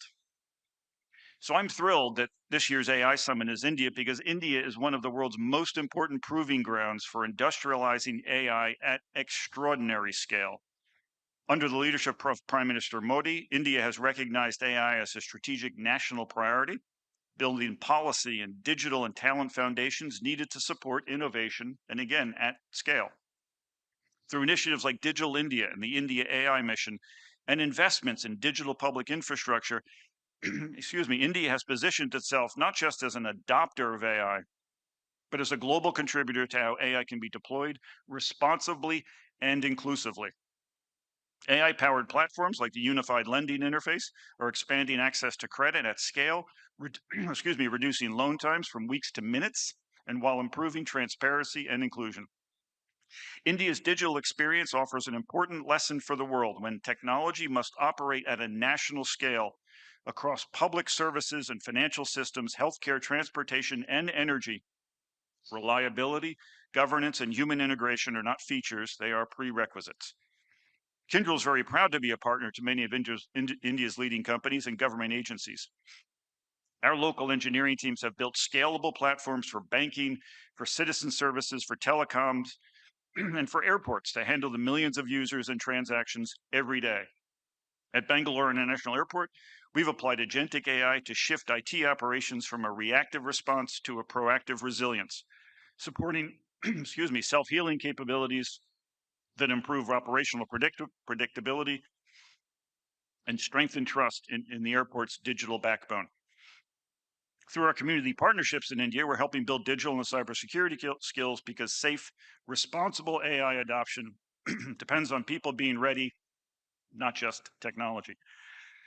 And because sophisticated adversaries are already using AI to move at machine speed, tomorrow we're opening a new cyber defense operations center in Bangalore so we can detect and contain threats that already start at the edge of the network before they become disruptions. So we are deeply committed to helping India and our partners around the world implement AI at the scale to drive people, planet, and progress outcomes. In every part of the globe, conversation about agentic must now shift from intelligence to industrialization, from what AI can do to how it's orchestrated and how it's governed and secured and integrated, and how it's sustained with agents and humans partnering to drive business impact. This is a transition every major technology invention has gone through. Invention comes first, but impact only comes when societies learn how to industrialize it safely, reliably, and at scale. A critical part of this industrialization is operationalizing the governance of AI. That means moving governance out of policy documents and into live systems, embedding auditability, logging, explainability, and compliance directly into how AI operates. We're seeing how our approaches like policy as code can establish clear guardrails for agentic AI to drive trust and compliance, giving regulators, boards, and the citizens alike that confidence in these systems are controlled, accountable, and safe. So what do we do next? excuse me, we get ready by focusing on the fundamentals: infrastructure that can scale, security that earns trust, and people with the skills to operate AI responsibly. This readiness perspective is particularly important for policymakers, excuse me, because the impact of AI not be measured only by productivity gains or economic growth, as important as those are to drive the future. It will also be measured by how institutions help people adapt in the next phase of industrial automation and how work evolves. Excuse me. AI can absolutely change the world. It can change work, it can change skills, it can change mindsets, and it can change operating models. But it will only change, thank you very much. It will only change the world when it is embedded responsibly and reliably into the systems that society depends on every day. The future of AI will not be decided in the research labs or the boardrooms. It'll be decided by the choices and the investments we make now, by how we close the gap between experimentation and industrialization. Excuse me. The work ahead is hard because this is not just a technology shift, it's a human shift. We have to build trust in AI. We have to reskill our workforces at scale. And we have to ensure these systems are worthy of the societies that depend on them. The responsibility belongs to the companies and the governments alike. And it is a responsibility worth embracing, because when AI is industrialized responsibly, it doesn't just optimize, it strengthens the institutions people rely on every day. And that is how AI truly changes the world. Thank you very much.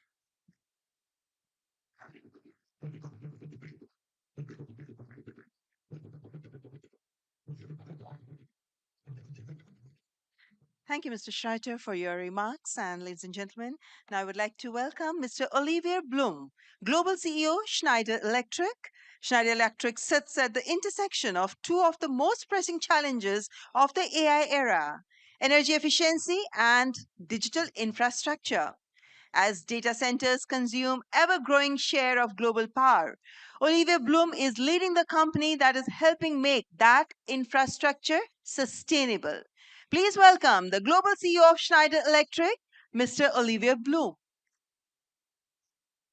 Thank you very much. So first of all, I'd like to congratulate the Prime Minister and the entire Indian government and all the associates for this beautiful event. This week has been tremendous.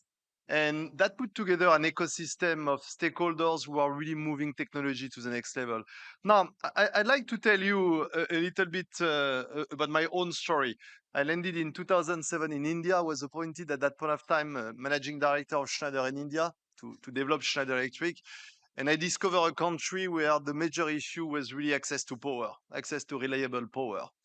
Now I am sitting in front of you, I'm standing actually in front of you as a CEO of a global company, Schneider, almost 20 years later. And guess what? What is the biggest problem of the planet? Access to reliable and clean power. So it's not only the issue of India, it's the issue of the worldwide planet. And we are just at the beginning of a new era, because we are facing issues with access to power in many geographies. You heard many stories of problem of peak load in different geographies, including the US, where you have power cut. And we have not even started the era of AI. What AI changed to the world? AI means more compute. More compute means more energy. And we just don't underestimate today. We don't know exactly what is going to take, but that's going to put the pressure on the energy system, which has nothing to do with what it is today. So we know that energy is already a priority for government, for organizations everywhere in the world. It's even a geopolitics topic. But we are entering a new era where AI could transform the planet. And since this morning, you have heard many speakers talking about how AI could impact our life, our businesses everywhere in the world. But the real question is how we take the energy system to the next level and what AI can bring to make energy more efficient. So we do believe for a company like Schneider, it changed everything, because we are the first time in the history of Schneider, after 190 years in the power sector, where we are at a point where we can connect the physical and the digital world. And it was not possible before. Now, let me look back since 2015, what happened. In 2015, something very important happened in the world, which was the climate agreement, the Paris Agreement, where the world has put a huge focus on energy.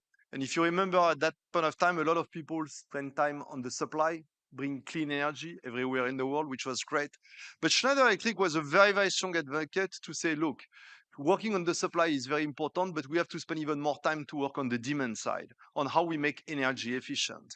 And guess what? In the past 10 years, company like us, but not only, we've been really, really strong advocates that if we build a world which is more electric, if we build a world which is more electric and more digital, we might have a path really not only to decarbonize the planet, but to give access to energy everywhere in the world. I think we've made good progress. We've made good progress, but it has been complicated because we faced a lot of resistance in the system. We faced resistance with power grid actors. We faced resistance by companies implementing those new technology. We know large companies don't like necessarily to put all their data on the cloud. You know, they want to do it on premise and so on and so forth. But let's make it clear, I don't think all the technology were ready everywhere in the world to make energy system much more efficient. So I think it has been a good journey in the sense that we've started really to electrify more and more in the world, but I think we have just started to scratch the surface. Now, let me come to the topic of AI and the conference, and I will come back on energy. I'm sure you are aware that in any kind of report, we are talking about more than 200 gigawatts of capacity that needs to be built in data center in the next coming years by 2030. We say usually that 50% will be AI driven, and we see the acceleration. For a company like Schneider, we see the acceleration since 2 years, and we started to see the acceleration when we built our partnership with Nvidia, when we started really to understand the next generation of chips that will be used to Nvidia. For those who are not very familiar with what is a data center, we are talking about a couple of years, about a couple of kilowatts per racks in a data center. Then we move to 10, 20, 30. What we are building right now in India, it's something which is already around 80 kilowatts per racks, even more. And what we are doing in the US right now with the GPU, which are available for NVIDIA, is already at 150. We are foreseeing a world with NVIDIA where it can go to 500, to 1 megawatt, and that put a tremendous pressure on the energy system that forced every single company to reinvent the energy system. I'm sure some of you have heard about the concept of 800 volt DCs, so which are the new type of electrical architecture you will need to have for the data center of tomorrow that will be able to power the AI industry. But again, I'm coming back. There is two phases of AI.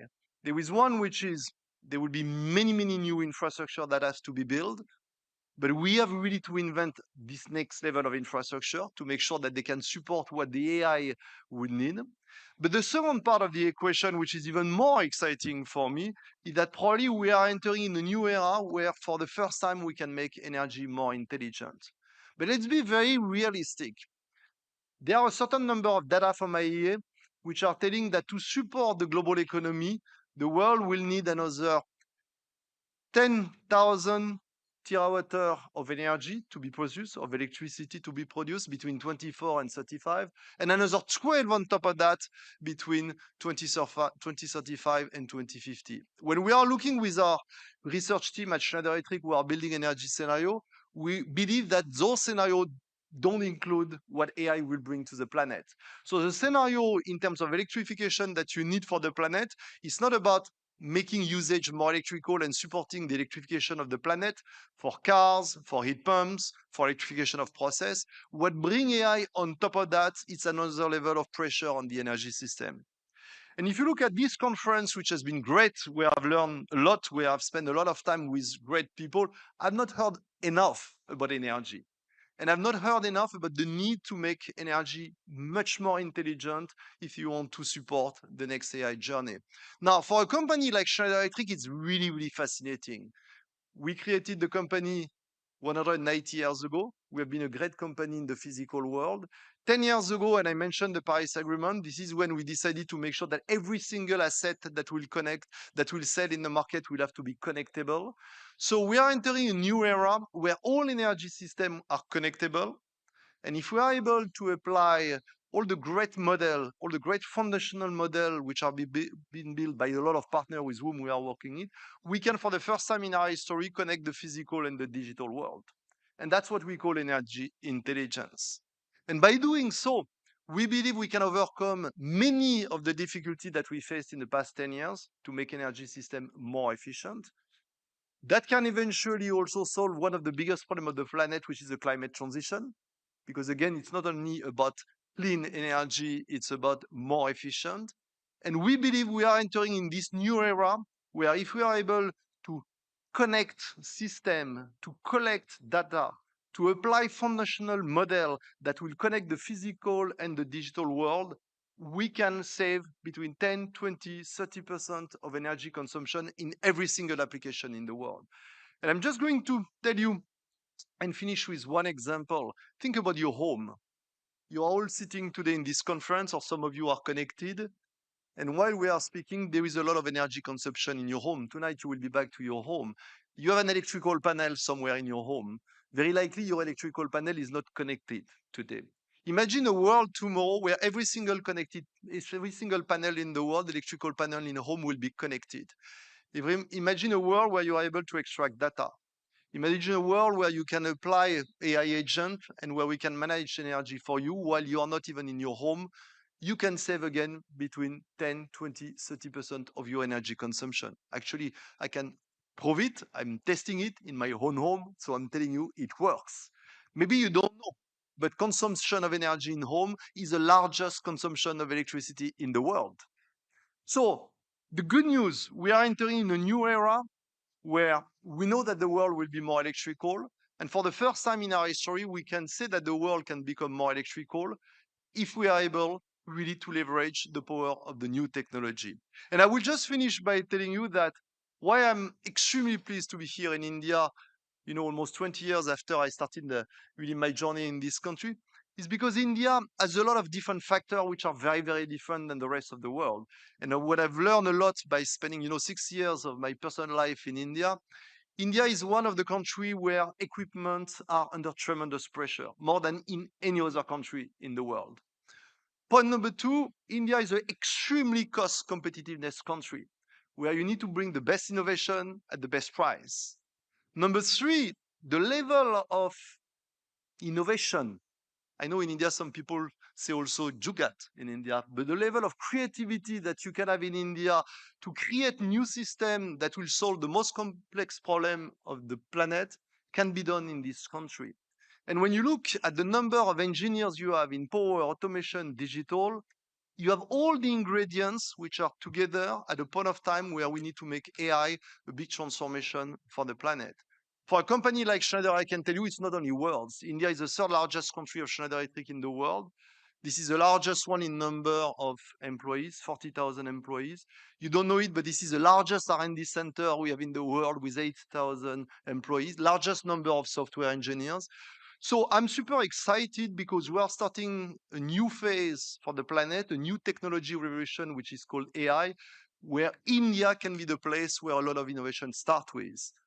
I came to India, 20 years ago, where we are bringing a lot of product from outside. I think we are at a point of time where India can innovate the next technology that will make the world more efficient. So we call that Schneider Electric Energy Intelligence. I've been very, very excited to be part of the summit. We've met a lot of people from government, from construction company, from technology company, who have really this strong appetite to make sure that AI will bring progress for all, and making sure that India can be at the center of that transformation. And I always say to my team, because now I'm leading Schneider Electric globally, if you can crack the code in India, we'll crack the code everywhere. Thank you very much.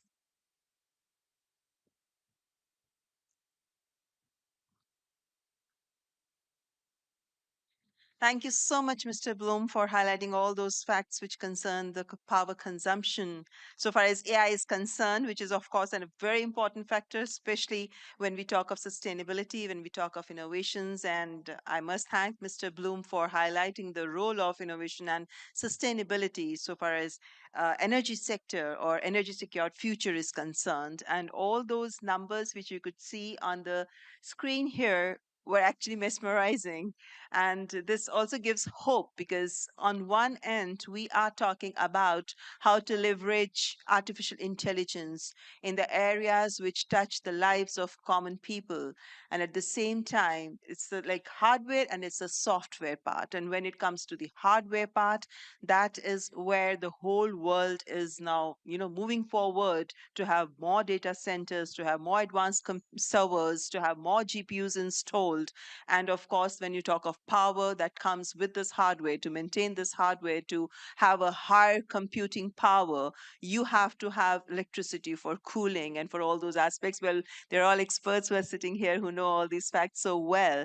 But then this is one important aspect which I think it's raising a big question also in front of the whole world as to how do we find answer to it. I could see the statistics, the numbers which were being showcased for India as well, and then of course, Honorable Prime Minister has given us a goal of zero emissions by 2070, and the way we are moving ahead so far as the non-fossil fuel is concerned, we are really working hard towards that, and the goals that we had set for ourselves, we are trying to achieve those goals well in advance when it comes to the alternative sources of energy. Yes, there are questions which are being raised about all the alternative sources of energy as well when it comes to the environment and the pollution and things like that. There are a lot of questions being raised, but I'm sure, as everybody is hopeful, that the science will find answers to such questions. But for the moment, we are here at AI Impact Summit, and artificial intelligence as is helping us find solutions to the common man's problem. And that is what India is aiming at to achieve through this AI Impact Summit. That is, we are looking at those aspects of AI where we can leverage AI, we can use AI to find common solutions to the problems of people, not only in India, but across the world, and especially global south, because we feel that if we find solutions to the problems of India, we are able to provide those solutions to global south, as the factors more or less are really common. The problems are common. So, well, now let me move on to our next speaker, ladies and gentlemen.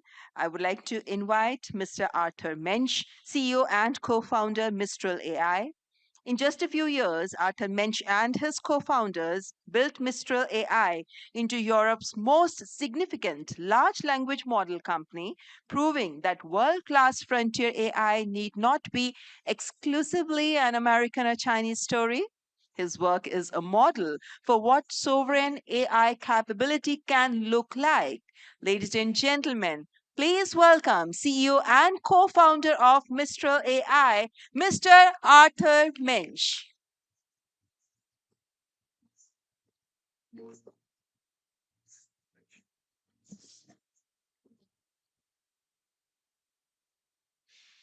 So, Honorable Prime Minister Narendra Modi, President Macron, Your Excellencies, distinguished ministers, ladies and gentlemen, good afternoon, everyone. It's an honor for me to stand before you. I'm the co-founder of Mistral AI, but I'm also someone who believes that AI should be a tool for empowerment and not for dominance. While others may speak about scale or speed, I want to talk about something a bit more fundamental, which is who is in control of AI deployment, who benefits from it, and how can we ensure that it serves the many and not the few. So we believe that the futures belong to the people that are building the AI, that are deploying the AI, and that actually owns it. In a world where multiple digits of the GDP are going to be produced by AI in the coming 2 years, we need to ensure that everyone that runs AI workloads actually have access to the turn on and turn off button and can actually make sure that there is a business continuity and that they are not dependent on external providers that can actually turn off that button. The global AI landscape is evolving rapidly, but too often the narrative is shaped by a focus on control, surveillance, and geopolitical leverage. There should be another path. At Mistral, we believe in a different future, in a future where openness fosters trust and where autonomy is a fundamental right. Countries and regions which must own their AI destiny. It's not a privilege, but it's a necessity for preserving digital autonomy and for shaping their own futures. So we need to decentralize AI deployment. And the first brick for that is open source. human advancements has always been built on top of sharing knowledge, of openly collaborating on science, on transparency, and on collective work. Open source is not a radical idea. It is what has actually allowed us to build the cloud infrastructure that today we rely on. It is what has allowed us to build a secure internet. Today in AI, we are facing a dichotomy in between open source technology, where a few companies like Mistral are working on making the world knowledge compressed into models that can be used as the basis for creating applications and for serving the enterprise, the states, education, healthcare. And another world where these models are actually compressed by a few large private corporations that actually use them as leverage against their users. The second brick that we believe in is in empowering directly other regions through deep collaboration. So open source is the tool. And if we want to make better open source models, we need to collaborate. And that's what we do with multiple states. We collaborate with their local ecosystems. We collaborate with research institutes to make sure that languages make their way onto our models. Mistral models have always focused on making rare languages more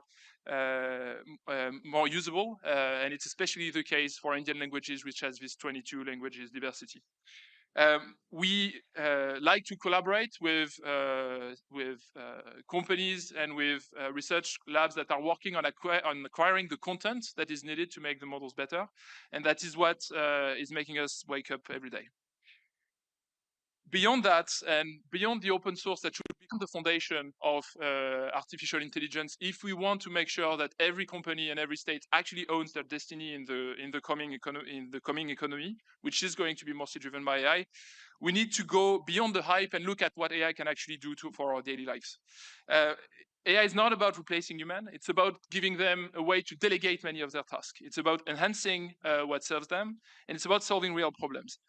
So at Mistral, we work with public services, we work with healthcare, we work on making sure that citizens can access information in an easier way, in a faster way. We work on making sure that unemployed people, for instance, in France, are actually able to find a job faster thanks to AI assimilation.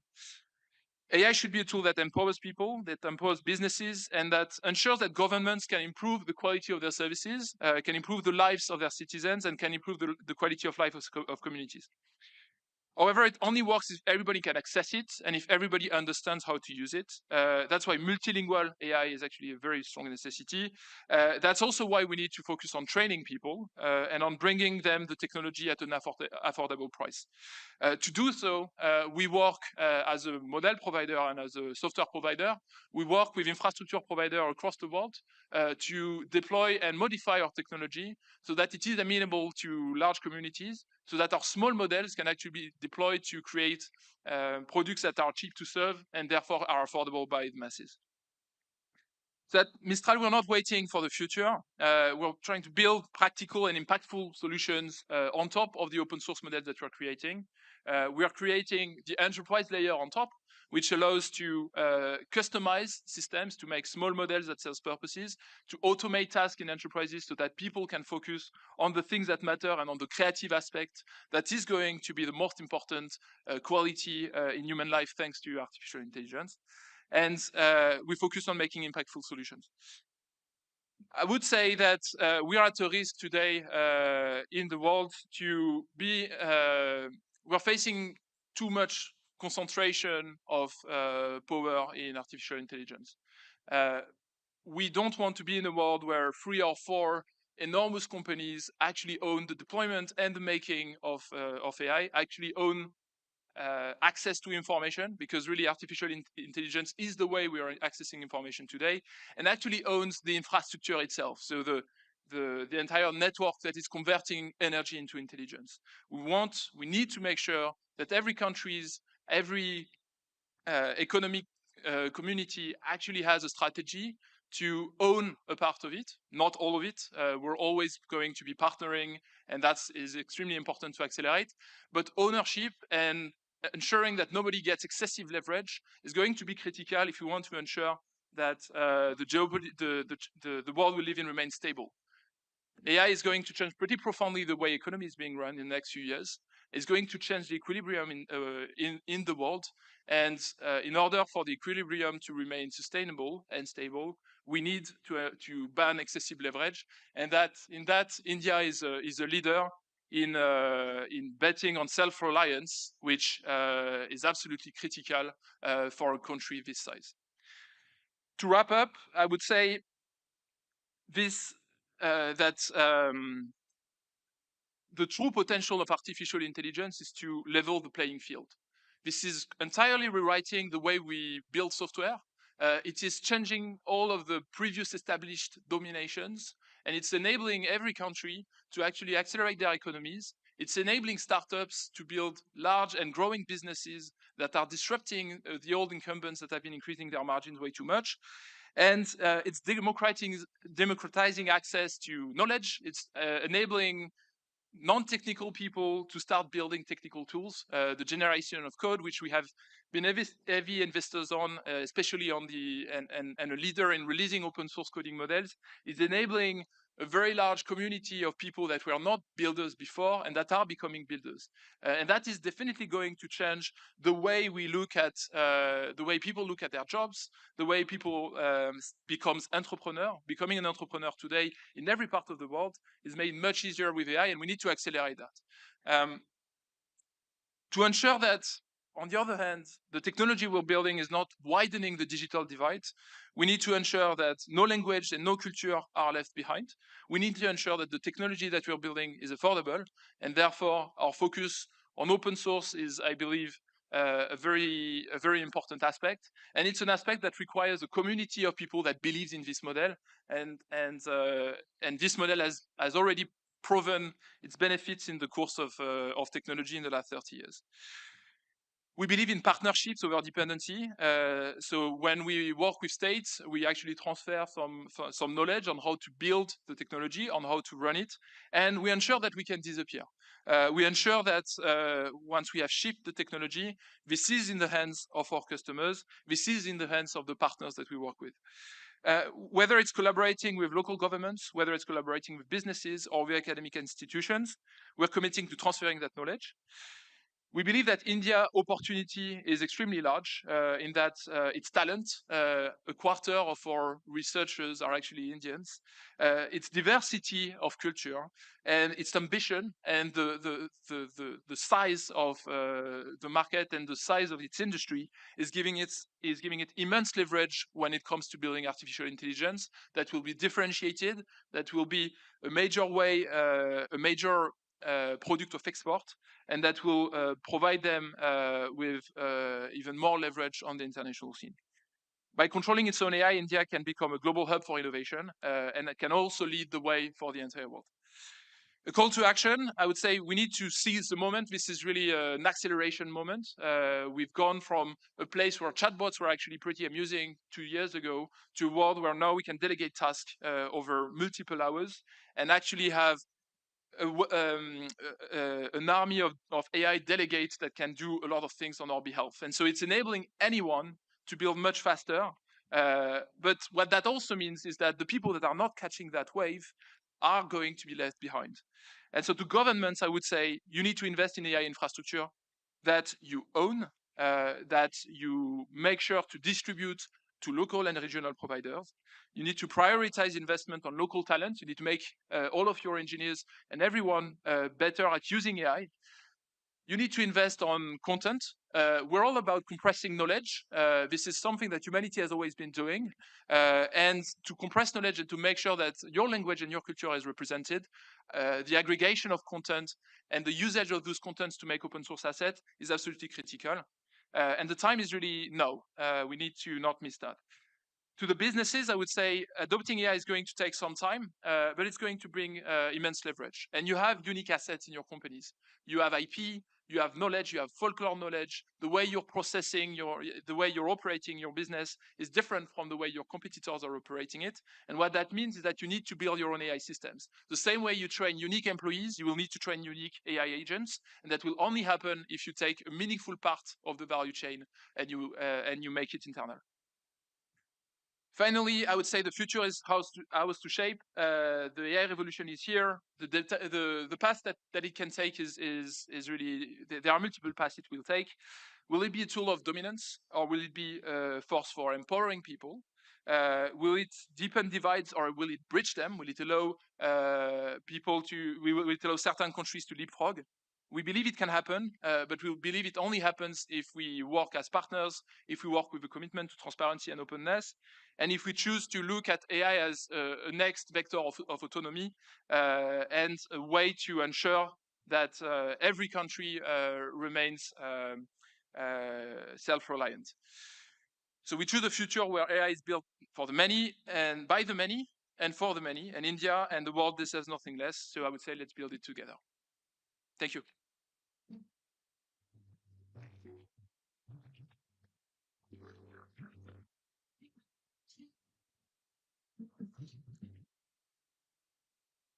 Thank you so much, Mr. Mensch, for your compelling insights and also for highlighting the importance of technological independence in this digital era.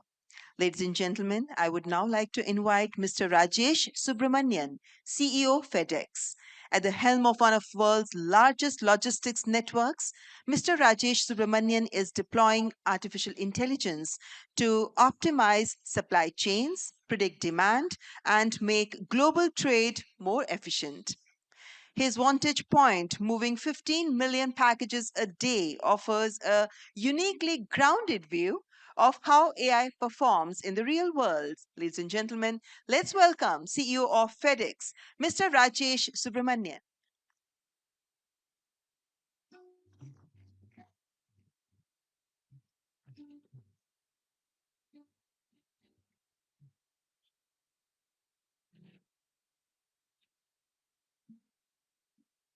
Thank you very much for the kind introduction and for the opportunity to participate in this important discussion.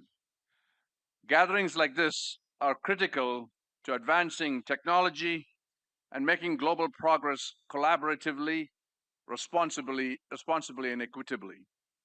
And that's truly our charge at this pivotal moment. The recent exponential growth of AI has the potential to be one of the most significant events in human society since the advancement of electric power systems and the introduction of the internet. AI is no longer a trend. It's the next industrial system, a union of compute, the energy and labor that will redefine how economies operate and how humanity evolves. We understand the science, and now it's about rapid amplification and application. Building AI capabilities is not optional, it's essential. Intelligence is not an asset, it's infrastructure, the foundation of the future of global progress, productivity, and economic growth. As such, we have an opportunity and a responsibility to be more than consumers. We must be architects of AI. Every company, government, and institution should ask, how can we use AI to expand our ability to solve our most pressing problems, from broadening the economy to eradicating disease to improving energy efficiency? One of the most exciting aspects of AI is the potential to turbocharge problem solving at scale. And that's always been the guiding principle at FedEx, to solve problems by connecting people and possibilities. Our journey began at another technological inflection point. Half a century ago, our founder, Frederick W. Smith, realized that we are moving towards a computerized, automated society. He saw the world changing and he seized the opportunity. He created an industry for the computer age, a novel way to move critical goods reliably and at scale. The integrated air and ground network would become a pillar of the modern economy. And flight by flight, route by route, hub by hub, we built a network that connected the world, shaping business, communities, and global commerce. Along with pioneering overnight shipping, we invented tracking. We also fueled a massive growth of high-tech, advanced pharmaceuticals, international trade, and e-commerce. We are indeed the heartbeat of the industrial economy.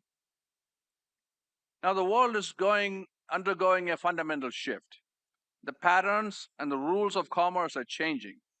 Impacts from the pandemic and shifts in trade policy are driving towards a new period of re-globalization. Global supply chains are moving from one equilibrium state to another, and FedEx is right in the middle of this transition. In my 35 years at FedEx and monitoring global trade, I've never seen change at this pace and scale. We've also never had a powerful technological force for affecting change. AI is a force multiplier for shaping modern supply chains in a more connected, complex, and opportunity-rich world. We've always been a data-driven company. We have nearly 700 airplanes, 200,000 motorized vehicles, and more than 500,000 team members. We handle $2 trillion in goods annually, move more than 17 million packages daily across 220 countries and territories, and generate 2 petabytes of data every day. We realize the value of our data, our insights, and supply chain intelligence early. And we set about organizing and engineering our data ahead of the current AI revolution. And when you power the industrial economy and generate over 2 petabytes of data, the potential to harness that intelligence with AI to create smarter, more resilient supply chains is immense. And it is a capability only a few organizations on this planet can match. And for the past 50 years, FedEx built the world's most reliable network for moving physical goods. Over the next 50 years, our differentiation will come from orchestrating the intelligence that governs modern commerce. That is our future. And to get there, we're using AI to transform our real-time network data into actionable insights that enable prediction, orchestration, and optimization across the entire supply chain.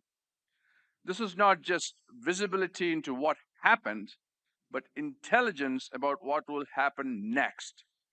Identifying vulnerabilities and addressing them before they become disruptions is probably the most crucial element of supply chain resilience. Over the long term, we will power solutions allowing FedEx and our customers to anticipate disruption, to reroute flows, rebalance capacity, and prevent localized issues from becoming systemic failures. More importantly, we are scaling these capabilities responsibly and grounding them in strong data governance, cybersecurity, and ongoing focus on AI literacy so our teams know how to use these tools effectively. Now, this opportunity is not just operational, it's also commercial. We are extending our intelligence through digital tools that solve problems for customers and enable them to optimize their operations. Through collaborations and platform integrations, we can embed our intelligence directly into customer workflows, helping businesses make sourcing, routing, inventory, and fulfillment decisions with near real-time supply chain insights.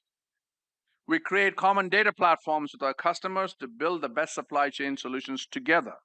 This goes far beyond a supplier-vendor relationship. Our customers are often co-creators, and many of our digital tools are shaped by the feedback for small and medium businesses seeking to grow internationally.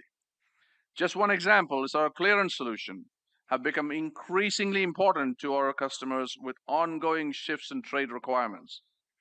FedEx Import Tool was first developed in India to simplify international shipping for small and medium enterprises. Their feedback helped us design features such as predictive logistics, automated shipment tracking, and real-time customs updates, all powered by AI. And this is now rolling out globally. What used to be a complex process became much simpler, giving small businesses better visibility and control over their shipments. Our AI-powered capabilities go far beyond traditional logistics, positioning FedEx as the digital backbone of supply, demand, and decision networks across industries. Today, technology is business, and business is technology. As global citizens and leaders, we must think this way. We must use the AI revolution to propel global progress. From our experiences at FedEx, I encourage you all to get in the game. You cannot innovate from the sideline. If you don't like change, you will hate extinction. Seize this opportunity with AI. Our actions must be decisive because the opportunity is genuinely transformative. Ask not why, but why not? Question all ways of thinking, take risks, and embrace change as an opportunity for exploration and growth. And keep asking questions. Nothing will matter more in the age of AI. As AI increasingly contains more of the world's knowledge, it becomes an even more powerful tool for anyone with questions. Have a bias to action. The world is becoming more agile by the day, and action is critical to keep pace. There's also so much more to discover, including tremendous opportunity in how we apply emerging technologies. We have barely scratched the surface on how we use AI and machine learning to manage global supply chains. For a company with legacy of delivering what's next, I cannot tell you what the end state of AI will look like, but I can tell you that we will be ready for it. The transformative potential of AI is immense, and with that potential comes the responsibility to ensure that its benefits are widely accessible. How this latest generation of AI comes to life and how it impacts every aspect of our civilization is up to us. FedEx is ready for this journey. We're embracing AI and eager to solve problems, drive economic growth and global progress, and deliver a better and a brighter future. Thank you for your attention.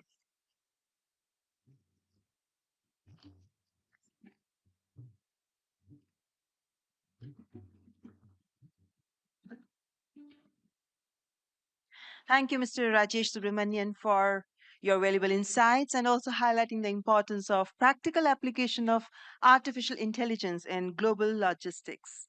Ladies and gentlemen, and I now take the pleasure of introducing our next speaker, Mr. Jeet Adani, Director, Adani Digital Labs, representing the next generation of one of India's most consequential business families. Mr. Jeet Adani is driving Adani Group's ambitions in digital infrastructure and AI. With data centers, green energy, and ports as the foundation, the group is positioning itself as a critical enabler of India's AI economy. Ladies and gentlemen, please welcome Director of Adani Digital Labs, Mr. Jeet Adani.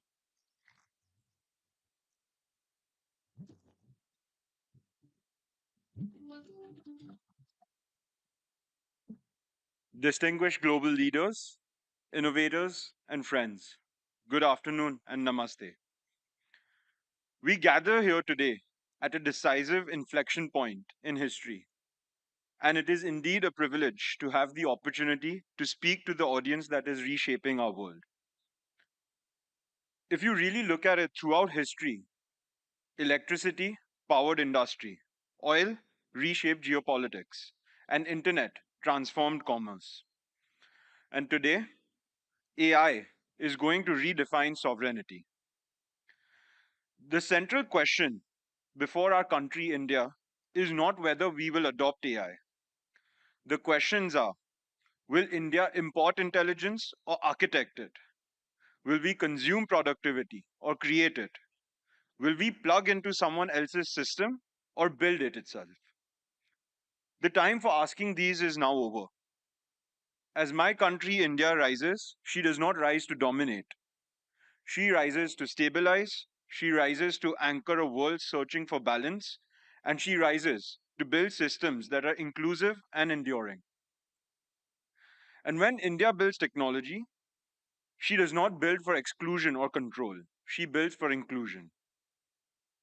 But in this geopolitically charged century, I believe that inclusion without capability is weakness, and capability without sovereignty is foreign dependence.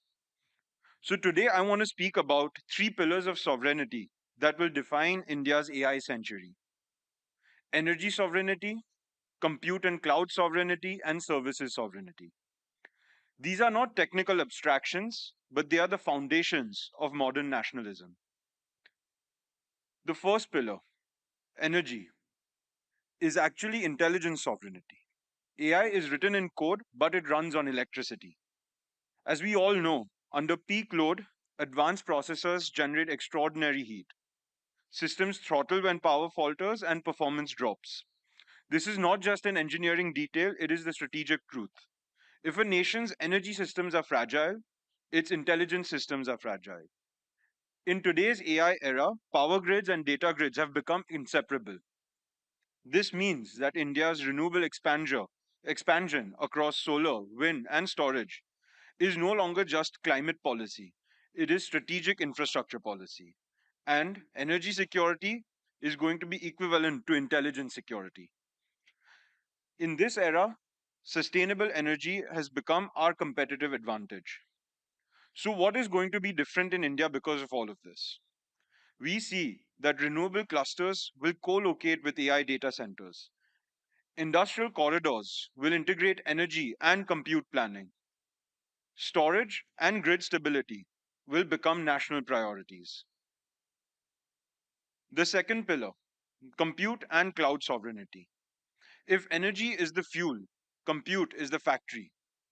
In earlier centuries, nations built steel plants and shipyards. In the digital age, nations invested in semiconductor ecosystems. And in today's AI age, sovereign compute capacity has become strategic infrastructure. It matters now where compute resides, under whose jurisdiction it operates, and who controls this access. Cloud sovereignty does not mean isolation, it means autonomy. It means India must host critical AI workloads domestically. It means we build data center ecosystems at scale. It means domestic access to high performance compute for our startups, academia, defense, healthcare, and manufacturing. If intelligence infrastructure is concentrated externally, strategic leverage concentrates externally, and external concentration creates national fragility. In earlier centuries, nations have built navies to secure those important trade routes. Today, we build sovereign compute to secure our intelligence routes. And lastly, the third pillar, services sovereignty. We all know that India's IT revolution made us a global digital services powerhouse. But much of the productivity dividend accrued not in our nation, but elsewhere. The AI revolution gives India a once in a century opportunity to change that equation. Our AI must first amplify our Indian productivity. It must enhance our agriculture resilience. It must personalize our education at a massive scale. It must optimize our networks of logistics and ports. It must improve our energy and distribution efficiency. It must modernize our manufacturing competitiveness. It must expand our healthcare and diagnostics across rural India. It must deepen our financial inclusion across tier 2 and 3 towns and villages. AI must become a force multiplier for Indian citizens before it becomes a margin multiplier for others. This is not protectionism, this is preparedness. This is not isolation, this is strategic maturity. Earlier this week, the chairman of the Adani Group made one of the most transformative announcements in India's technology history. Our group will invest $100 billion to build a sovereign, green energy powered AI infrastructure platform for the nation. This is not just data center expansion.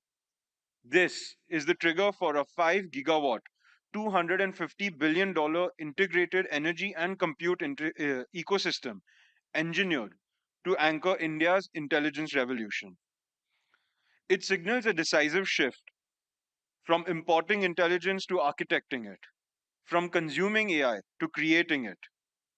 By integrating renewable energy, grid resilience, and hyperscale compute into a unified architecture, this commitment ensures that India's AI future is not only powered, but secured, sovereign, and built at a national scale.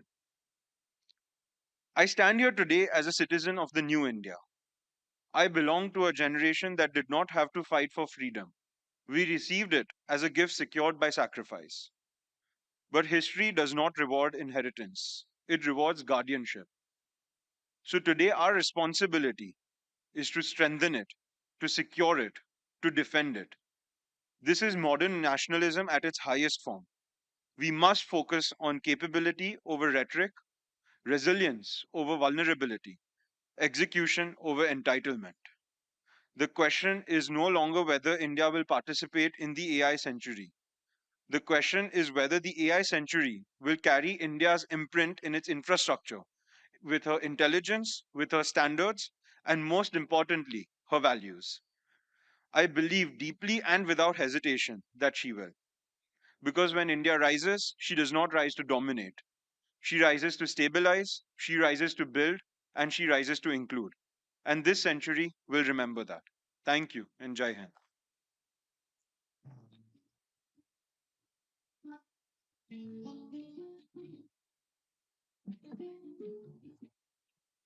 Thank you, Mr. Jeet Adani, for sharing your insights with us and your vision, as well as for enriching this August gathering. Ladies and gentlemen, it's my privilege to now welcome Mr. Vinod Khosla, founder, Khosla Ventures, co-founder of Sun Microsystems and one of Silicon Valley's most visionary investors. Mr. Vinod Khosla has been making bold bets on AI, on climate, and healthcare for decades. He has argued that AI will replace 80% of the jobs and that this is cause for optimism rather than despair. How? Let's listen to him. Please welcome the founder of Khosla Ventures, Mr. Vinod Khosla.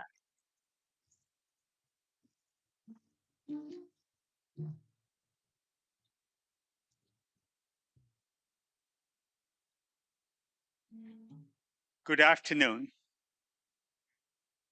I am going to talk to you about some applications of AI that should be done immediately. I'm not going to talk about business or technology or where it's going. I'm going to talk to you about what can be done today.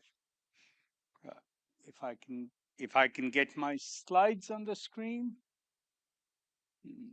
Oh. Okay. So I'm going to talk to you about what can be done today in the next year or two to reach 1.5 billion people in this country with really impactful immediate benefits. And unless AI benefits the bottom half of the Indian population, we're not going to see a huge amount of impact. So the first thing I'm going to talk to you that's possible today, and in fact, millions of kids in India are using today, is AI-based personal tutors. And I'm going to talk to you about 24/7, almost free doctors available to everybody through AI. This is not helping a doctor, this is building a doctor.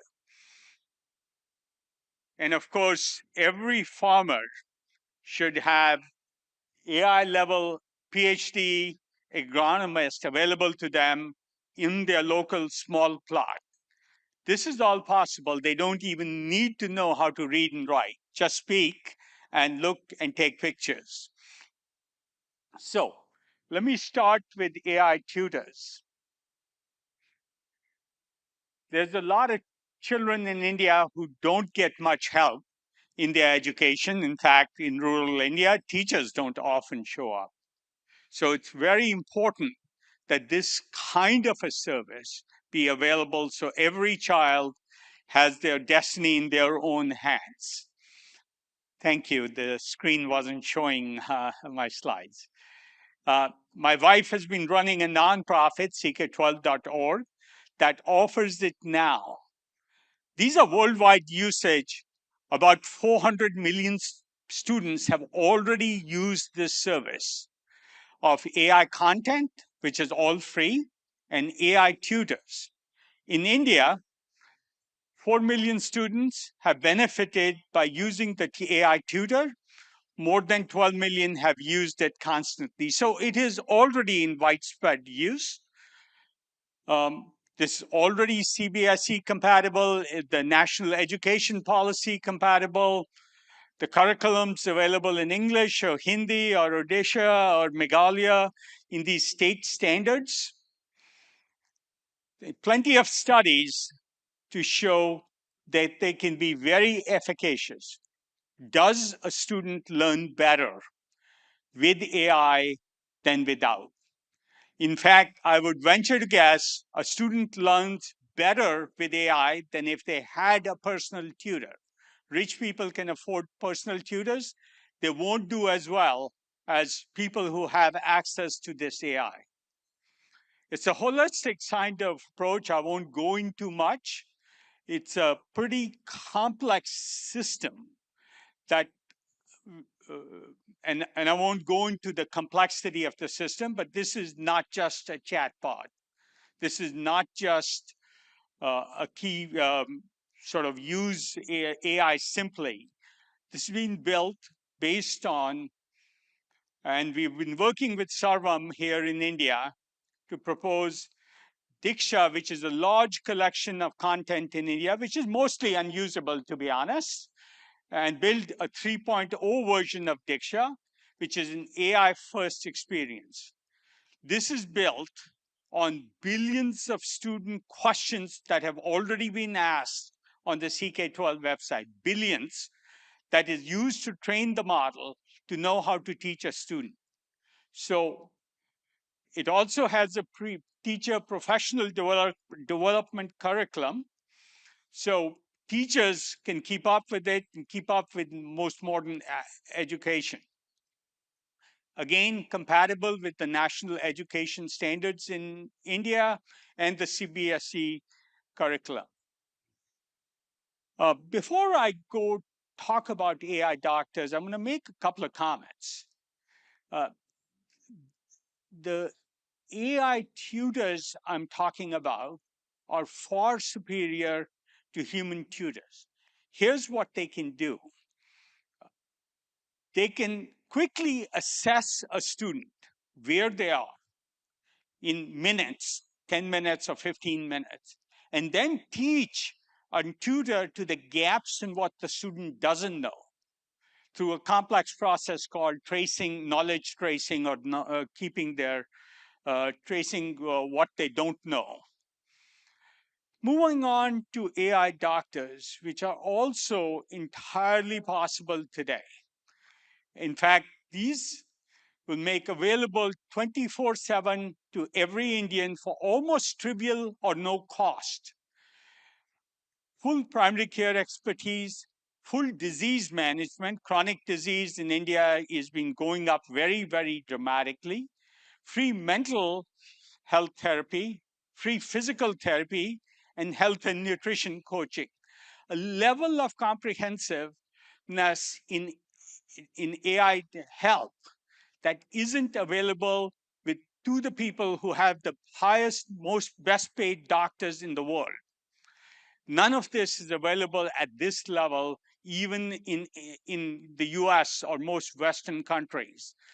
More than that is possible here for almost no cost. So, and of course, these AIs will be smart enough to know when to triage up to a human to do whatever functions only humans can do. But let me not delude you.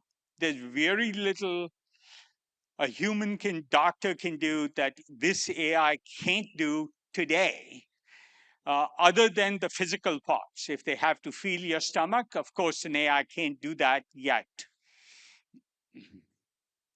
I also fundamentally believe these services, AI-based doctors and AI-based personal tutors, should be part of the Aadhaar system.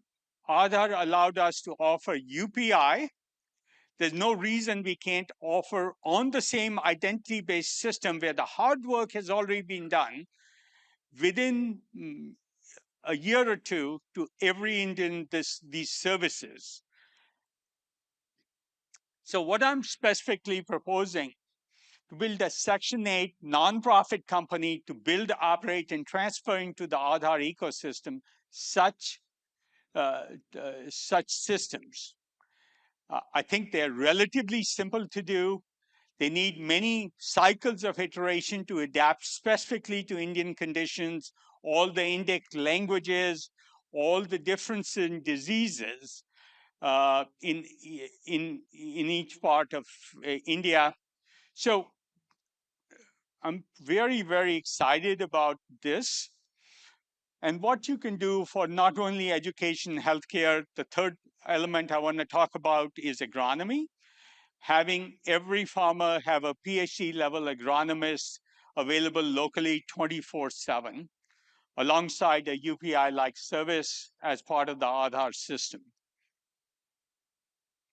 A tutor that can gauge students, it can find and teach the gaps in students, and make the current Diksha system much more useful, much more friendly, and leverage all the great content that is in the Diksha system in India today, but is not really usable because there's no way to organize it and have an AI tell you what part of this vast library is relevant to you on the day you're trying to do your homework or prepare for a test.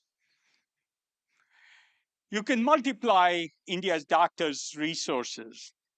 So many years ago, I looked at the question of how you could scale the doctor-patient ratio in India to the same level that is in the West, like in the United States.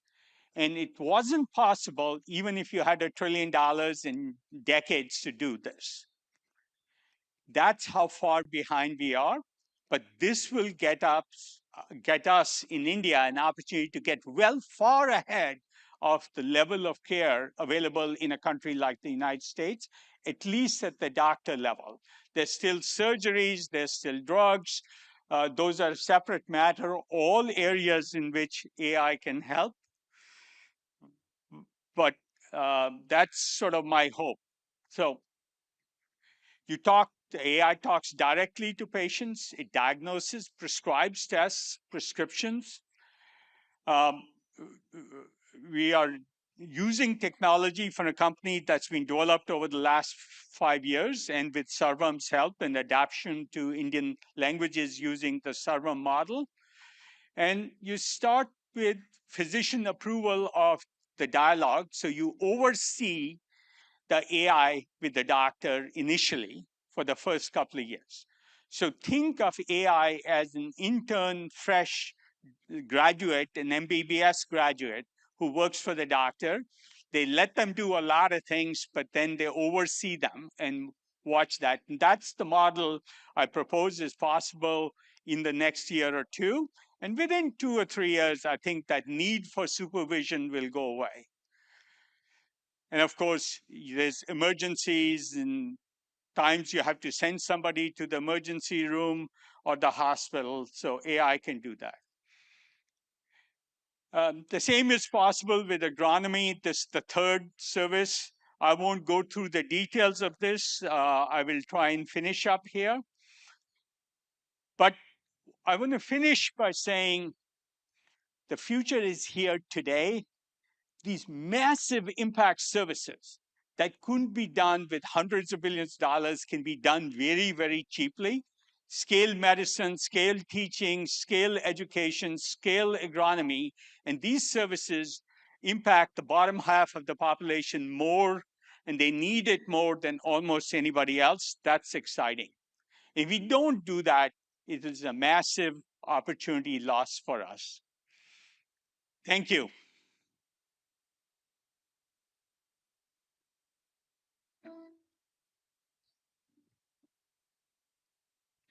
Thank you, Mr. Khosla. It was a pleasure listening to you and all your wonderful ideas, giving solutions, AI solutions to India's problems. And no doubt, AI can be a game changer to make this world a better place.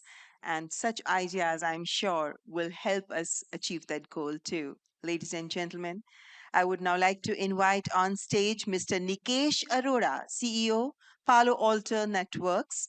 As cyber threats grow more sophisticated with every advance in AI, Mr. Nikesh Arora has built Palo Alto Networks into the world's leading cybersecurity company by platforming defense. A former president of SoftBank and senior Google executive, he brings rare breadth to the challenge of securing our AI future. Please welcome the CEO of Palo Alto Networks, Mr. Nikesh Arora.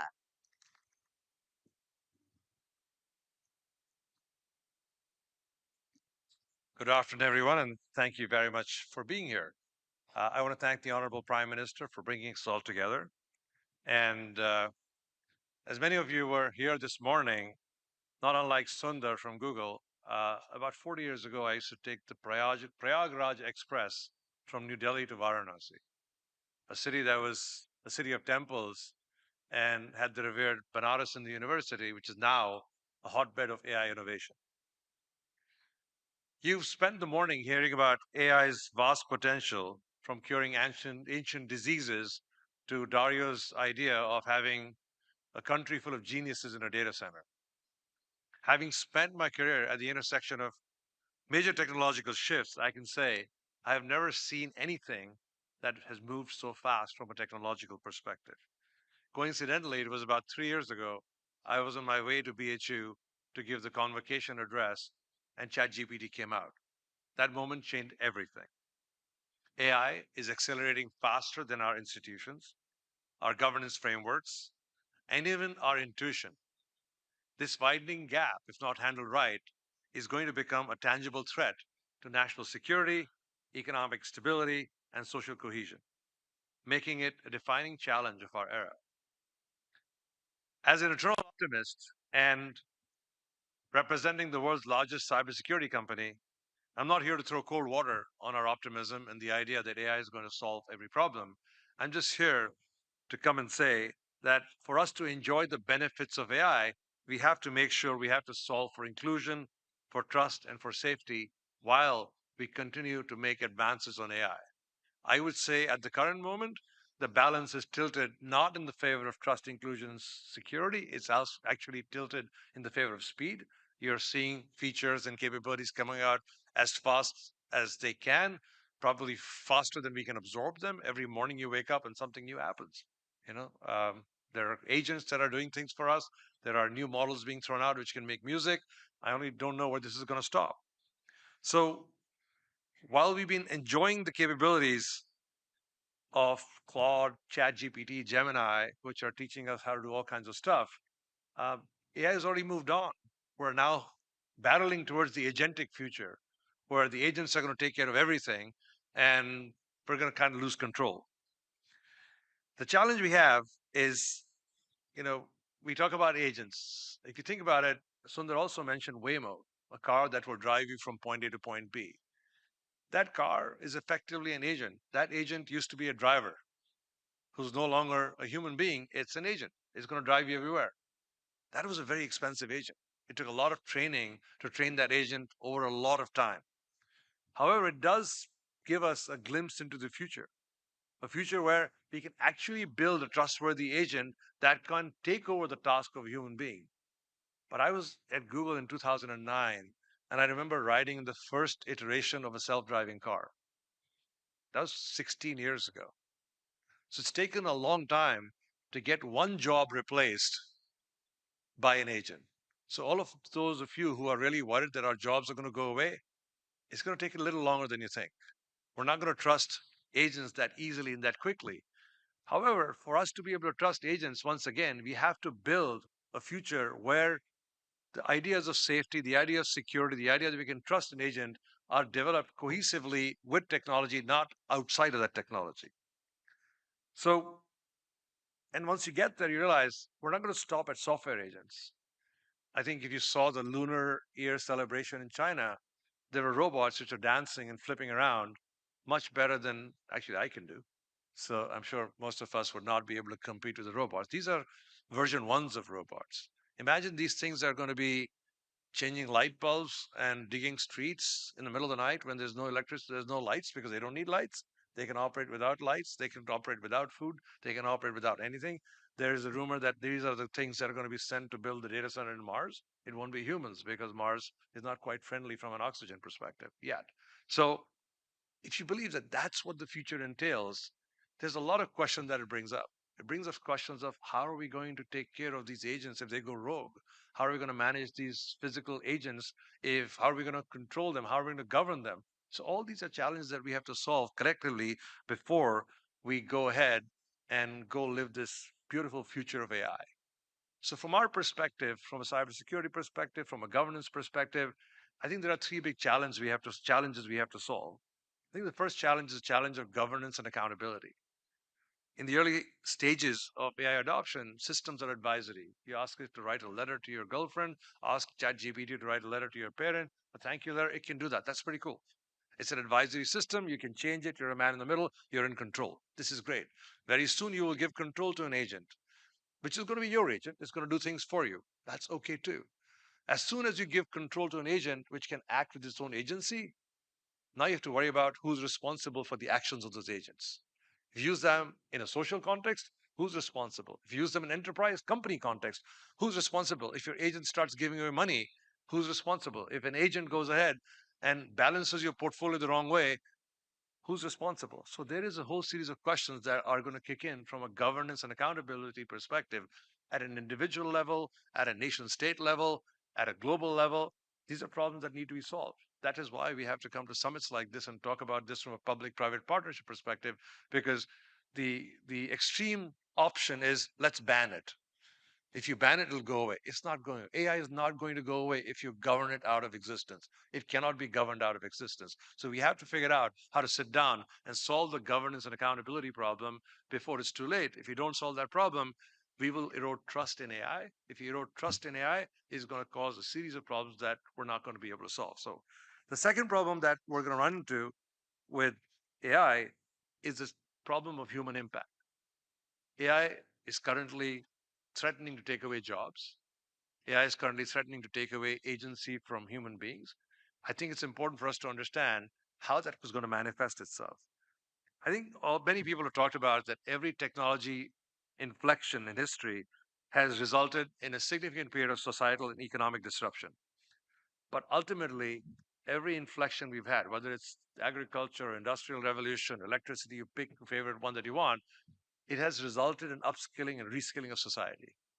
I think the farm agronomy production is up 20x and the number of farmers is down 90%. So we found a way of retraining people, upskilling people without social uprising. And we need to figure out how to understand the human impact of this, how to build plans from an upskilling perspective.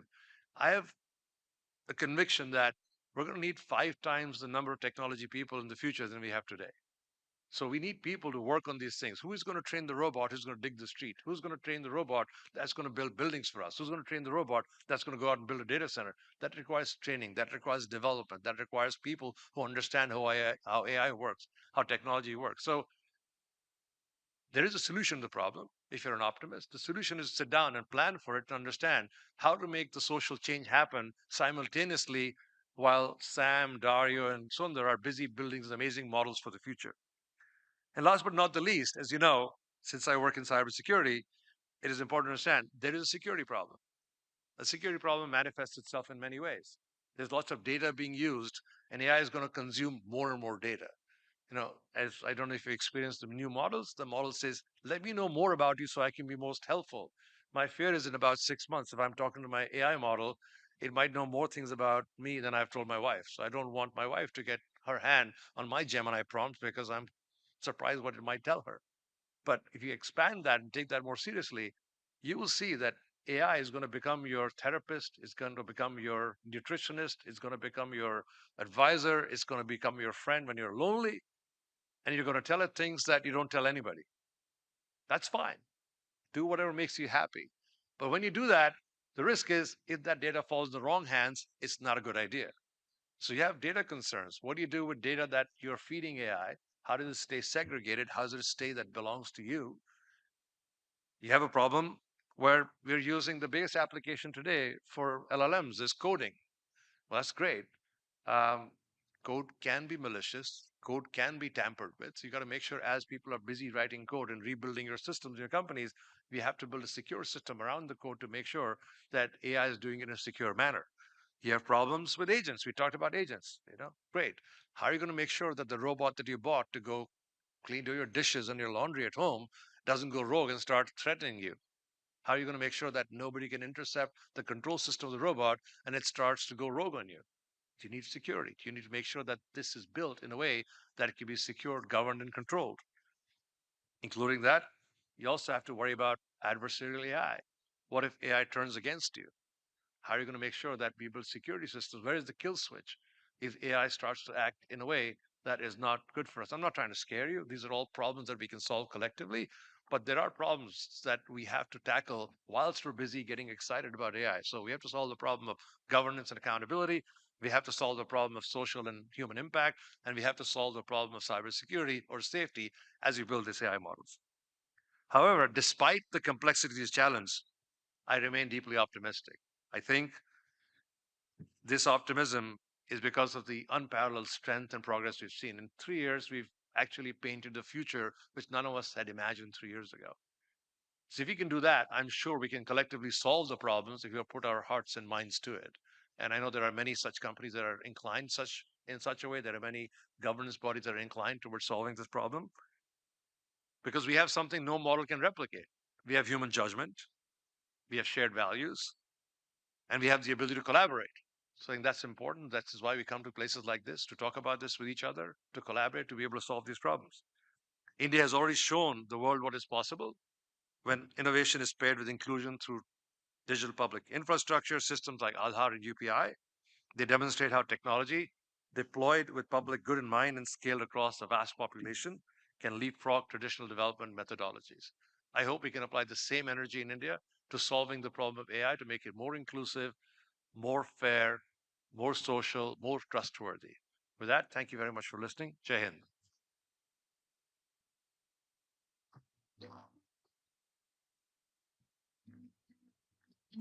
Thank you, Mr. Nikesh Arora. We deeply appreciate your perspective, and your remarks have actually strengthened our understanding of digital resilience in this rapidly changing world.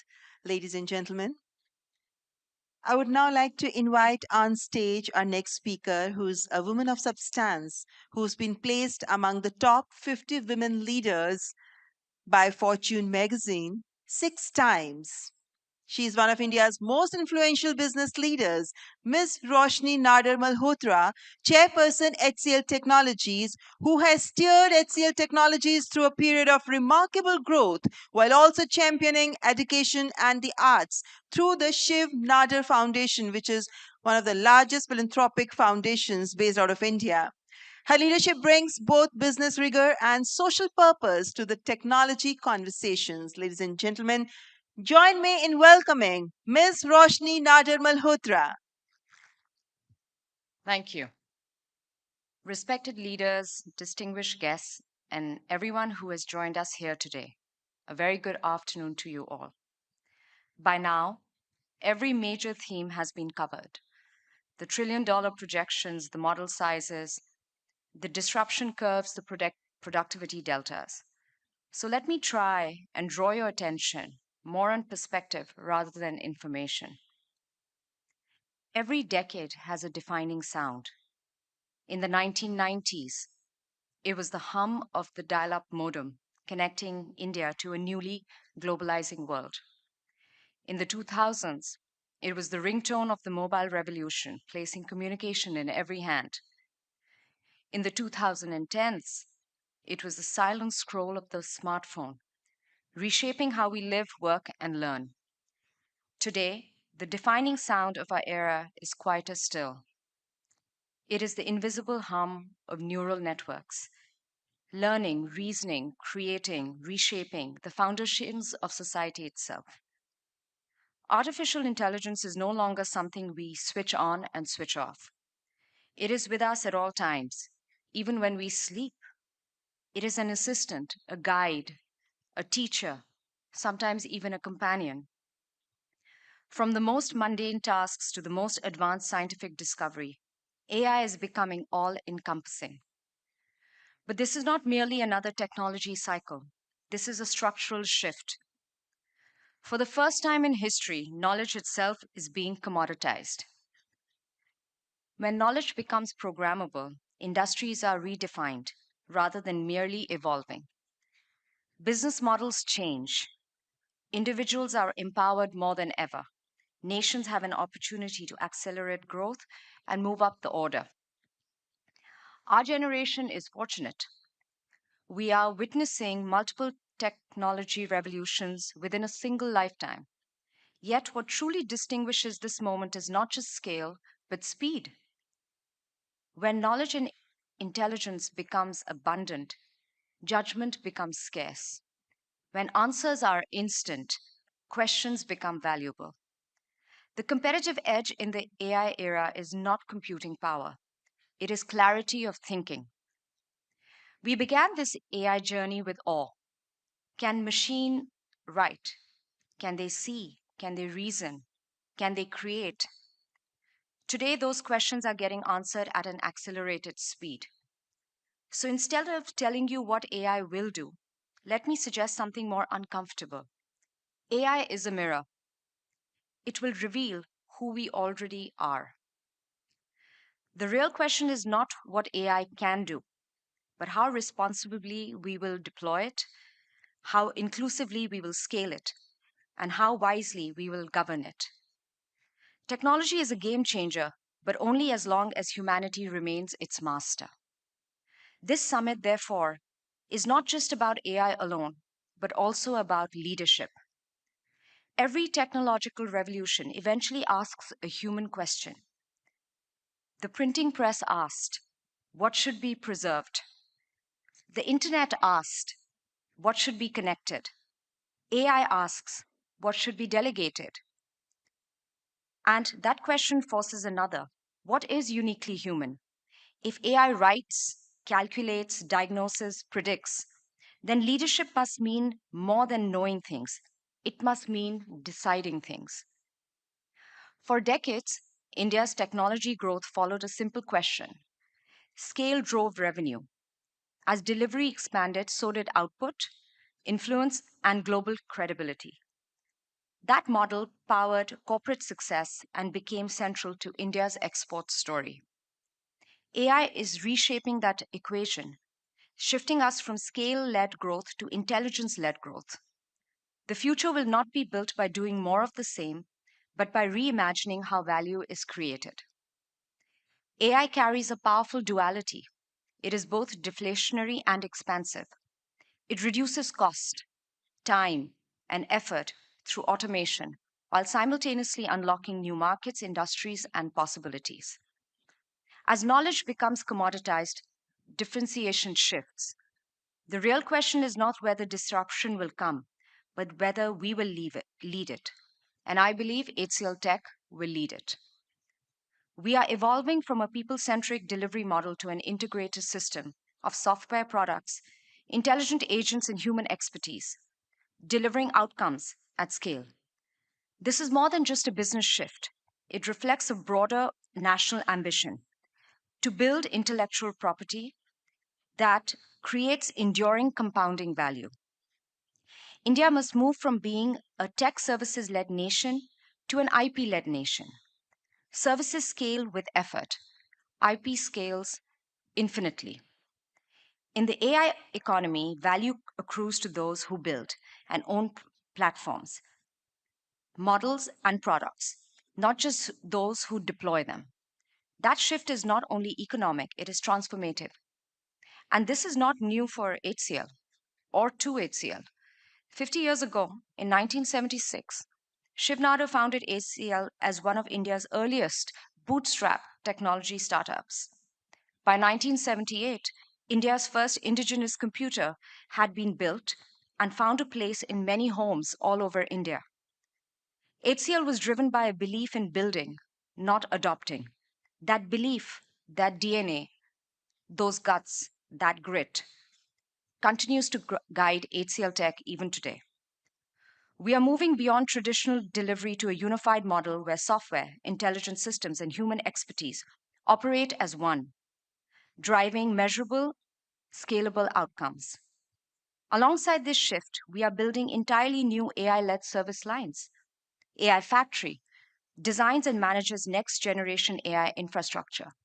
Physical AI brings intelligence into the real world, where systems sense, understand, act autonomously, robots with embedded decision-making, warehouses that optimize themselves, and infrastructure that anticipates failure before it even occurs. This reinvention will multiply opportunities, create new industries, new professions, and avenues of employment for India's vast talent, while expanding economic prosperity for the nation. How do we make this transition?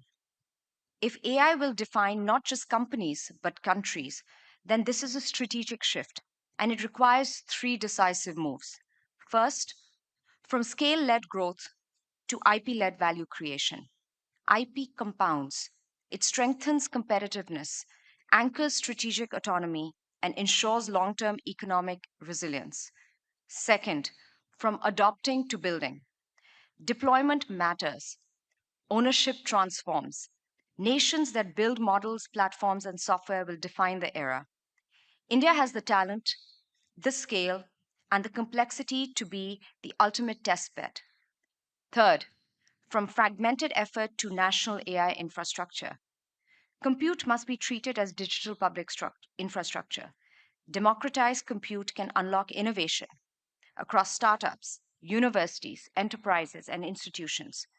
When compute is accessible, innovation decentralizes. When innovation decentralizes, IP multiplies.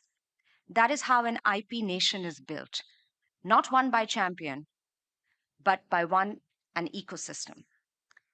But ambition without purpose is incomplete.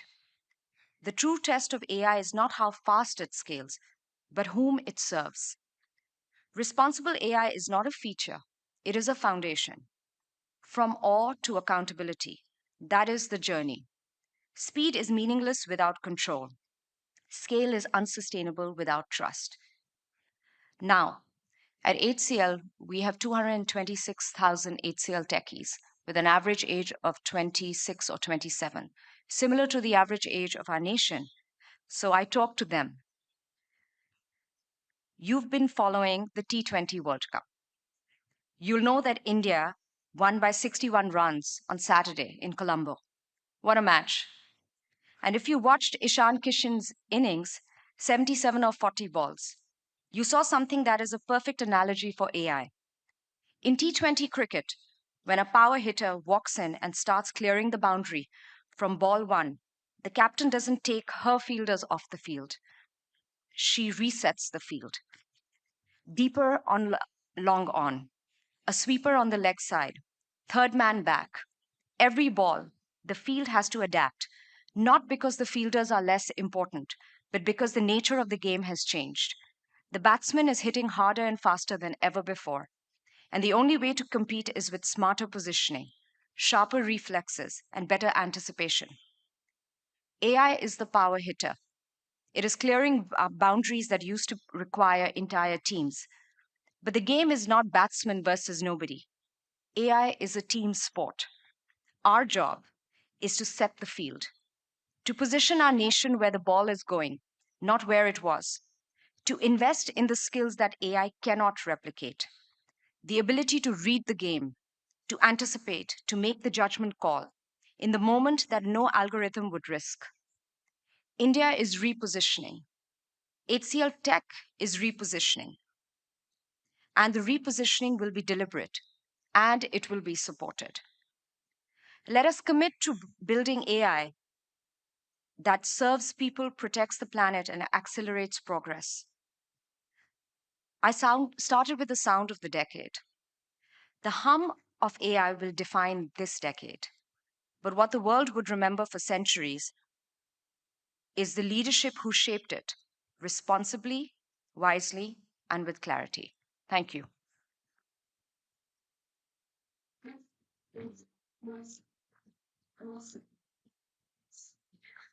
Thank you, Ms. Roshni Nader Malhotra, for your inspiring reflections and also for highlighting the transformative role of artificial intelligence, as well as the disruptive role of artificial intelligence, drawing our attention to it in shaping our future.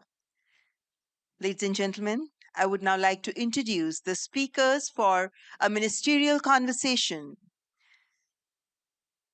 The speakers in this fireside conversation is Her Excellency Sina Lawson, Minister of Digital Transformation, Togo; His Excellency Nizar Patria, Vice Minister of Communications, Indonesia; His Excellency Rafat Hindi, Minister of Communications, Egypt.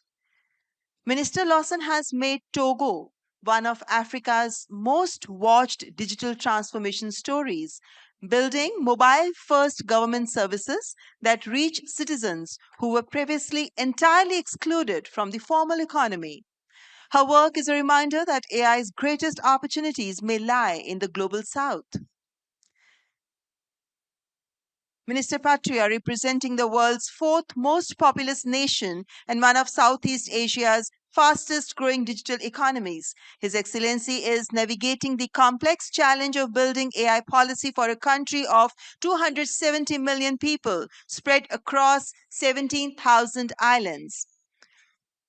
Egypt is positioning itself as an AI hub for the Arab world and Africa, and Minister Hindi is leading that change. With a young population and growing digital infrastructure, Egypt's ambitions are both compelling and instructive for developing nations navigating the AI transition. Ladies and gentlemen, I would like to invite our speakers. Please, with a big round of applause, I would like to request you to please welcome the minister from Togo, from Indonesia, and also from Egypt. I request our honorable dignitaries to kindly take your place on this stage, and this conversation is being moderated by Ms. Devjani Ghosh, Distinguished Fellow Niti Aayog. I request Ms. Devjani Ghosh to kindly join us.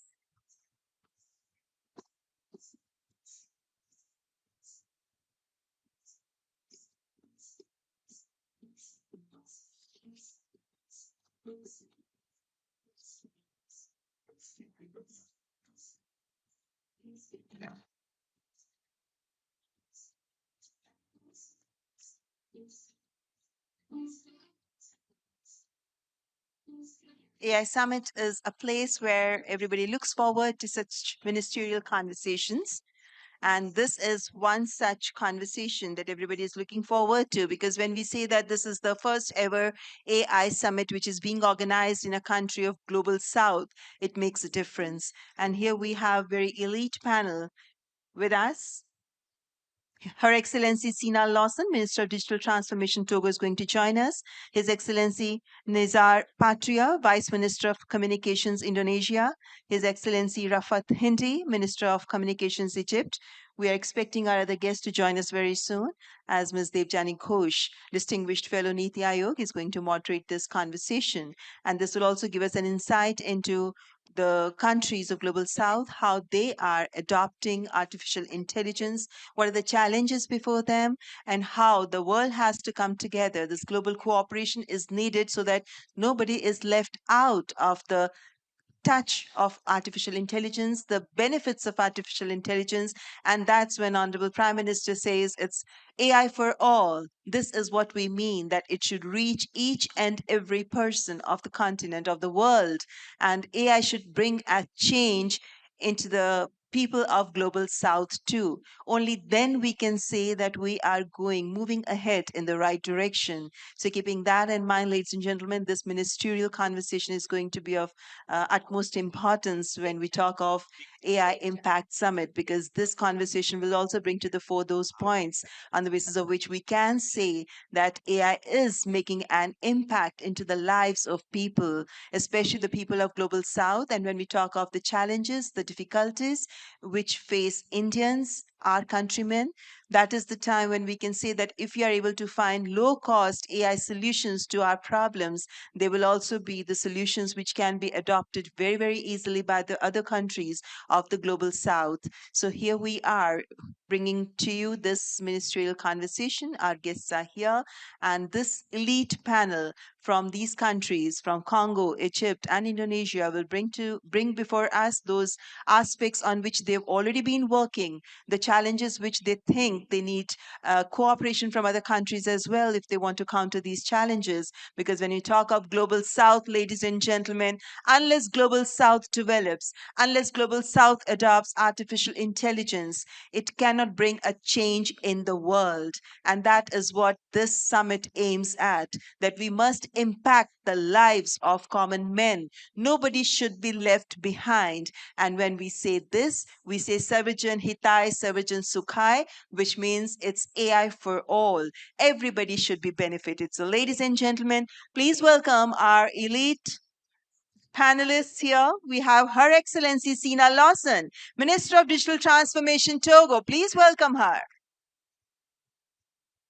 His Excellency Nizar Patria, Vice Minister of Communications, Indonesia, and His Excellency Rafat Hindi, Minister of Communications, Egypt. It's over to you, Ms. Devjani Ghosh. Thank you. Thank you very much. And good afternoon, everyone. And thank you to all of those who are here.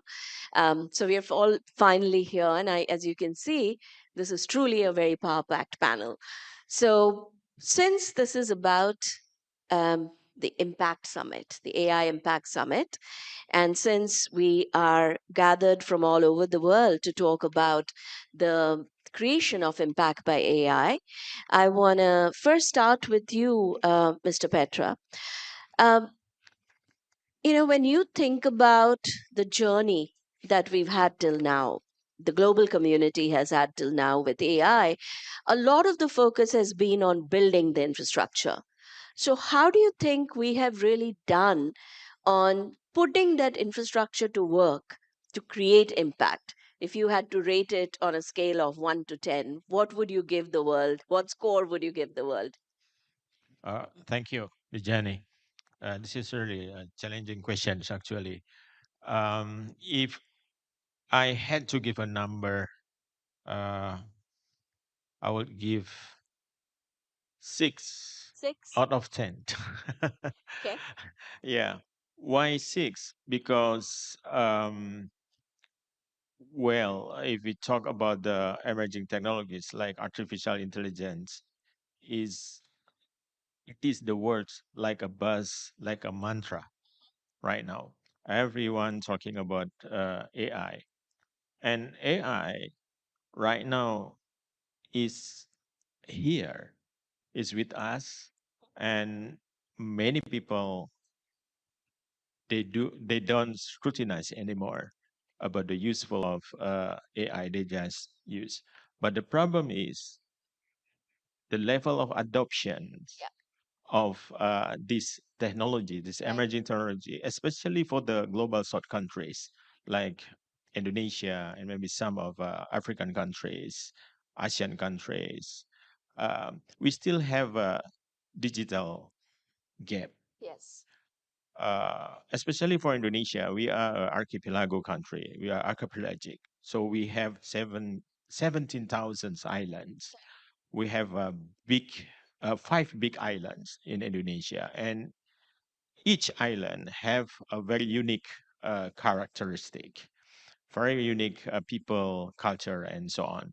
And the infrastructure is the telecommunication infrastructure is very, very important for our country that unite our country with this telecommunication infrastructure. We try to improve. We try to cover all of the archipelago by our telecommunications network, and now the internet penetration into the population is already about 80%. Um, our population right now is 250 million people. And now what we do with these infrastructures, digital infrastructure or telecommunication infrastructures, we want meaningful connectivity. Yeah, that's it. Meaningful connectivity, that means how We use this connectivity with the emerging technologies like artificial intelligence on top of this infrastructure to give benefit to the people. So government try to be the accelerator to build this meaningful connectivity ecosystem. Now, that's very well said. So, 6 out of 10. And the main gap or the main reason is we still have miles to go before everyone has access, and access has to be meaningful, right? I think that's very well said. Ms. Lawson, would you agree with that, or would you have a different take on that? Hi, hello everyone. Good afternoon. Yes, I do agree. Absolutely. I think that when we talk about AI, for us, at least Africans, it's not about the technology. It's about what we can do with it. And so few comments. Number one is that in terms of AI talent, the African continent represents less than 1% worldwide. In terms of infrastructure, we also have challenges. You know, a lot of countries don't have connected schools or hospitals, so we're still building our connectivity. And I would say that, but if you look at few examples, few achievements that we had using AI, in terms of impact, we can see that even today it's equal to 9 out of 10. So every time we implement it in our way, solving our problems, then the number comes, you know, closer to 10 than anything. I would also say that the African Union position was to use artificial intelligence in real life use cases. So the impact for us and the sectors, the priority sectors are government, infrastructure, and the way we function. It's health, education, agriculture. So I think that if we succeed to implement AI in those sectors, then our continent will change forever. I really like that, the fact that you brought out three very important mission critical sectors rather than saying we need to go and do everything. But I think that priority is so important. And by the way, as part of the 7 working groups that was there under the AI Summit, one of the working groups, which I had the privilege of co-chairing along with Indonesia and Netherlands, was economic impact and social development. And one of the things we decided that's needed right now to accelerate impact is the creation of AI commons that brings together best practices, know-how. So that was one of the key outcome of part of the working groups that we launched. Mr. Hendy, if I may come to you, when we talk about impact, one thing we realize is it means so many different things to so many different people. Can you give us an example of something that you believe is truly um, um, a North Star with respect to how impact has been created, right? A great example of how impact has been created. Yes, thank you. In Egypt, the most meaningful impact AI has been in expanding the access to the essential public services, such as healthcare and education, in a larger scale and at nation-wide. We are using AI tools for early detection for breast cancer and some diabetes-related conditions, and we are now launching a new tool, a powerful tool for AI powerful tool for education support to be used in high school with high school student and teacher across the country. For the first time, advanced medical screening and learning support become available for underserved community. We usually have able to do it in big city and in elite institution, but now we are able to do it with underserved community. Three things made this possible in Egypt. A government first approach that put public interest first and sovereignty AI capability that reflect our language and our local need. Also, the strong partnership happen between across the government and national AI ecosystem and the global partners. Thank you. Mr. Patra, any good example that you would like to share of impact creation in Indonesia or any other country that you think has done a really good job of it? Uh, well, uh, we yeah, I will share one example from Indonesia. Um, how this artificial intelligence can help. So because we are a very diverse nation and also archipelago country, so sometimes in the public services, for instance, healthcare, we need uh, effective and efficient technology adoptions to help these healthcare um, sectors. So now we try to encourage our young generation that build a startup, and we try to facilitate them in what we call is a AI innovation hub. Mhm. And one of the product is try to help doctors in the remote area to diagnostic the tuberculosis, the tuberculosis or TBC um, is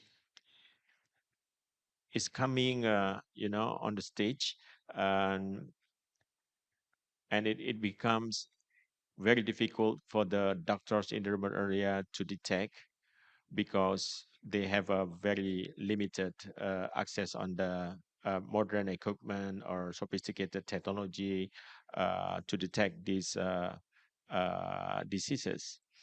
But with the artificial intelligence, so this startup try to gather of the big data from the uh, health center in the remote areas, and then make a simple program and give it to the doctors, Right.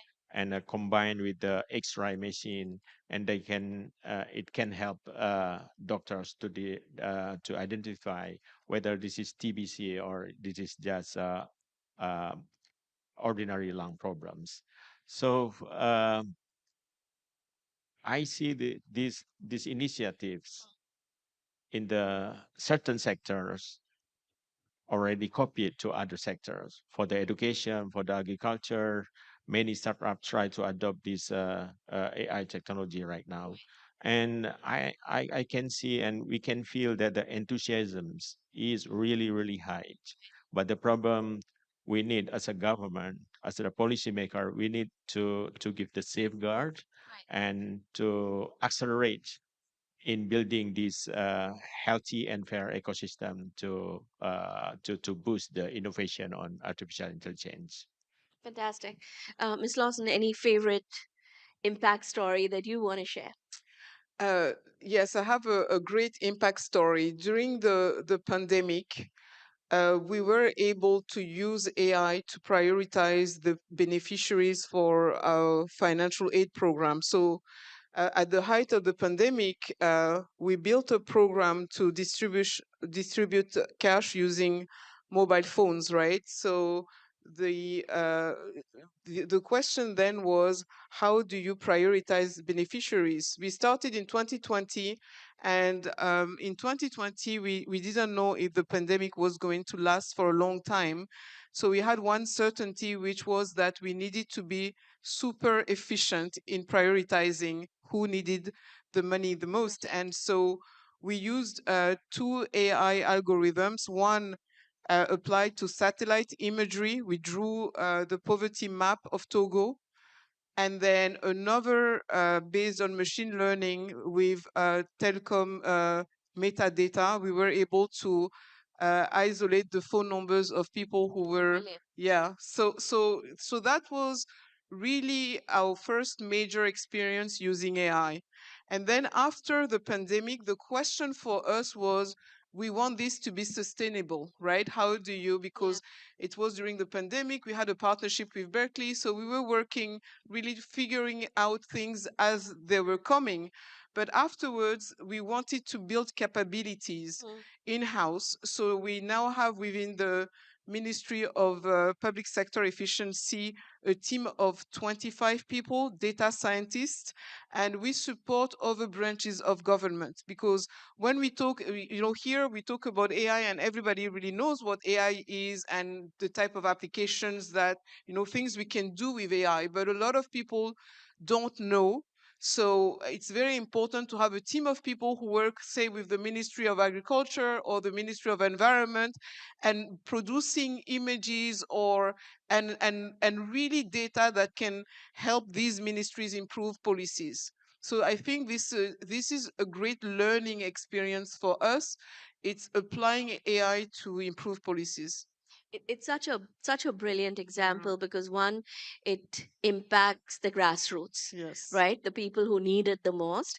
And second, it's, government has a lot of, I mean, especially in the global south, a lot of government usage is augmentation of services. Yeah. I think what you're doing is really enabling better development of policies. And that's Yes. that. I would, in fact, request you to please share this I case will. study so we can put it in the AI commons that we Okay. have built. So I would All right, really I will. request you to do that. In fact, the next question is also to you, Ms. Lawson, which is, as government, what do you think is the biggest roadblock to scaling impact creation where it can reach population? Is it data? Is it infrastructure? Is it regulation? Or is it even geopolitical dynamics?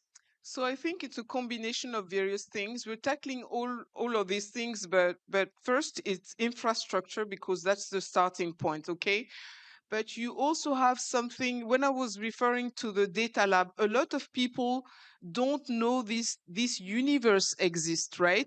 That you can apply, you can use AI to gather information as to when you want to design a new infrastructure, like an itinerary. For example, when we build our fiber optics network, we use satellite imagery and so on.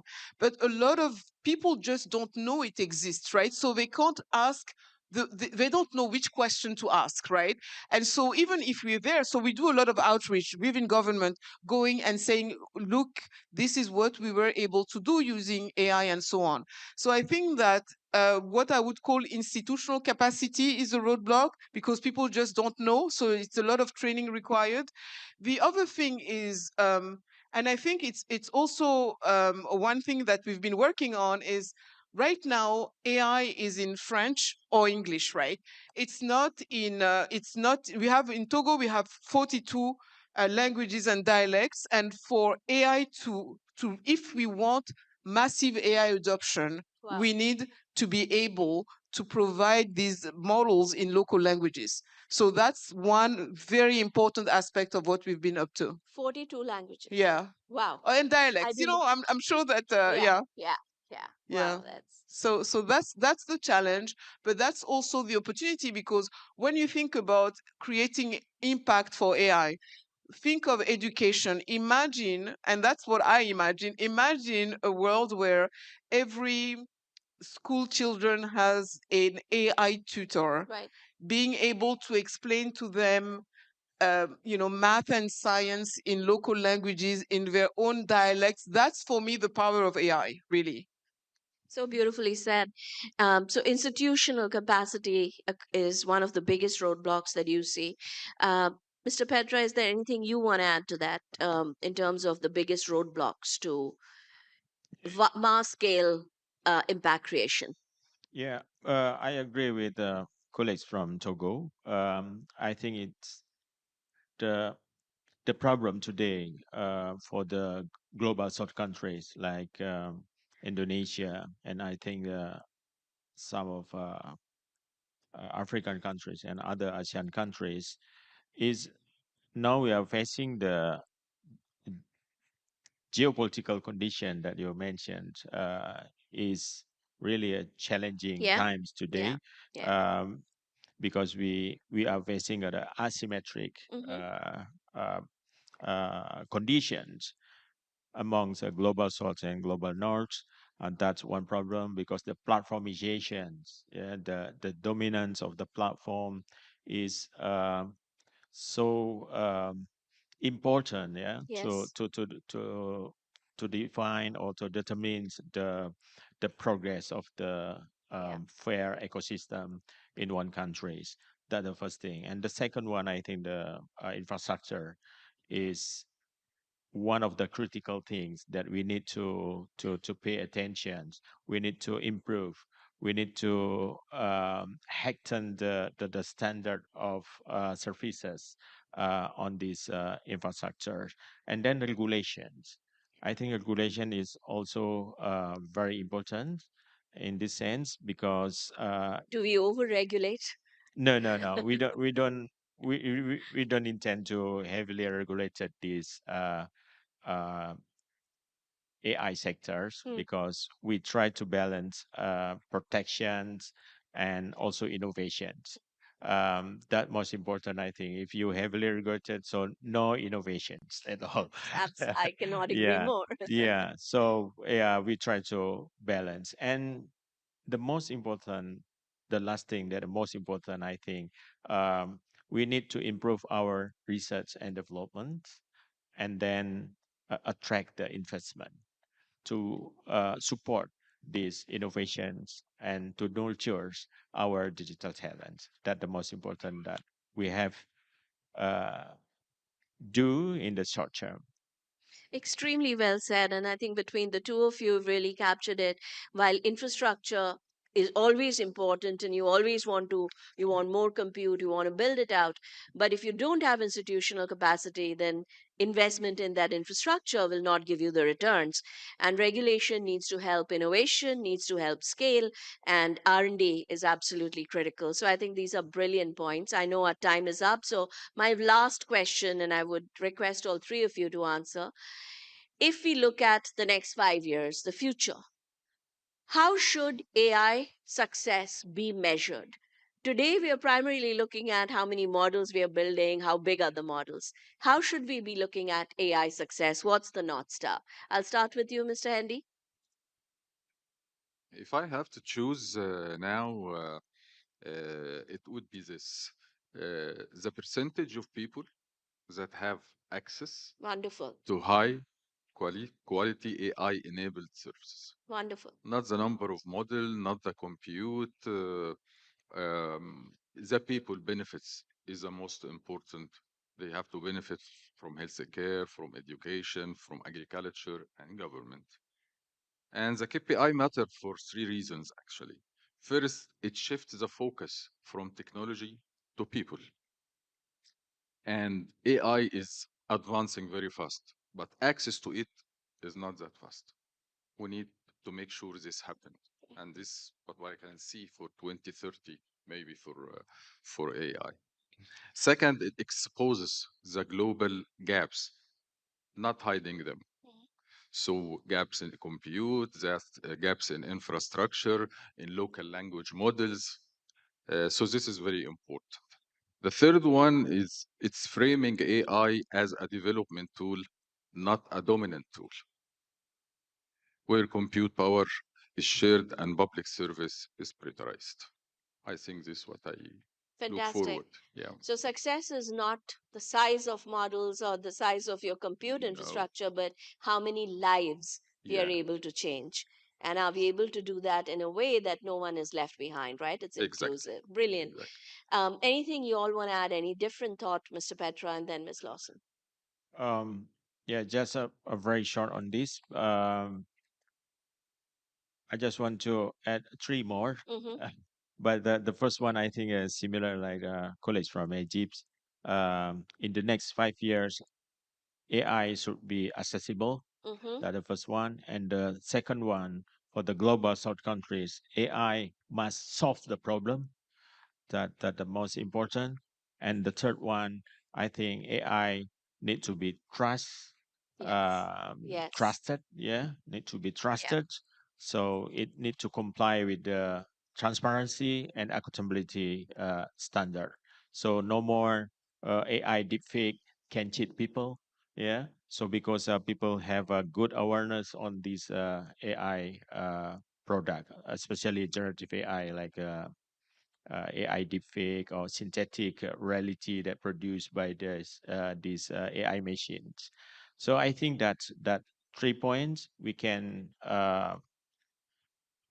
give mark whether this AI workable in the society or it's become a disaster to the society. I cannot agree more with you on all three, but I think the one that is most important is trust. Because if it's not trustworthy, it'll never be adopted, it'll never be used. So I think that is brilliant, brilliant point. Ms. Lawson, the last words to you. Um, I would echo what has been said, and for me, success would be if 5 years from now, every Togolese is one phone call away from to access any public services, right?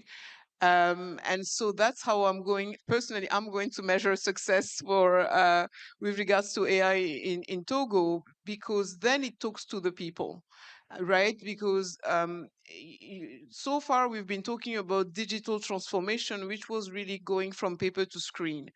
But what is going to be a real game changer is if I can talk to the machine and the machine can reply and so on. So that's one thing. And obviously the comment about trust is a very important one.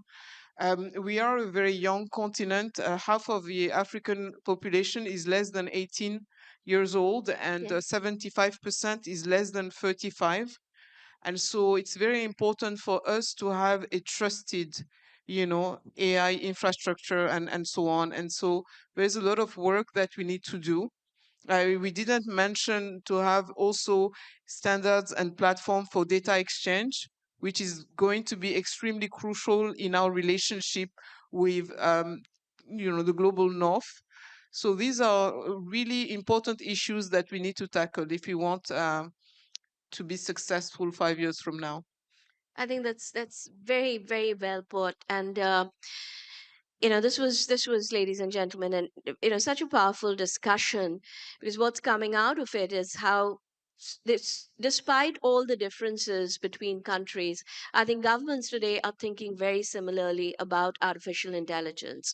Its success, again, is not about the size of your infrastructure, but about how many lives changed. And in order to scale transformation of lives, you need to ensure your technology is trustworthy. You need to ensure it's inclusive by design. You need to invest in capacity development, innovation. And it's fantastic to see everyone thinking along the same lines, because it really brings to fore the importance of collective action and collaboration. And I think that's what has come out of this summit. So with that, thank you to all three of you, and please give them a huge round of applause. Thank you.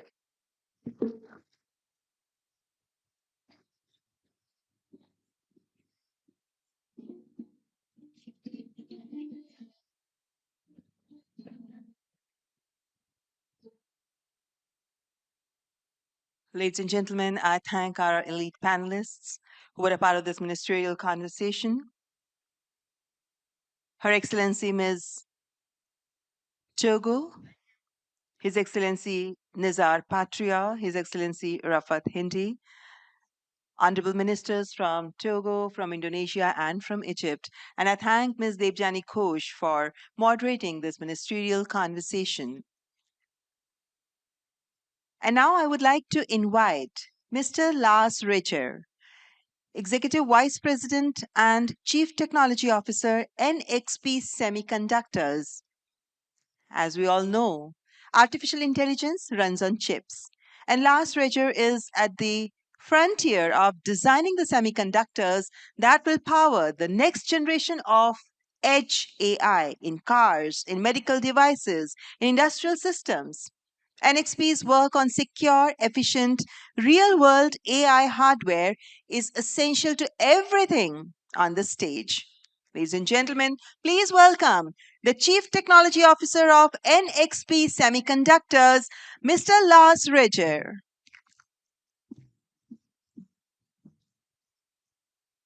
Namaste. Hello, everyone, and thanks for having me here. when we are talking about AI, at the moment, there is a lot of talk about how do we pump AI in big data centers? How are we energize these big data centers? But very honestly, there is a lot of questions. What is this AI for? What is this AI at all doing? And if I'm looking at my own lifespan, I'm coming from an analog world, was born in the 1970s. Then there was some heavy digitization in there over the last 20 years when someone stuffed a laptop into a mobile phone and we called it smartphone. So we had a data display device. We could run topics that were on demand. So on demand, I need a pizza, I need an Uber, I need to switch on the climate control in my house. And now my Marcom people would say, Lars, we are entering a phase of the world that anticipates and automates. And this little world that anticipates and automates is driving megatrends around us. And these megatrends are unchanged over the last 15 years. We have demographics changes, we have infrastructure upgrades, we have supply chain constraints, we have renewable and we have energy constraints. So out of all of these drivers, what is this modern world that anticipates and automates able to do for us? Well, jumping forward maybe 20 years, how is the cocoon that I'm living in going to look like? I will have a shelter, I will have my house, and that house is totally barrier-free. That house will check about my health, my wealth, will protect me. I can enter and I can leave without touching anything. No one else can do the same, and my property is protected very seamlessly. No barriers for me, but maximum safety and security. How will be my manufacturing landscape look like? Well, most of the manual tasks are gone. I need better education, and I'm maybe the most advanced equipment operator in the world. Look at airplane pilots 70 years ago. There were guys my size, these type of muscles and arms were flying in thunderstorms, real heroes, mechanical pilots. Today we have more pilots, but they are all genders, shapes and sizes because they are operating flying intelligent robots. So when I come from Germany here to India, a pilot mechanically has to work for 30 seconds. At the end of the runway, pull up the plane and all the rest is happening already today autonomously. And that's going to get better in the industrial world. And of course, also in the transportation world. How are cars going to look like in 20 years?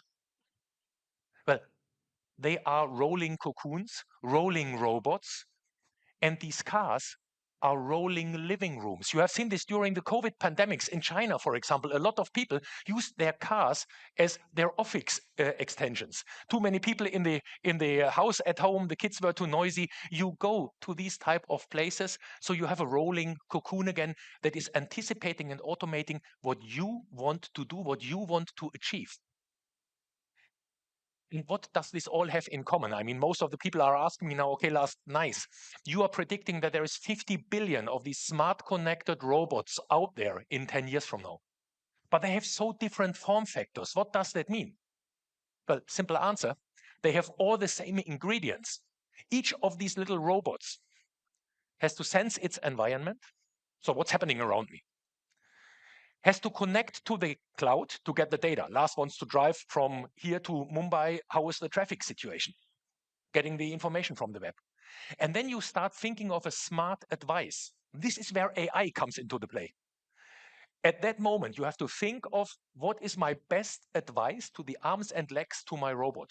And whether these arms and legs are an automotive powertrain and the steering wheel, is a manufacturing arm, or is the wireless connection to my climate control from my smart thermostat. I don't care. Sense, think, connect, act are the ingredients for every of these 50 billion robots. Now, the only thing is that all is nothing if you cannot trust your device. Because if your fridge starts ordering 500 liters of milk for the next weekend, you go shopping alone. If your car does erratic driving, you start driving manually again. And if your thermostat sets your house on 50 degrees centigrade and your flowers are dried out and your cat is dead, you go organizing it all manually again. So, trust is the essence. And how does a nerd like me define trust? That's very simple. This is functional safety, like in automotive. Make sure that your braking system never ever fails. And make sure that your connected device, your car or whatsoever, is never ever being hacked. And then you can trust your device. You can be sure that it doesn't turn against you. So these underlying levels make sure that you are energy efficient, because otherwise you cannot be battery powered. Make sure that you are trustworthy, so safe and secure. And then make sure that you can sense, think, connect, and act. And you can build every robot in the world. And that is, of course, interesting for a semiconductor maker, because for us, volume matters in these semiconductor chips. Now, you will ask me, yeah, but Lars, we have so long already these discussions on autonomous vehicles. In 2018, the entire press community thought in 2020, my kids are going to the kindergarten without a steering wheel and without me, autonomously. That did not happen. Why? Because we have designed these robots wrong. And how do you design the robots right? Well, try to copy from nature. That normally works. And here on stage is a 90-kilo bag of water with a couple of bones, or in other words, a biological robot. And that robot has a certain architecture. That robot has different layers. That robot has a real-time system, highly functional, safe, and that is my spine. And if I stumble, the reflexes in my spine tell me already straighten your leg. In real time, highly undisturbed, very, very fast. No AI, not big AI, very deterministic system. Then I have in green my cerebellum that is working also in a highly functional, safe environment for heartbeat, stomach control, stability control. I can stand here and stand in a stable way because only the blue part is trying to find out what is the next sentence that I'm firing towards you. And green and orange are working to manage the infrastructure in a functional, safe way that is standing here in front of you. So why don't we copy these approaches into vehicles, into cars, into houses, into planes again? Well, there's simple architectural constraints and building blocks that we need, and we need to scale. But how big does the AI really have to be so that AI in these systems can be comparatively tiny? If you're talking about transportation robots and how these transportation robots should look like, well, look at intelligent transportation robots, insects, for example. These insects have 100,000 neurons, and an ant is already a very, very nice, very sexy transportation device. It's not as intelligent as a human being with 90 billion neurons, but for most of the tasks, it is also not needed in this way. And Ashwini Vaishnav said it very nicely in Davos. 80% of the AI tasks around us will be on very tiny, efficient, and very, very tailor-made models at the famous edge, so in the end devices. And this is what we are designing for. So in other words, NXP is trying to building all these Lego blocks where you can start scaling small, medium, and large devices. You have these devices here. This is, for example, the very small device. This is a complete drone control unit that also flies with AI, artificial intelligence, and reaches targets, not only remote controlled, but is operating the entire drone and is finding via the camera its way.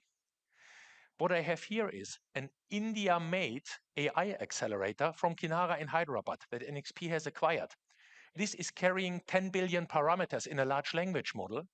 So it is not as big as ChatGPT, but the combination of those two systems carries a large language model and operates an intelligent system at the edge for a power consumption of 7 watts. So in other words, you can build these type of plug-in combinations, and you have a system, for example, at a computer tomograph, that is taking my entire X-ray pictures and is writing the doctoral report. That is operating at my fridge and tells me how many bottles of milk are missing. You do not have to have it always on and always operational. So these 7 watts are only consumed the moment where the fridge tries to find out what is missing. And then you can go to sleep again. That is the answer for this global quest of how many nuclear power plants do we need when we send one question to ChatGPT. And that is what the edge is going to solve for all of us. But beyond all of that, we are always talking about AI and the brain structure of these robots. Most of the cars that have created fatalities in the last 10 years, these autonomous vehicles, didn't create these fatalities on the roads because they had a bug in the brain structure. They created these issues because they were more short-sighted than I. So wouldn't it be great to have these robots with superhero senses? Wouldn't it be great if these robots out there would have telepathic capabilities? I do not need to touch anything, but the stuff around me is arranging. Like Dumbledore, one move of the magic wand, everything is arranged. Wouldn't it be great to know what is ahead of your line of sight, like Yoda, telepathy? Wouldn't it be great to have X-ray vision like Superman? You look in rain, in snow, and in fog, what is around you? Wouldn't it be great for the very old ones amongst us to be like in Hitchhiker's Guide Through Galaxy? You have one bubblefish that you plug into your ear and you understand the entire universe, every language that is spoken. A German can understand Hindi without a big barrier in between. And wouldn't it be great if our robots would have better ears than Daredevil or an owl in real life and would be able to hear what is being spoken out there in the outer ranks? If we would have that, then the driving robot that replaces Lars is way better than Lars the driver himself. But I am the entry ticket for driving 250 kilometers an hour on the left lane of a German highway with my car. Now, you think we cannot have that for our robots next to this little bit of AI that we need? Well, let me tell you, we have it already. We have ultra-wideband technology that is opening gates and car keys from my watch to everything around me. I have car-to-car communication over more than 1 mile of distance in 3 milliseconds. I can immediately tell the device there is an ambulance rushing into the crossroads, switch the traffic lights to green for that ambulance and to red for me. Telepathy. We have radar systems over 300 meters that see two persons sitting like you next to each other, and we can detect them in rain, in snow, and in fog. We have meta standards. So the English for smart connected devices, where is a common language in place and all devices are talking to each other. The home gateway is talking to the window blinders, is talking to the solar cell management.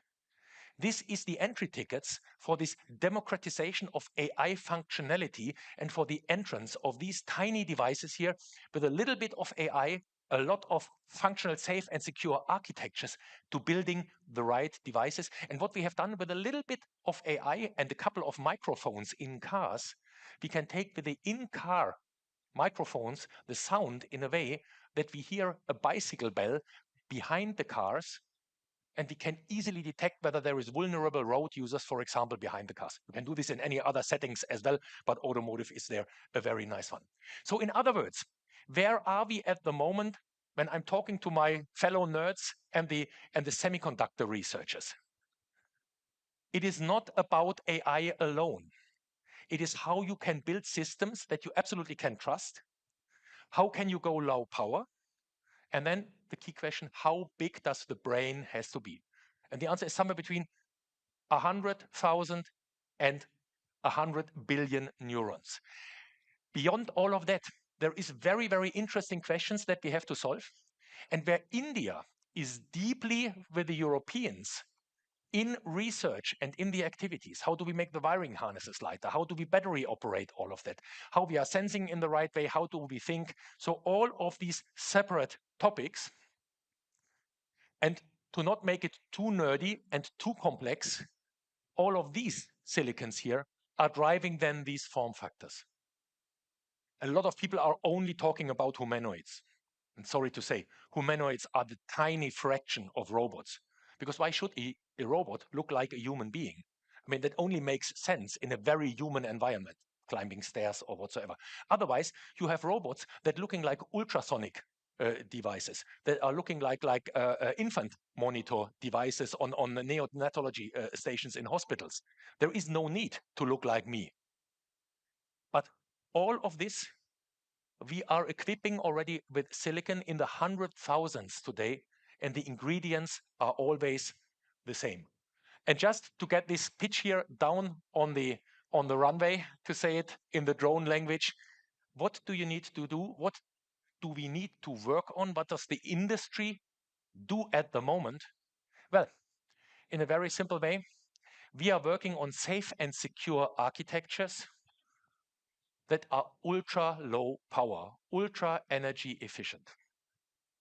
Again, otherwise, this dream of 50 billion smart connected devices will not work, because these 50 billion smart connected devices need 3 times the energy that Mother Earth can provide. So that is the absolute must for these markets to come into play. Then what we need to work on is we have to push the boundaries, the envelope of physics, and we are doing. We are sensing better than human beings in the meantime. And then what we need to do, it's just a simple game that semiconductors have done since 50 years now. We need to scale in the right way. So we need to build these little Lego bricks and say, okay, here is a complete drone control unit that you can fly autonomously. You want to fly with large language models and very, very smart AI slalom between the trees. Plug this little dongle in, and you have everything on board that you can do. And the same you can do for building control systems with manuals. You can do this for any form factor that you like. And that is what we are doing at the moment, while the AI models are getting much, much more efficient, smaller, and we carry them here. So my pitch is, when PM Modi says he wants to bring AI to everyone, this is the answer. The answer is not data centers. They will exist, but the democratization of AI and equipping everyone in Togo, as we heard earlier, or in India or in Germany with the right levels of AI that create the world that anticipate and automates. The answer lies at the famous edge in the end device. Thank you.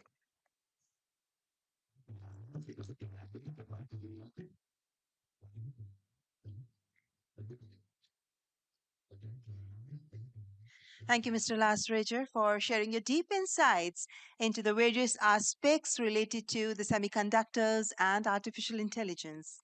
Ladies and gentlemen, I would now like to invite on stage speakers for our next remarkable panel discussion. I would like to invite our esteemed speakers, Her Excellency Paula Bogante Zamora, Minister of Science and Technology, Costa Rica, His Excellency Omar Al Olama, Minister of State for AI, United Arab Emirates, Mr. Sriram Krishnan, Senior Policy Advisor for AI, White House.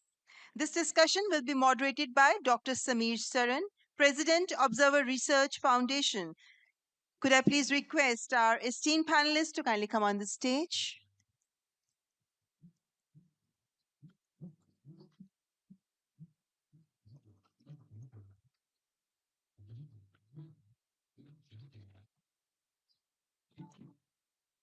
Good afternoon. We have 20 minutes and we have a fantastic panel here, so I'm going to dive straight into the conversations. Um, we've been here through the day and we've heard a few ideas and propositions, and I'm going to basically ask each one of you to elaborate from your vantage points on some of those propositions. The first, of course, would be, what does impact and diffusion mean where you sit? The opportunity and the challenges of AI are, of course, different and differentially experienced. So, from your vantage point, what does impact mean from your national perspective and a global perspective? And of course, the diffusion opportunity, and maybe I can start with Sriram, the diffusion opportunity that we are sitting on today. Thank you for having me. It's such an honor to be here. I want to congratulate Prime Minister Modi and everyone for just having this fantastic event, and it's been such a privilege to be here these last few days. I know we have 20 minutes. I'll keep this very short.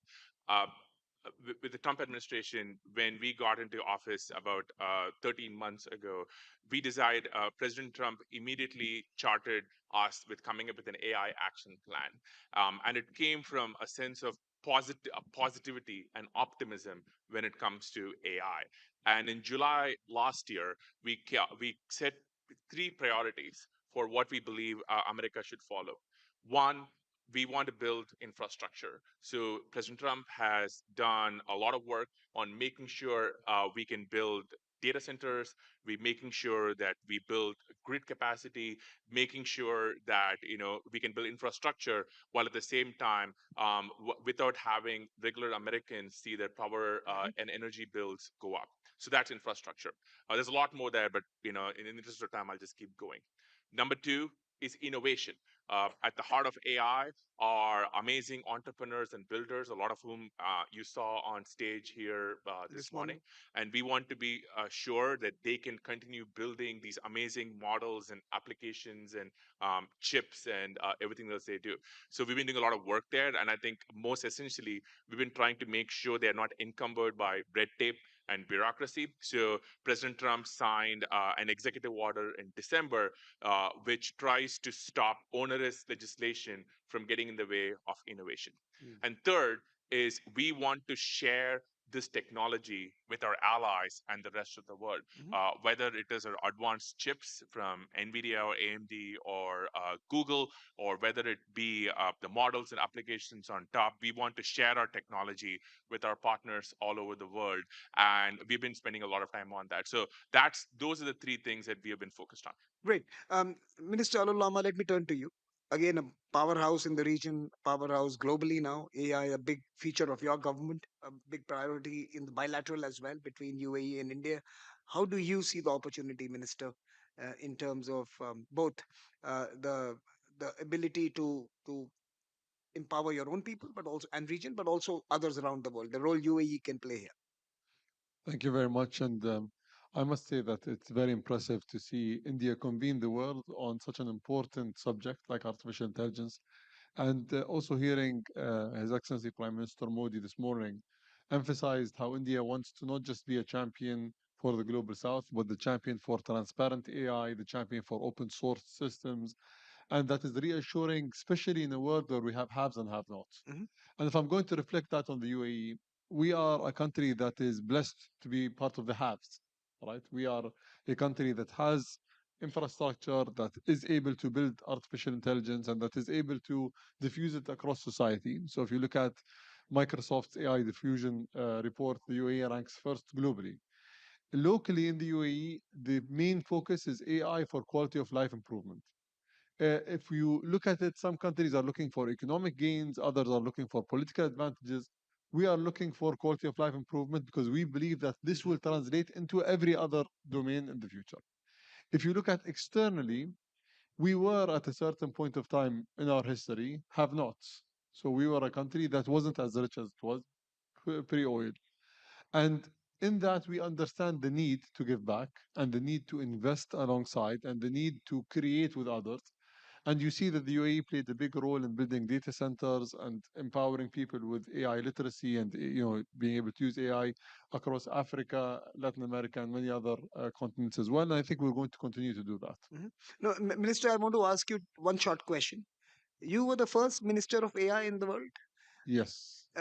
Like, do you have bragging rights now? Like, does everyone come and like bow to you and Actually, what saddens me is I expected by 2026 that every country will have a minister of AI, and we still haven't gotten to that point yet. No, but thank you, and I know that Minister Alol Lama became a minister before he did his military service, so that's something all of us should think about. They picked the right man for the right job, so I think well done to the leadership in UAE.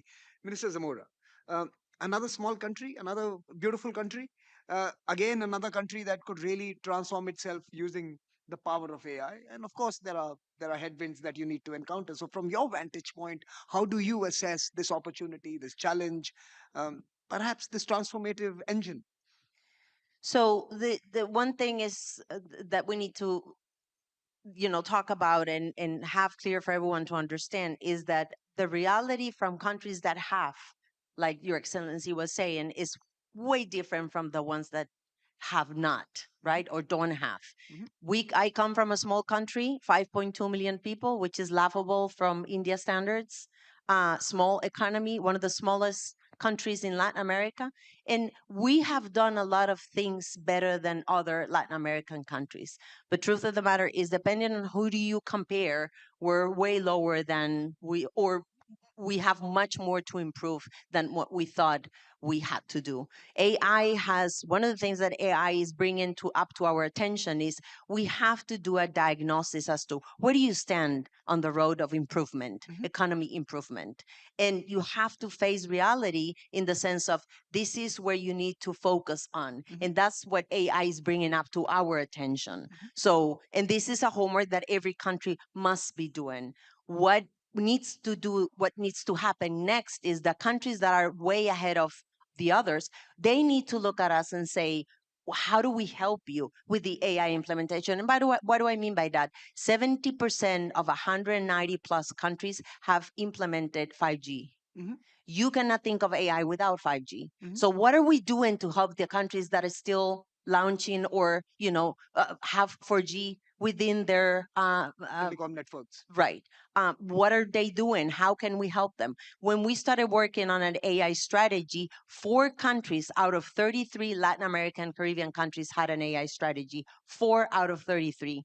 So what did we do? We spoke with the OECD. We're working on an AI toolkit to help every country understand where do they stand. So again, what is AI doing to us is bringing to our attention, where do you stand in the AI race and what do you need to do to keep improving?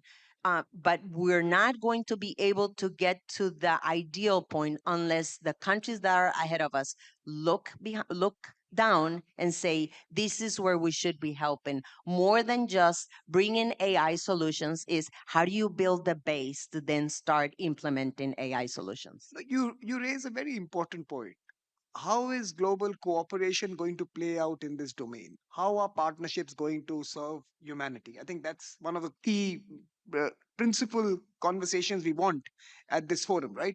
So let me ask you, let me start the second round with you on what is the kind of multilateralism that is likely to emerge and how can countries with 5 million population, but by the way, let me just tell you, Minister, between India and Costa Rica together, we have 1.5 billion people.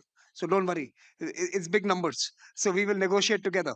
Now, my question to you is, what kind of multilateralism is going to work for countries such as yourselves? Is it going to be through a regional grouping basis? Is it going to be through like-minded countries? How is the multilateral arrangement of the future going to look like?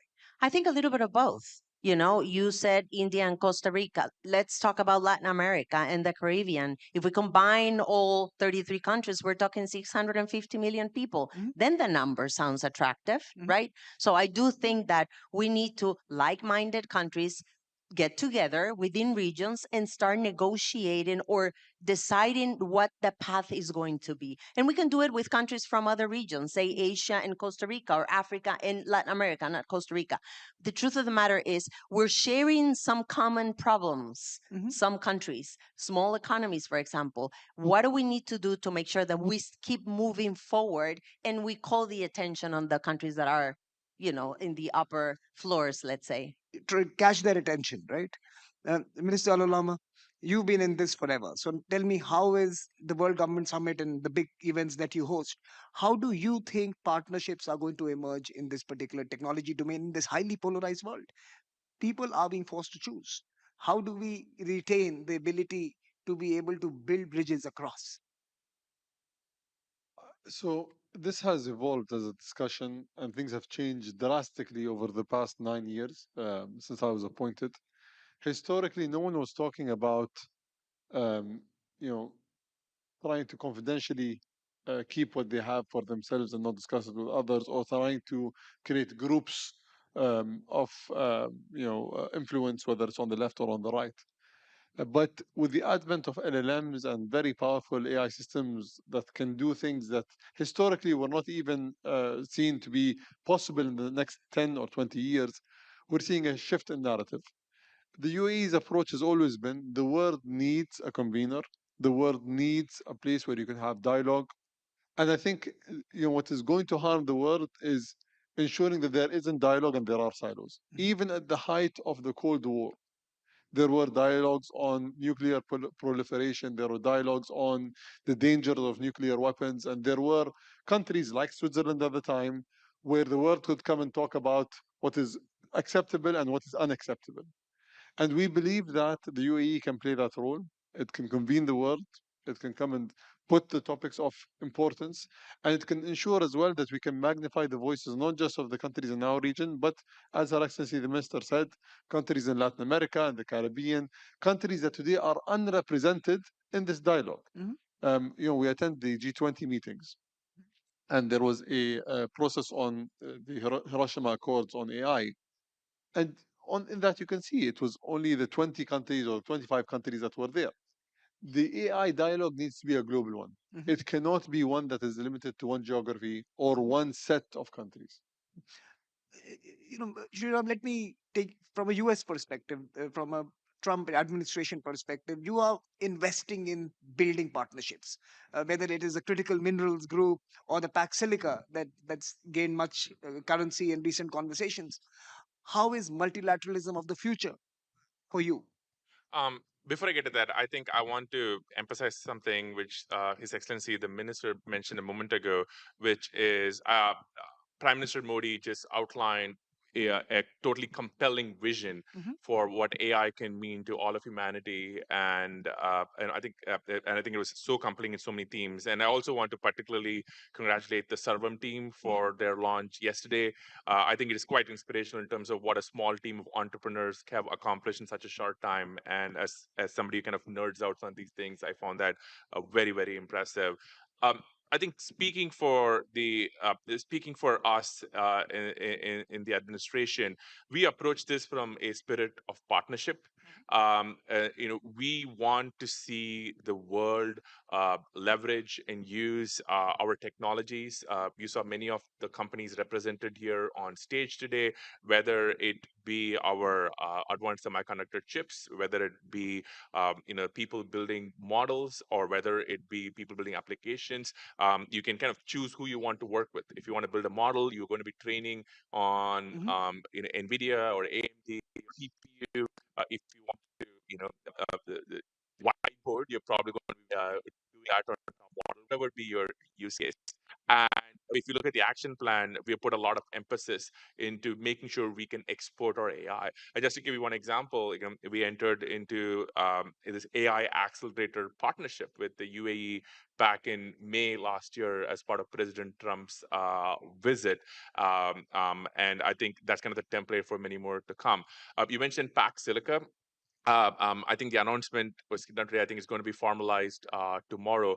That is another partnership, headed up by my dear friend Jacob Helberg in the State Department, which is about how do we ensure supply chain security and do it with all of our allies. And we've had many amazing countries sign on to it, and I think it's a great effort. So what I would emphasize is, we are trying to approach this with the spirit of partnership, where we want to bring our technologies to our allies and to kind of really work with them together on all things AI.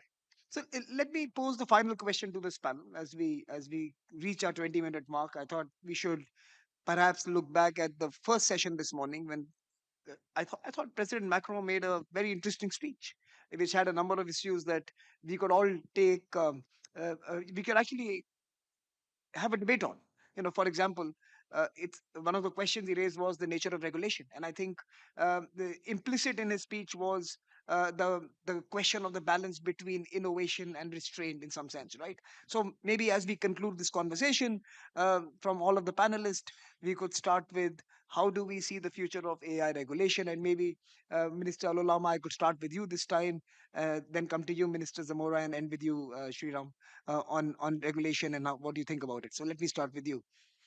So are you commenting on President Macron's statement on regulation? No. I'm just saying he kind of very early morning he told us about some questions that we need to answer on safety, guardrails, care, empathy. That's the question, right? So what are we designing it for? So there isn't a one model fits all when it comes to regulating technology, and I think as well there isn't a country that's going to get it right from the get-go because they are all knowing. And we've seen that through many iterations of different regulations that were put in place and are revoked and removed. In the UAE, our view is simple. First, we actually like to engage. So we engage aggressively with the different partners, whether it's from the private sector or other countries as well. Second is we like to build up gradually rather than go from extreme to extreme. And I'll give you a simple example.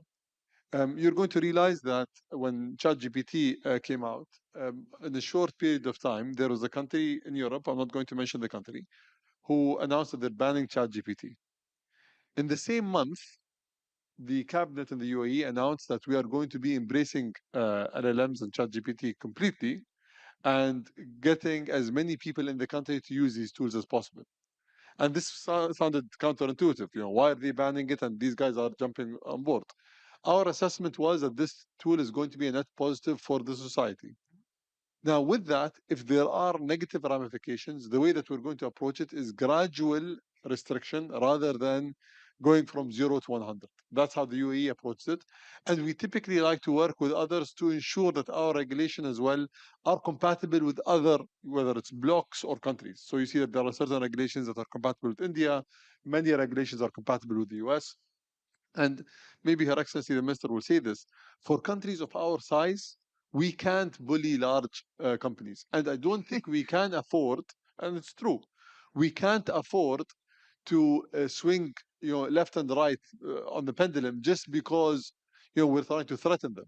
Our approach should always be approaches of cooperation, of collaboration, and also of continuous proactive assessment of the impact on our citizens. I'm just going to end with one final example. Go ahead. Today, the conversation that social media is bad, right? So this is one of the things that we are hearing. And my question is, it took social media, so we've had social media for 15 years now. It took us 15 years to reach to that point. And today, the only answer is that we restrict. There has to be constant assessment and proactive engagement with the private sector, while at the same time putting constant restrictions, slowly but continuously, to ensure that you don't have to go to the extreme. I know that Europe is very wise when it comes to them putting the regulations for themselves. Our approach in the UAE is to try to engage and to see what comes out of it. Very diplomatic, but I think your point is well taken. Regulation is an art form and not necessarily the exercise of a Hammersmith, a policy option for the government. So it's very well taken, Minister Zamora. Your view. So regulation, the way I see it is depends on the view of the beholder. Who are we talking about? Because I hear regulation on innovation. Sure, how much money the 5 big tech companies invested last year on innovation? Over $200 billion, which is also the amount of money India is planning on invest for the next 2 years. Costa Rica's GDP is $100 billion. So that gives you a perspective. Innovation, what's the average percentage invested on innovation per GDP for OECD members? 2.7% of the GDP. Costa Rica, 0.30%. Latin America, 0.65%. We're not even at 1%. So we say, let's regulate innovation. Let's start innovating first, and let's then regulate it. So as His Excellency was saying, it's not a one-fits-all sort of formula. So, and then I go back to, we have to think when talking about regulation, what is each country's reality? How about data? Let's talk about data. Data privacy, data governance. How about the value of data? Because some of the countries, that's all we can provide. Because we have to still, again, we're working on building blocks. How about the value of data? Which at the end of the day, it's what algorithms need to become better. How about talking about regulating data and the value of data? Those are things, again, it depends on the perspective of each country and what is it that what value can we provide, can we put on the table? And let's discuss that, because we can talk about ethics, we can talk about governance, we can talk about the goal of AI, which should always be the improving of humans' lives. But what is the reality of each country nowadays when thinking about data? Of AI. Sriram, let me turn to you for the final word. The Prime Minister this morning, Indian Prime Minister this morning, said very eloquently that AI is India's destiny. And in some sense, that would define the governance approach for the opportunity that it offers us, right? So now, in that backdrop, in the American tradition of building entrepreneurial value, where do you tilt on this debate? Well, I think I think for us, we always sort of seen AI through a lens of optimism. and positivity in terms of what it can do for American citizens and the world at large. When it comes to regulation, there are some things which we absolutely do care about. We care about protecting children. We care about protecting IP rights. We care about making sure that AI doesn't have censorship or doesn't have ideological biases embedded of any kind. But having said that, what we are trying to battle right now with this executive order is we don't want a patchwork of regulation. We are still very, very early when it comes to AI, and we don't want to hinder innovation by having bureaucratic red tape or having in America 50 different states with 50 different rules that entrepreneurs have to deal with before they launch something. So that's been our approach. So it's more about coherence and predictability and certainty that allows innovation. Yes, we need clarity in regulation so that entrepreneurs can do what they do best. I think this has been a fantastic conversation, 20 minutes of pure content. So thank you very much to all three of you for coming to India, for sharing your wisdom with us. And of course, best of luck for your AI journeys. And hopefully our paths will intersect and we will build a prosperous future together. Thank you very much. Please join me in applauding this man. Thank you.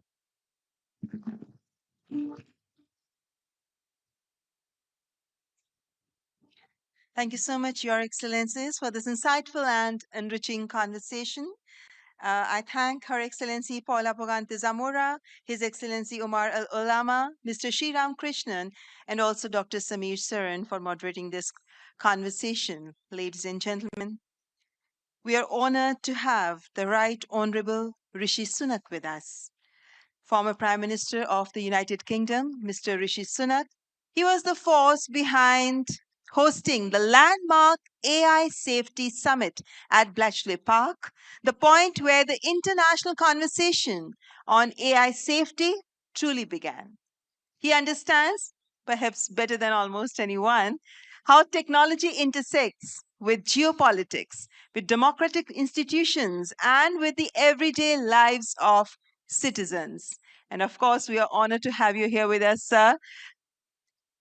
May I please invite former Prime Minister Rishi Sunak on the stage to share his views on the summit. Please welcome with applause the Right Honorable Rishi Sunak.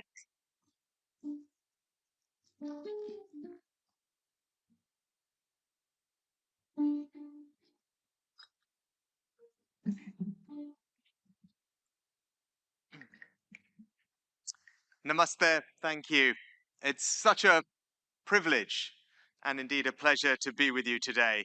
Now, as we've been hearing all week in Delhi, artificial intelligence can do many things, but it will never replicate that sense of wonder that you feel seeing the Red Fort. The pleasure that you get from biting into a sweet laddu, or if I can say this here in Delhi, the joy you get from watching RCB's Smriti Mandana hit the perfect drive. Now, when I launched the first AI Leaders Summit in 2023, I created that summit to be a forum where we could all, from presidents and prime ministers, to CEOs and CTOs, to developers and development specialists, come together, share the latest advances, and work out how to ensure that we tip the balance of this technology in favor of humanity. So I'm grateful that South Korea, France, and now India have taken up the baton. Back at Bletchley, we committed ourselves to an AI future that worked for humanity. And that is why the first summit began with safety. There were risks, new risks, that we knew that we must avoid.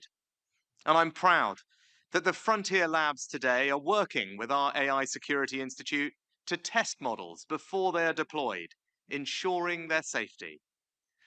But I also knew that AI progress and AI safety went hand in hand. It is by showing the world that this technology is safe that we will be able to fully reap the benefits of it. And the public sector is where trust in AI will really be won or lost. When people see faster services, better healthcare, simpler interactions with government, that's when the debate about AI becomes real rather than abstract. Now, the pace of change that we're about to see is going to be quicker than anybody realizes. I truly believe that there is nothing in our lifetimes that will be more transformative for our economies, for our societies, indeed all our lives, than artificial intelligence. But we do have to appreciate how quickly this is happening. From the invention of the telephone, it took around 75 years to get to 100 million users. It took the PC 15 years. The internet, 7 years. So how long did it take ChatGPT? 2 months. So we do need a regular forum where we can all meet and discuss this technology. And that is what this summit provides. Under Prime Minister Modi's leadership, this summit will deliver impact. It will show us how we can make AI work not just for the developed world, but for the developing world too. How it can improve health and education in every corner of the globe. How it can enhance human dignity. How it can raise the floor for humanity. And there is no better place to discuss this AI transformation than India. The AI debate is moving from technology to strategy, from what these tools can do to what countries choose to do with them. Indians are among the world's most prolific users of both mobile data and AI tools. You are the second largest contributor to AI projects on GitHub anywhere. The India Stack has shown people how technology can benefit them in their everyday lives. This digital public infrastructure, Aadhaar, UPI, and now Ayushman Bharat health accounts provide universal digitally verified foundations on which AI applications can now reach 1.4 billion people. The energy that I've seen this week, the young people that I've spoken to, are testament to the vibrant startup ecosystem here in India, which has produced over 125 unicorns, with new fantastic businesses like Sarvam AI leading the way. A remarkable culture of frugal innovation is why India could send Chandrayaan to the moon for less than the cost of making the movie Interstellar. And no country will realize the benefits of AI if its citizens are fearful of it. Because people don't adopt a technology that they are scared of. Again, India has huge advantages here. At a time of mounting AI pessimism in the West, this nation stands out for the fact that almost 9 out of 10 Indians are optimistic about AI. And all of this is why, in the latest Stanford University ranking of global AI powers, India has overtaken the UK into the medal places. Although I should say, England remain just ahead in the ICC test rankings. Now, the sprint to be the first company, and indeed the first country to achieve AGI, dominates our headlines. But what India shows is that the real race is the race for everyday AI, to spread this technology throughout your economy and society. Now, history teaches us that leadership in technology does not only depend on who invents it, but on how effectively it is deployed and adopted in your country. Take the printing press, invented in 1440 in Mainz in Germany, but, as Jeffrey Ding shows in his book, Technology and the Great Powers, it was the Dutch Republic that extracted the most value from it, and in turn became the publishing powerhouse of the world. Now, San Francisco may be today's Mainz, but it is increasingly India that is doing what the Dutch Republic did so effectively and maximizing the benefits of this new technology. Because when it comes to AI, adoption is all. It will be those countries and those companies that adopt who will be the biggest winners. Now, India can also lead the way on showing how AI can address the great challenges of our time and raise the floor for humanity. If we are to feed a global population of 10 billion people in 2050, food production must increase by 70%. By 2030, we will have a global shortage of 11 million health workers and 44 million teachers, meaning hundreds of millions won't get the care or education they need. And there is already a $4 trillion funding gap for achieving the Sustainable Development Goals. These problems threaten to cause famine and hardship, to destroy the human potential of billions, and to make the world an ever more unequal place. But AI can and is helping us solve these problems, and at a fraction of the cost.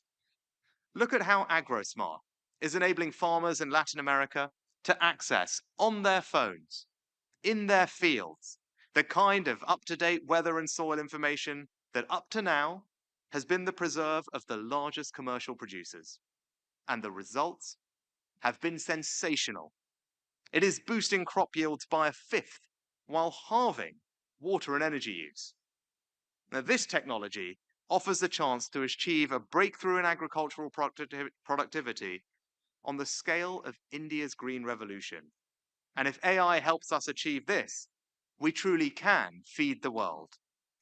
Now, for most of human history, the most dangerous thing a woman could do is give birth. 1 in 18 married women died from childbirth in 17th century England. Now, that number has fallen by 99% today, but in sub-Saharan Africa, maternal mortality is comparable to what it was in England 4 centuries ago. And AI can help us tackle this inequality. Take the prompt service in Kenya, which offers 3 million pregnant women health advice by text message in their own language. The AI can flag high-risk cases and ensure that they quickly get the healthcare and medical care they need.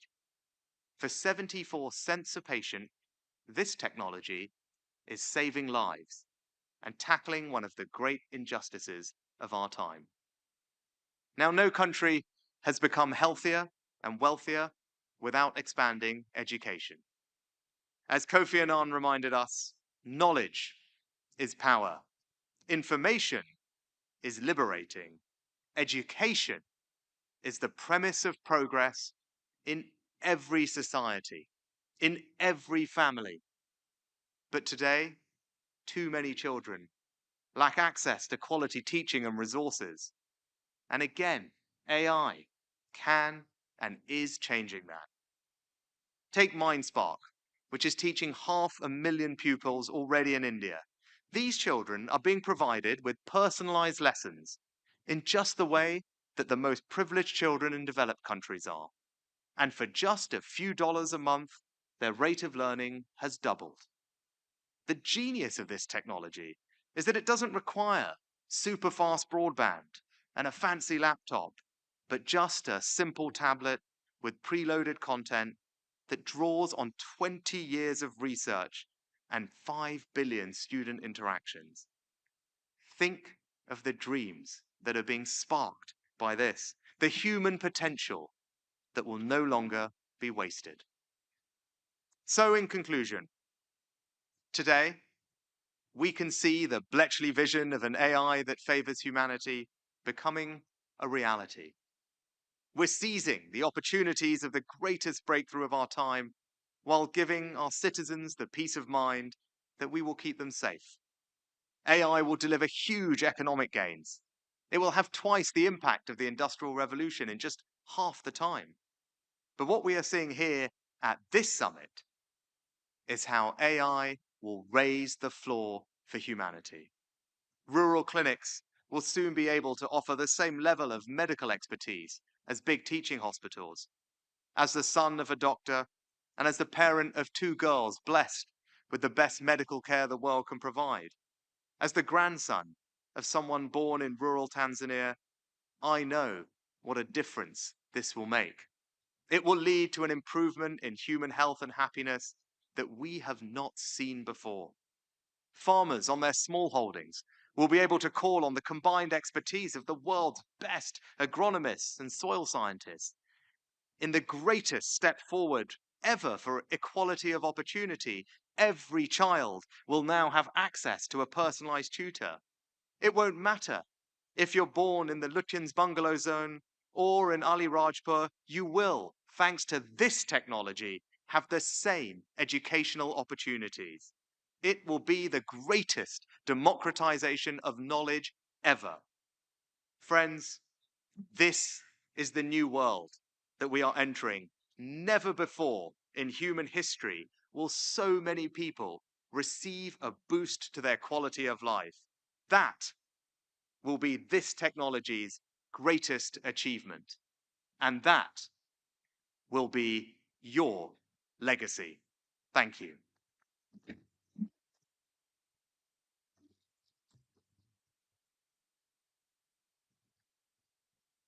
Thank you so much, sir. Your reflections on artificial intelligence and its use in overcoming the global challenges has really elevated this summit. Thank you so much. We are deeply grateful for your valuable contribution.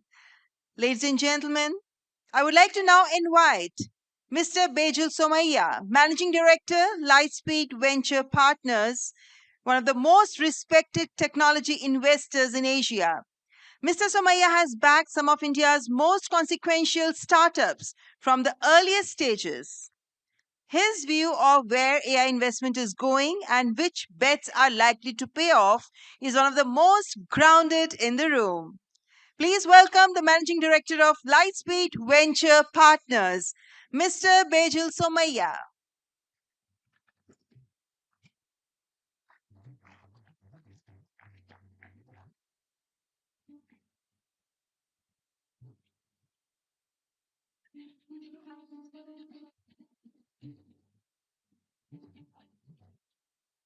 Thank you very much.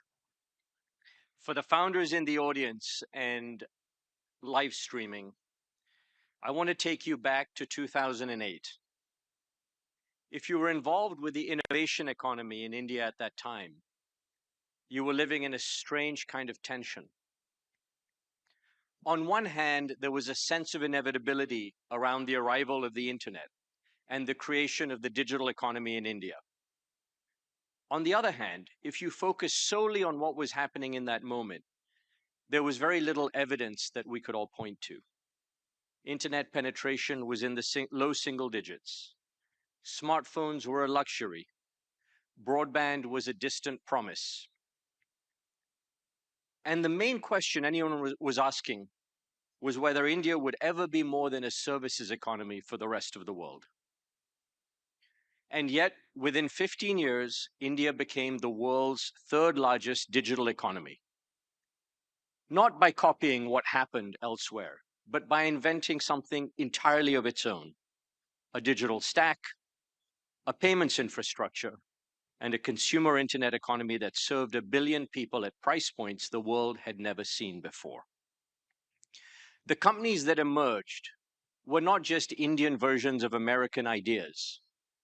They were fundamentally different companies built for a fundamentally different context. At Lightspeed, we think about that moment often because we are sitting inside a very similar moment right now, except that the technology is AI, not the internet. The window of opportunity is shorter and the stakes are much higher. So let me ask you all a question. In 2008, if you had known with certainty that the internet was coming to India, not if, but when, what would you have done differently? What companies would you have started? What investments would you have made? Because here is what I believe with real conviction. The arrival of AI in India is not a question of if, it is a question of how and how fast. One of the most important mental shifts in the innovation economy, and it took me many years to fully understand this, is that what matters is not where you are, but how fast you are moving. Scale is a snapshot. but the slope or the trajectory is the story. When people talk about India and AI today, the conversation often gravitates towards infrastructure gaps, compute access, data quality, language diversity. These are real challenges, but they are the current state, not the destiny. And in technology, the current state is almost always a misleading guide to the future. India's slope right now is incredibly exciting. The pace of AI adoption among developers, the sophistication of the startup ecosystem, the depth of engineering talent, the hunger to solve hard problems. These are indicators of the trajectory that lies ahead. And trajectory, not position, is what creates value in the innovation economy.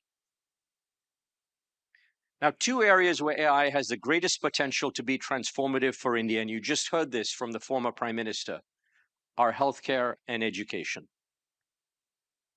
World-class healthcare requires specialists who are available, reachable, and affordable, requires follow-up, monitoring, now within reach in a way that has never been possible before. The impact of getting these two things right is not just economic, it is civilizational. A country where every child has access to a genuinely excellent education and every person has access to the best personalized healthcare. That is a different country and a different India than the one that exists today. Now, there is an absolutely profound change underway, the impact of which deserves more attention than it currently receives. And that change is that the cost of intelligence has collapsed. It hasn't declined, it has collapsed. The cost of running sophisticated AI inference has dropped by orders of magnitude, and it continues to drop. What cost hundreds of dollars per query 2 years ago costs fractions of a cent today. And the models are getting dramatically more capable, not less. Why does this matter for India specifically? Because price has always been the friction point in this country. Every technology wave that came before, smartphones, broadband, software, had to solve the affordability problem to unlock the India market. Sometimes it took a decade. Sometimes it required entirely new business models. Sometimes, like in healthcare and education, it led to haves and have-nots. AI is different. The underlying cost structure is compressing so rapidly that the question of whether AI will be affordable for Indian consumers and Indian businesses has already been answered. The question is not whether the economics can work. The question is simply who will be fast enough to build the right applications before this window closes.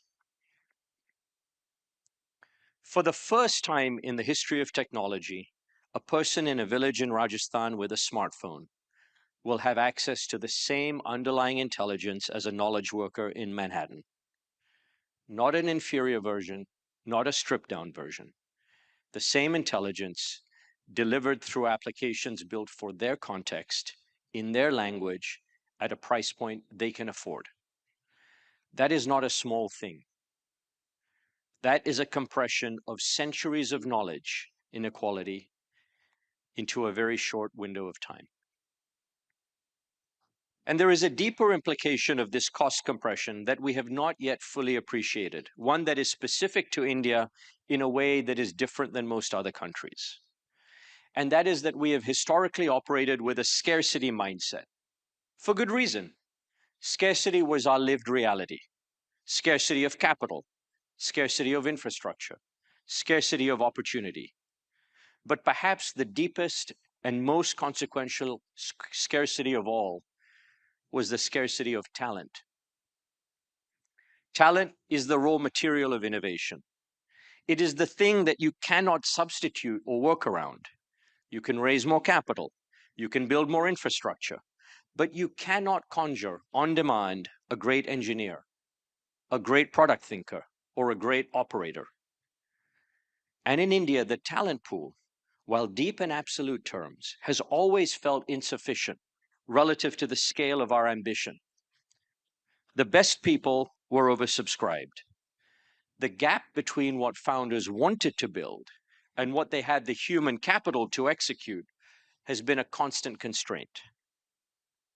How many companies have been slowed or never started because a founder could not find the right 10 people? This is the constraint that AI is dissolving.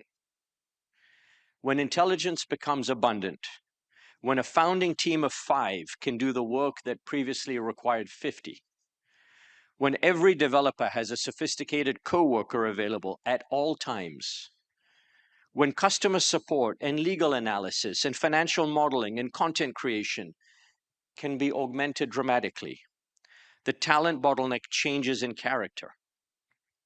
It doesn't disappear. Judgment, creativity, domain expertise, leadership, these remain scarce and human.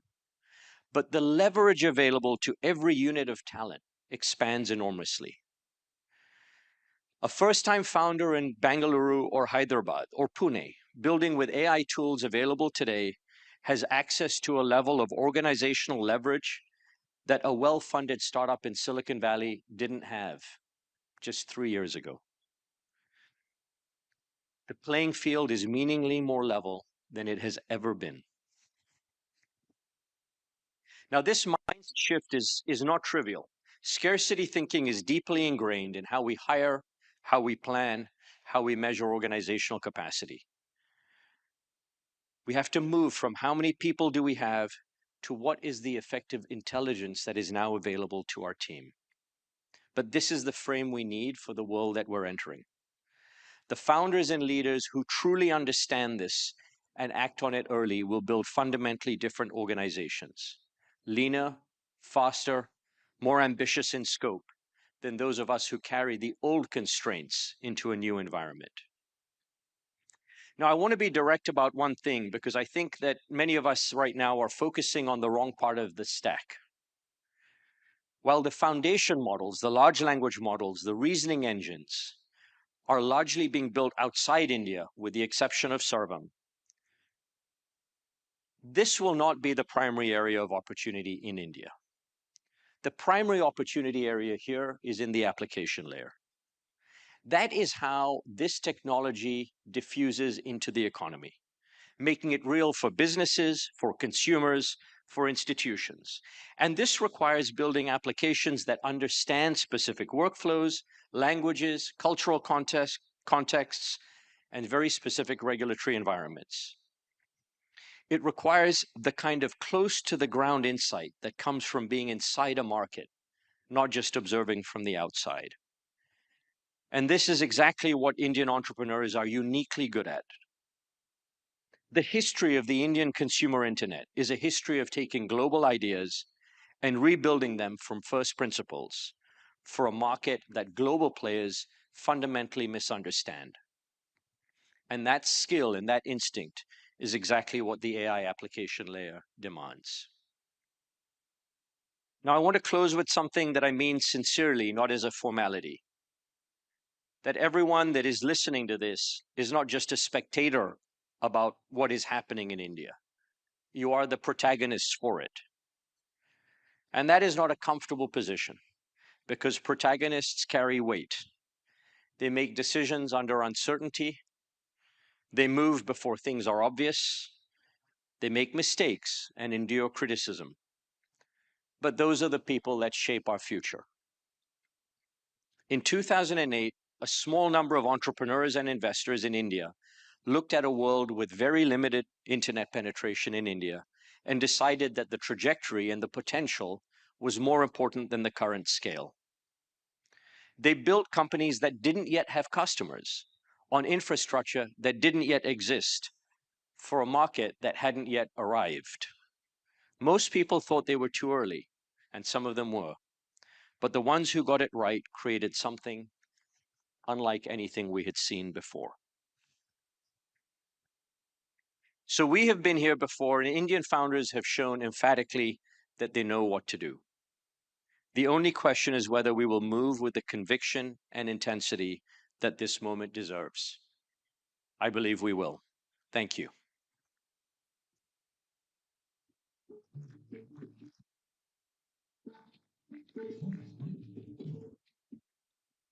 Thank you so much, Mr. Vejal Somaya, for your enlightening address and also for contributing your expertise to this summit.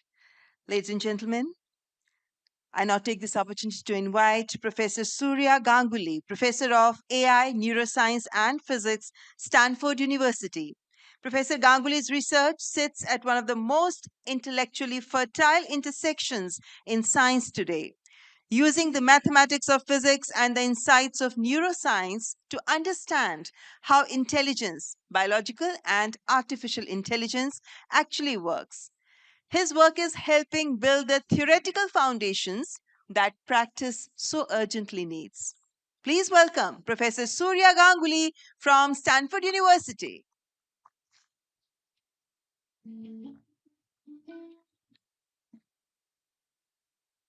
Thank you.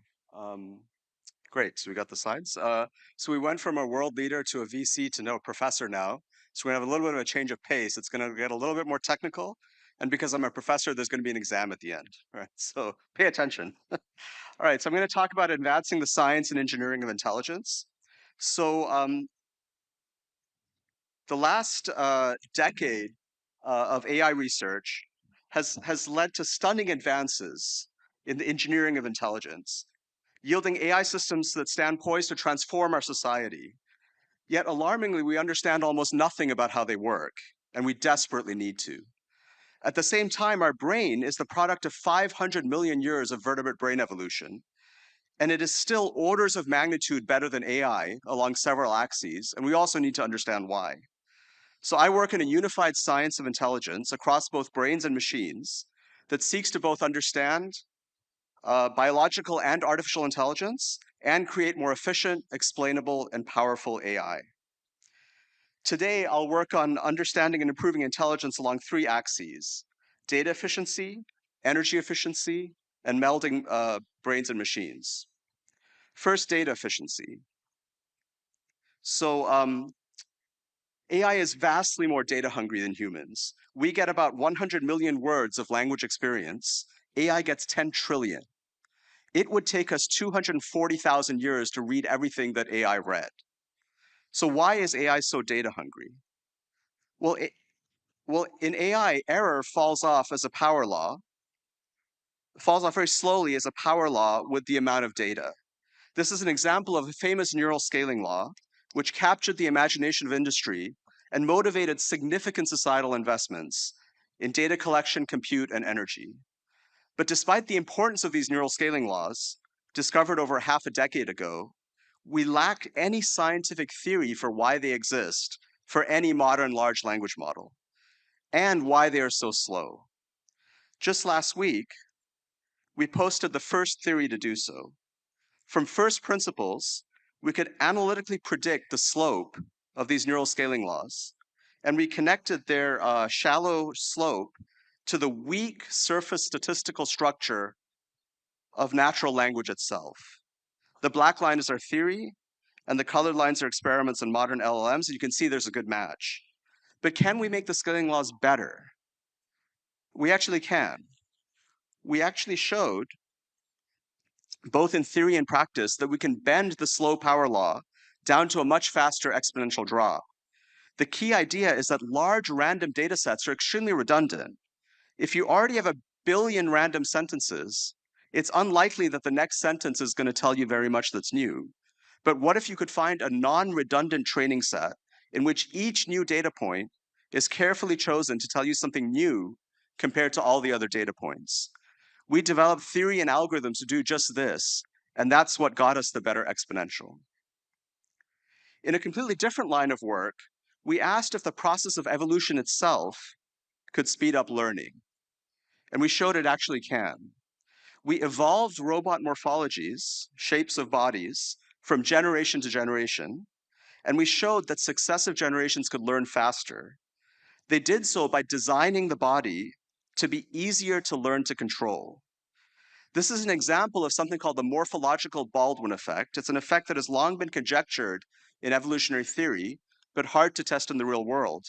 We demonstrated it for the first time in our simulations. Okay, let's go on to energy efficiency. AI is vastly more energy hungry than humans. Our brain only spends 20 watts of power, but modern AI can consume 10 million watts. So why is AI so energy hungry? Well, the fault lies in the choice of digital computation itself, where we use very fast and reliable bit flips at every intermediate step of the computation. Now, the laws of thermodynamics demand that every fast and reliable bit flip must consume a lot of energy. Biology chose a very different route. It gets the right answer just in time using the slowest, most unreliable intermediate steps possible. Biology does not rev its engine any more than it needs to. It also co-designs computation and physics much better. For example, it directly uses Maxwell's equations of electromagnetism to do addition instead of using complex energy-hungry transistor circuits. So biology matches its computation directly to the native physics of the universe.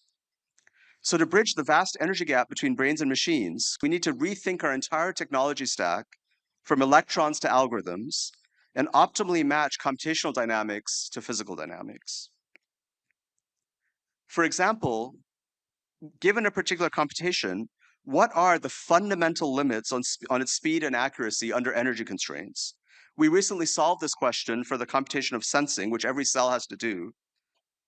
We found fundamental limits on the lowest achievable error achieved by any chemical computer whatsoever. That's the red curve. And we also found the family of optimal computers that hug this curve. And we showed remarkably that these optimal chemical computers behave a lot like something called G protein coupled receptors, which hide in every single cell and they do sensing. So this yields a connection between what neurons do and what optimal physical sensors would do. Popping up a level, in neuroscience, we can now measure not only neural activity, but also energy consumption in the form of ATP usage, the fundamental chemical fuel that powers all life's processes. We can do this across the entire fly brain. So by analyzing the coupled dynamics of neural computation and energy consumption, we discovered that the brain actually works like a smart energy grid, remarkably. The brain can predict where and when energy will be needed in the future, and it produces just the right amount of energy at just the right time, at just the right location. So in summary, we still have a lot to learn from evolution in our quest to build more energy efficient AI, but we don't have to be limited by evolution. We can go beyond evolution to instantiate neural algorithms in quantum hardware that evolution could not discover. For example, we can replace individual neurons with individual atoms. A neuron in different states of firing correspond to atoms in different excited electronic states. We can also replace individual synapses between neurons with photons, quanta of light. Just as synapses allow two neurons to communicate, photons allow electronic states of atoms to communicate through photon emission and absorption. So what can we build with this? As one example, we could build a Hopfield associative memory network. This is the same network that recently won John Hopfield the Nobel Prize in Physics. But this is a quantum version this time that can be built with atoms and photons. And we can show that the quantum dynamics endows the memory with superior capacity, robustness, and recall. We can also go beyond this to build quantum optimizers made entirely out of photons. These photonic computers solve optimization problems in interesting new ways, and we can analyze their energy landscape. So the marriage of neural algorithms with quantum hardware leads to an entirely new field that I like to call quantum neuromorphic computing. Okay, now returning to the brain, the marriage of neuroscience and AI enables a powerful new path forward by melding minds and machines as follows. Imagine a scenario where we read lots and lots of neural activity from the brain. Then we use AI to build a model or a digital twin of brain circuits. Then we can do rapid in silico experiments on the digital twin and use explainable AI to understand how it works. But we don't have to stop there. We can control the brain too. We can use control theory to learn specific neural patterns that we can write into the digital twin to control it. Then we can transfer these same neural patterns into the actual brain to write into the brain and control the brain. In essence, we can learn the language of the brain and then speak directly back to it in its own neural language. So as one example of this program, we recently developed the world's most accurate digital twin of the biological retina, and we used explainable AI to understand it. And in silico, we could reproduce 2 decades worth of experiments in a matter of days. So this shows a general path forward to dramatically accelerating neuroscience discovery using AI. We also carried out this program in mice where we were able to use AI to read the mind of a mouse. We could look directly at neural activity in the brain of a mouse, and we could decode what it was seeing at the low level of resolution that mice can see. This shows that we can learn the native language of the visual brain. But we can go further than that to write to the mind of a mouse. By writing in carefully designed neural activity patterns, we could make the mouse hallucinate a particular percept. In fact, we could control the mouse brain so well that we only needed to stimulate 20 neurons in the mouse brain to do this. So in essence, we could control what the mouse saw by writing directly into the brain using the native language of its brain itself. We also applied this to epilepsy. Sorry, we also carried out this program in epilepsy, where we built a digital twin of the epileptic brain. Our twin could reproduce actual epileptic seizure dynamics across the entire brain. We then used explainable AI to understand how these seizures were starting. Then we used control theory to be able to control the seizure amplitude in the digital twin. Then we injected these same control signals into the actual brain and controlled seizure amplitude in the actual brain. This shows how to meld brains and machines to control epilepsy. Building on all this, we're actually creating a new startup called Metamorphic. It will work closely with the Enigma project at Stanford University, and together, Enigma and Metamorphic will scale up the construction of digital twins to encompass the entire primate brain, starting with the visual brain. Such scaled up digital twins offer a powerful path forward to building robust biohybrid AI systems that are taught directly by brain data and to treat brain disease in new AI-driven ways. More generally, the possibilities of melding brains and machines are limitless, both to advance AI and to understand, cure, and augment the brain. To close, what I think we really need is a unified science of intelligence that spans both brains and machines to help us understand both biological and artificial intelligence and create more efficient, explainable, and powerful AI. Importantly, this pursuit must be done out in the open and shared with the world, and it must be done with a long time horizon.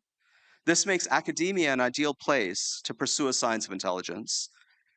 And I believe it's imperative to expand public investment in the academic study of intelligence, because the academic studies of yesterday laid the strong foundation for today's AI technology, and it will be the academic studies of today that lay the foundation for tomorrow's technology, enabling us to go beyond large language models and diffusion models and so forth.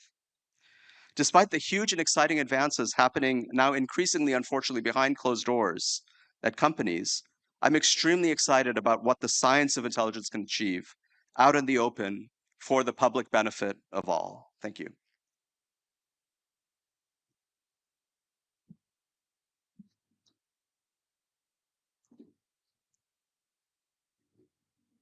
Thank you so much, Professor Ganguly. We sincerely appreciate your thoughtful address, which highlighted the cutting edge technology, the research, and also its transformative potential across various industries. It was more like biology meets IT, the technology. Ladies and gentlemen, and now I have the privilege of inviting our last speaker for the day, Mr. Amit Zaveri, President and Chief Product Officer, ServiceNow. Mr. Zaveri has spent his career at the intersection of enterprise software and AI, most recently leading ServiceNow's push to embed AI agents into every corner of enterprise workflow. His perspective on agentic AI What it actually delivers versus what it promises is grounded in millions of enterprise deployments. He'll be in conversation with Arjun Kharpal, CNBC senior tech correspondent. Please welcome our guest and the moderator. All right. Hello, everyone. Hi. Thanks so much for joining us. And if you're watching online, thank you so much. Amit, let's just kick off. You've got this view that trust is the new infrastructure in this age of AI. Can you just unpack what that means? Yeah, no, thank you, Arjun. So I think if you look at what's going on in the AI space, there's huge amount of interest in terms of using it in enterprise use cases as well, right? And without understanding what it'll do for you and having any idea of what it landed up implementing inside your system, it becomes very hard to really depend on it. So that's why without trust and safety and understanding of what's happening in your underlying environment, it becomes very hard to expect to use AI in a lot of these enterprise use cases because your companies will not be able to do any auditing, compliance, visibility, and you wouldn't really be able to really not run business without any kind of understanding of what's going on. So trust has to be a big part of it. And trust, I guess, in the enterprise sense of the word, probably has lots of different definitions, right? We're talking about trust amongst employees, for example, but also from the cyber perspective, from the security and safety perspective, you were just mentioning there. So it's worth digging into some of these. How do you design some of these in the enterprise? Let's start with perhaps the human element at this point, because there's a lot of concern from people right now about potential job losses and the impact AI could have on their roles as well. So from the human perspective, how do you design trust within the organization? Yeah, no, I think it's still something which I think the industry is still trying to figure out, to be honest. The way to think through this one is one, everybody has to accept that AI is useful and there's a lot of opportunity to embed that in terms of your day-to-day lives. Second, I think there is a reality that this thing is transforming how world works and it's moving very fast. So once you understand the principles and the value of it, then you start building together in terms of what the cultural shifts needs to be, how people need to work together, and how do you help them understand the value while keeping their jobs very important and be able to bring them into the conversation. So there's a huge amount of cultural shift inside the company. As well as be able to kind of educate everybody in terms of what it delivers for you. So what we've been doing at ServiceNow, for example, we've been retraining our employees and giving them access to a lot of the AI capabilities, making sure they get to see what it does for their day-to-day life at the employee productive level and see that, okay, you know what, I can do my job faster, better, more efficiently, and free up more of my time to do other things which I couldn't get to. Second thing after that, once you get them reskilled, is to really now take it to the enterprise level, not just an employee. Like now, how do you improve your processes? And the processes which are cutting across multiple departments, can I make that thing work faster? Can I get better understanding of how it operates? And can you land up freeing up a lot of the human painful work you used to do, right? A lot of the repetitive tasks. I would say so we used to call it skull crushing task, which is making it so difficult in the day-to-day life that they can't really get anything done beyond that. So if you remove those barriers, people start trusting that, oh, you know what, this is helping me. It's getting my job done better. And it's also getting me more understanding of new technologies. And you start accepting that in your day-to-day work environment and take that to the next level because you start innovating. So it's a step process, I would say. And what we have done today at ServiceNow, we've seen the adoption go up a lot, be it in engineering, be it in finance, be it in customer support, be it in go-to-market, because they started playing with these technologies and bringing it to the day-to-day work environment. And from there, they've been starting to now innovate and come up with new ideas to how make their jobs better and how do you make the customer's life better long term. Does that set them up then for success when, you know, inevitably we will see the changing nature of work? And also, we've already seen some companies, you know, make layoffs and blame it on AI. Whether that's true or not is another debate. But certainly, there will be changing nature of work, and organizations are rethinking the workforce. So by doing the reskilling, is this setting employees up? You know, I think you're right. I mean, with any technology transformation, there's always worries about job losses. It's nothing, this is not the first time a technology shift has created that anxiety. It has happened with the cloud when cloud happened, it happened with the web when the transformation happened towards that. I think the difference here is the speed sometimes and the uncertainty of understanding what it does to you as an individual in some cases. But I think the worry, lot of the news out there is saying because of AI, we reduce our staffing. Some of them are just using that as an excuse I've seen so far. If you look at our business, our AI business has grown significantly. And we have been able to add more people because we were able to expand our TAM. We were able to get into a lot more new segments of market because of the investment. We've been able to reinvest a lot of that money we save because of AI into a lot of new areas. And that is one thing which I think a lot of companies are starting to realize. You take out a lot of the mundane tasks and move into the high value tasks, you can increase your top line. Sure, you help on the bottom line with AI. There is a lot of work you can now outsource to autonomous AI agents and agentic workflows instead of having to do it by humans. But the humans are now able to do a lot of other things you couldn't and get into a lot of new segments. And our business has grown significantly because we've been able to now take that savings and invest into a lot of new areas. You mentioned agentic there, and I'm glad you did, because the other part of this trust equation is what you were mentioning earlier around safety and security as well.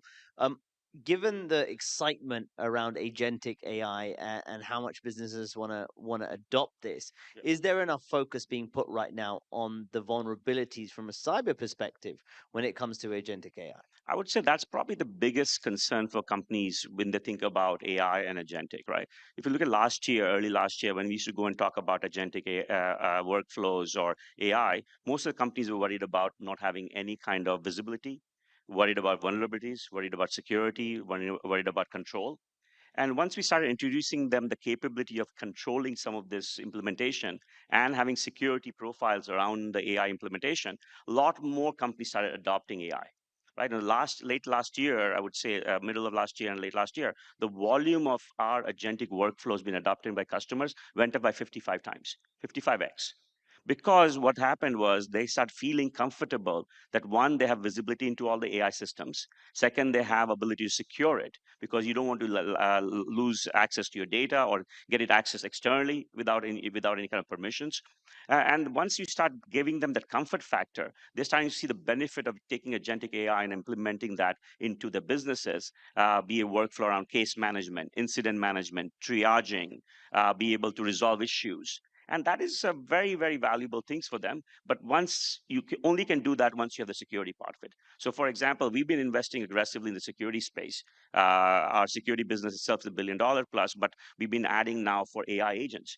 The AI agents are changing roles every second you call them based on what requirements you have. So how do you manage the permissions? How do you manage their identity? So we bought recently a company called Veza, which does access graphs for non-human identities, which makes it much more valuable to our customers because now they know that those agents are guaranteed to not do something nefarious, or they won't have access to data you're not allowed to have. And whenever you change the roles, they're only getting to do things based on the roles. So it's a very important part of it. And I think agentic AI and things like that will not be adopted if you don't have a right kind of security technology as part of this implementation. It cannot be on the side. It has to be part of the product. There's certain tech companies who will sort of talk up the capabilities of agentic AI right now and talk up how enterprises are adopting AI. But from your perspective, has the adoption of AI from enterprises been faster, slower, or about right than you had anticipated? I think there was a lot of expectation early last year. Everybody thought that agentic AI and AI agents will be proliferated across every enterprise. I thought that was probably a little more optimistic and unrealistic because there were a lot of technologies which are missing to really provide you a platform which guarantees everything before you go and adopt it. A lot of those things started happening, I think I would say middle last year, and now the volume of adoption has gone up. But it is probably more thoughtful than probably experimental the way it was before. A lot of people were experimenting with it, but they were not wanting to put it in production because of the security things you talked about, trust and safety and compliance. Now, with a lot of the things customers are seeing from vendors like us, where we're providing AI control tower, for example, to make sure you have visibility and control, they're feeling more comfortable. So the volume is starting to go up. Use cases are getting much more defined. And what I've seen so far is that once you implement one or two use cases, you start seeing ROI. Then the next more use cases become very, very fast. So you have to make it easy to be adopted. You have to provide the security and everything else around it, and then get them to see the ROI. And once you get the ROI, I think the customers all feel that this is something valuable to them and is something they want to invest in. I mean, can I get your take on a comment we had on CNBC this week? I was speaking to the CEO of Mistral AI in Europe, and it was around this conversation happening in financial markets right now around software. Yeah. And how much are these agentic AI systems going to do the job of software that enterprises currently pay for, and these SaaS businesses. And he said, he believes that 50% roughly of current, software being used by enterprises could shift to AI. I just wanted to get your take on that, given how embedded you are in this industry. No, I think that there's a lot of this debate about what is AI going to do to the software industry. I think AI is going to be a synergetic part of any software you're going to build going forward, and it's already happening now, has to be with AI mindset and AI as part of the platform and the foundation. The companies which are going to suffer are the companies who are not adopting AI fast enough, right? So any vendor who's thinking about AI as a side thing or something which is coming later, I think it'll be very difficult to really justify customers buying that product. Companies like us and others who are starting to we have been doing that for a few years, where they've been making AI part of the foundation, part of the platform, are already accelerating that adoption because customers, one, see value. Second, I think they do believe that this is going to be very competitive advantage to them as well. And so we see a lot of synergy. We do a lot of partnership with OpenAI, Anthropic. We work with Mistral. We work with Google and Gemini, because I think there's a synergy between what the foundational models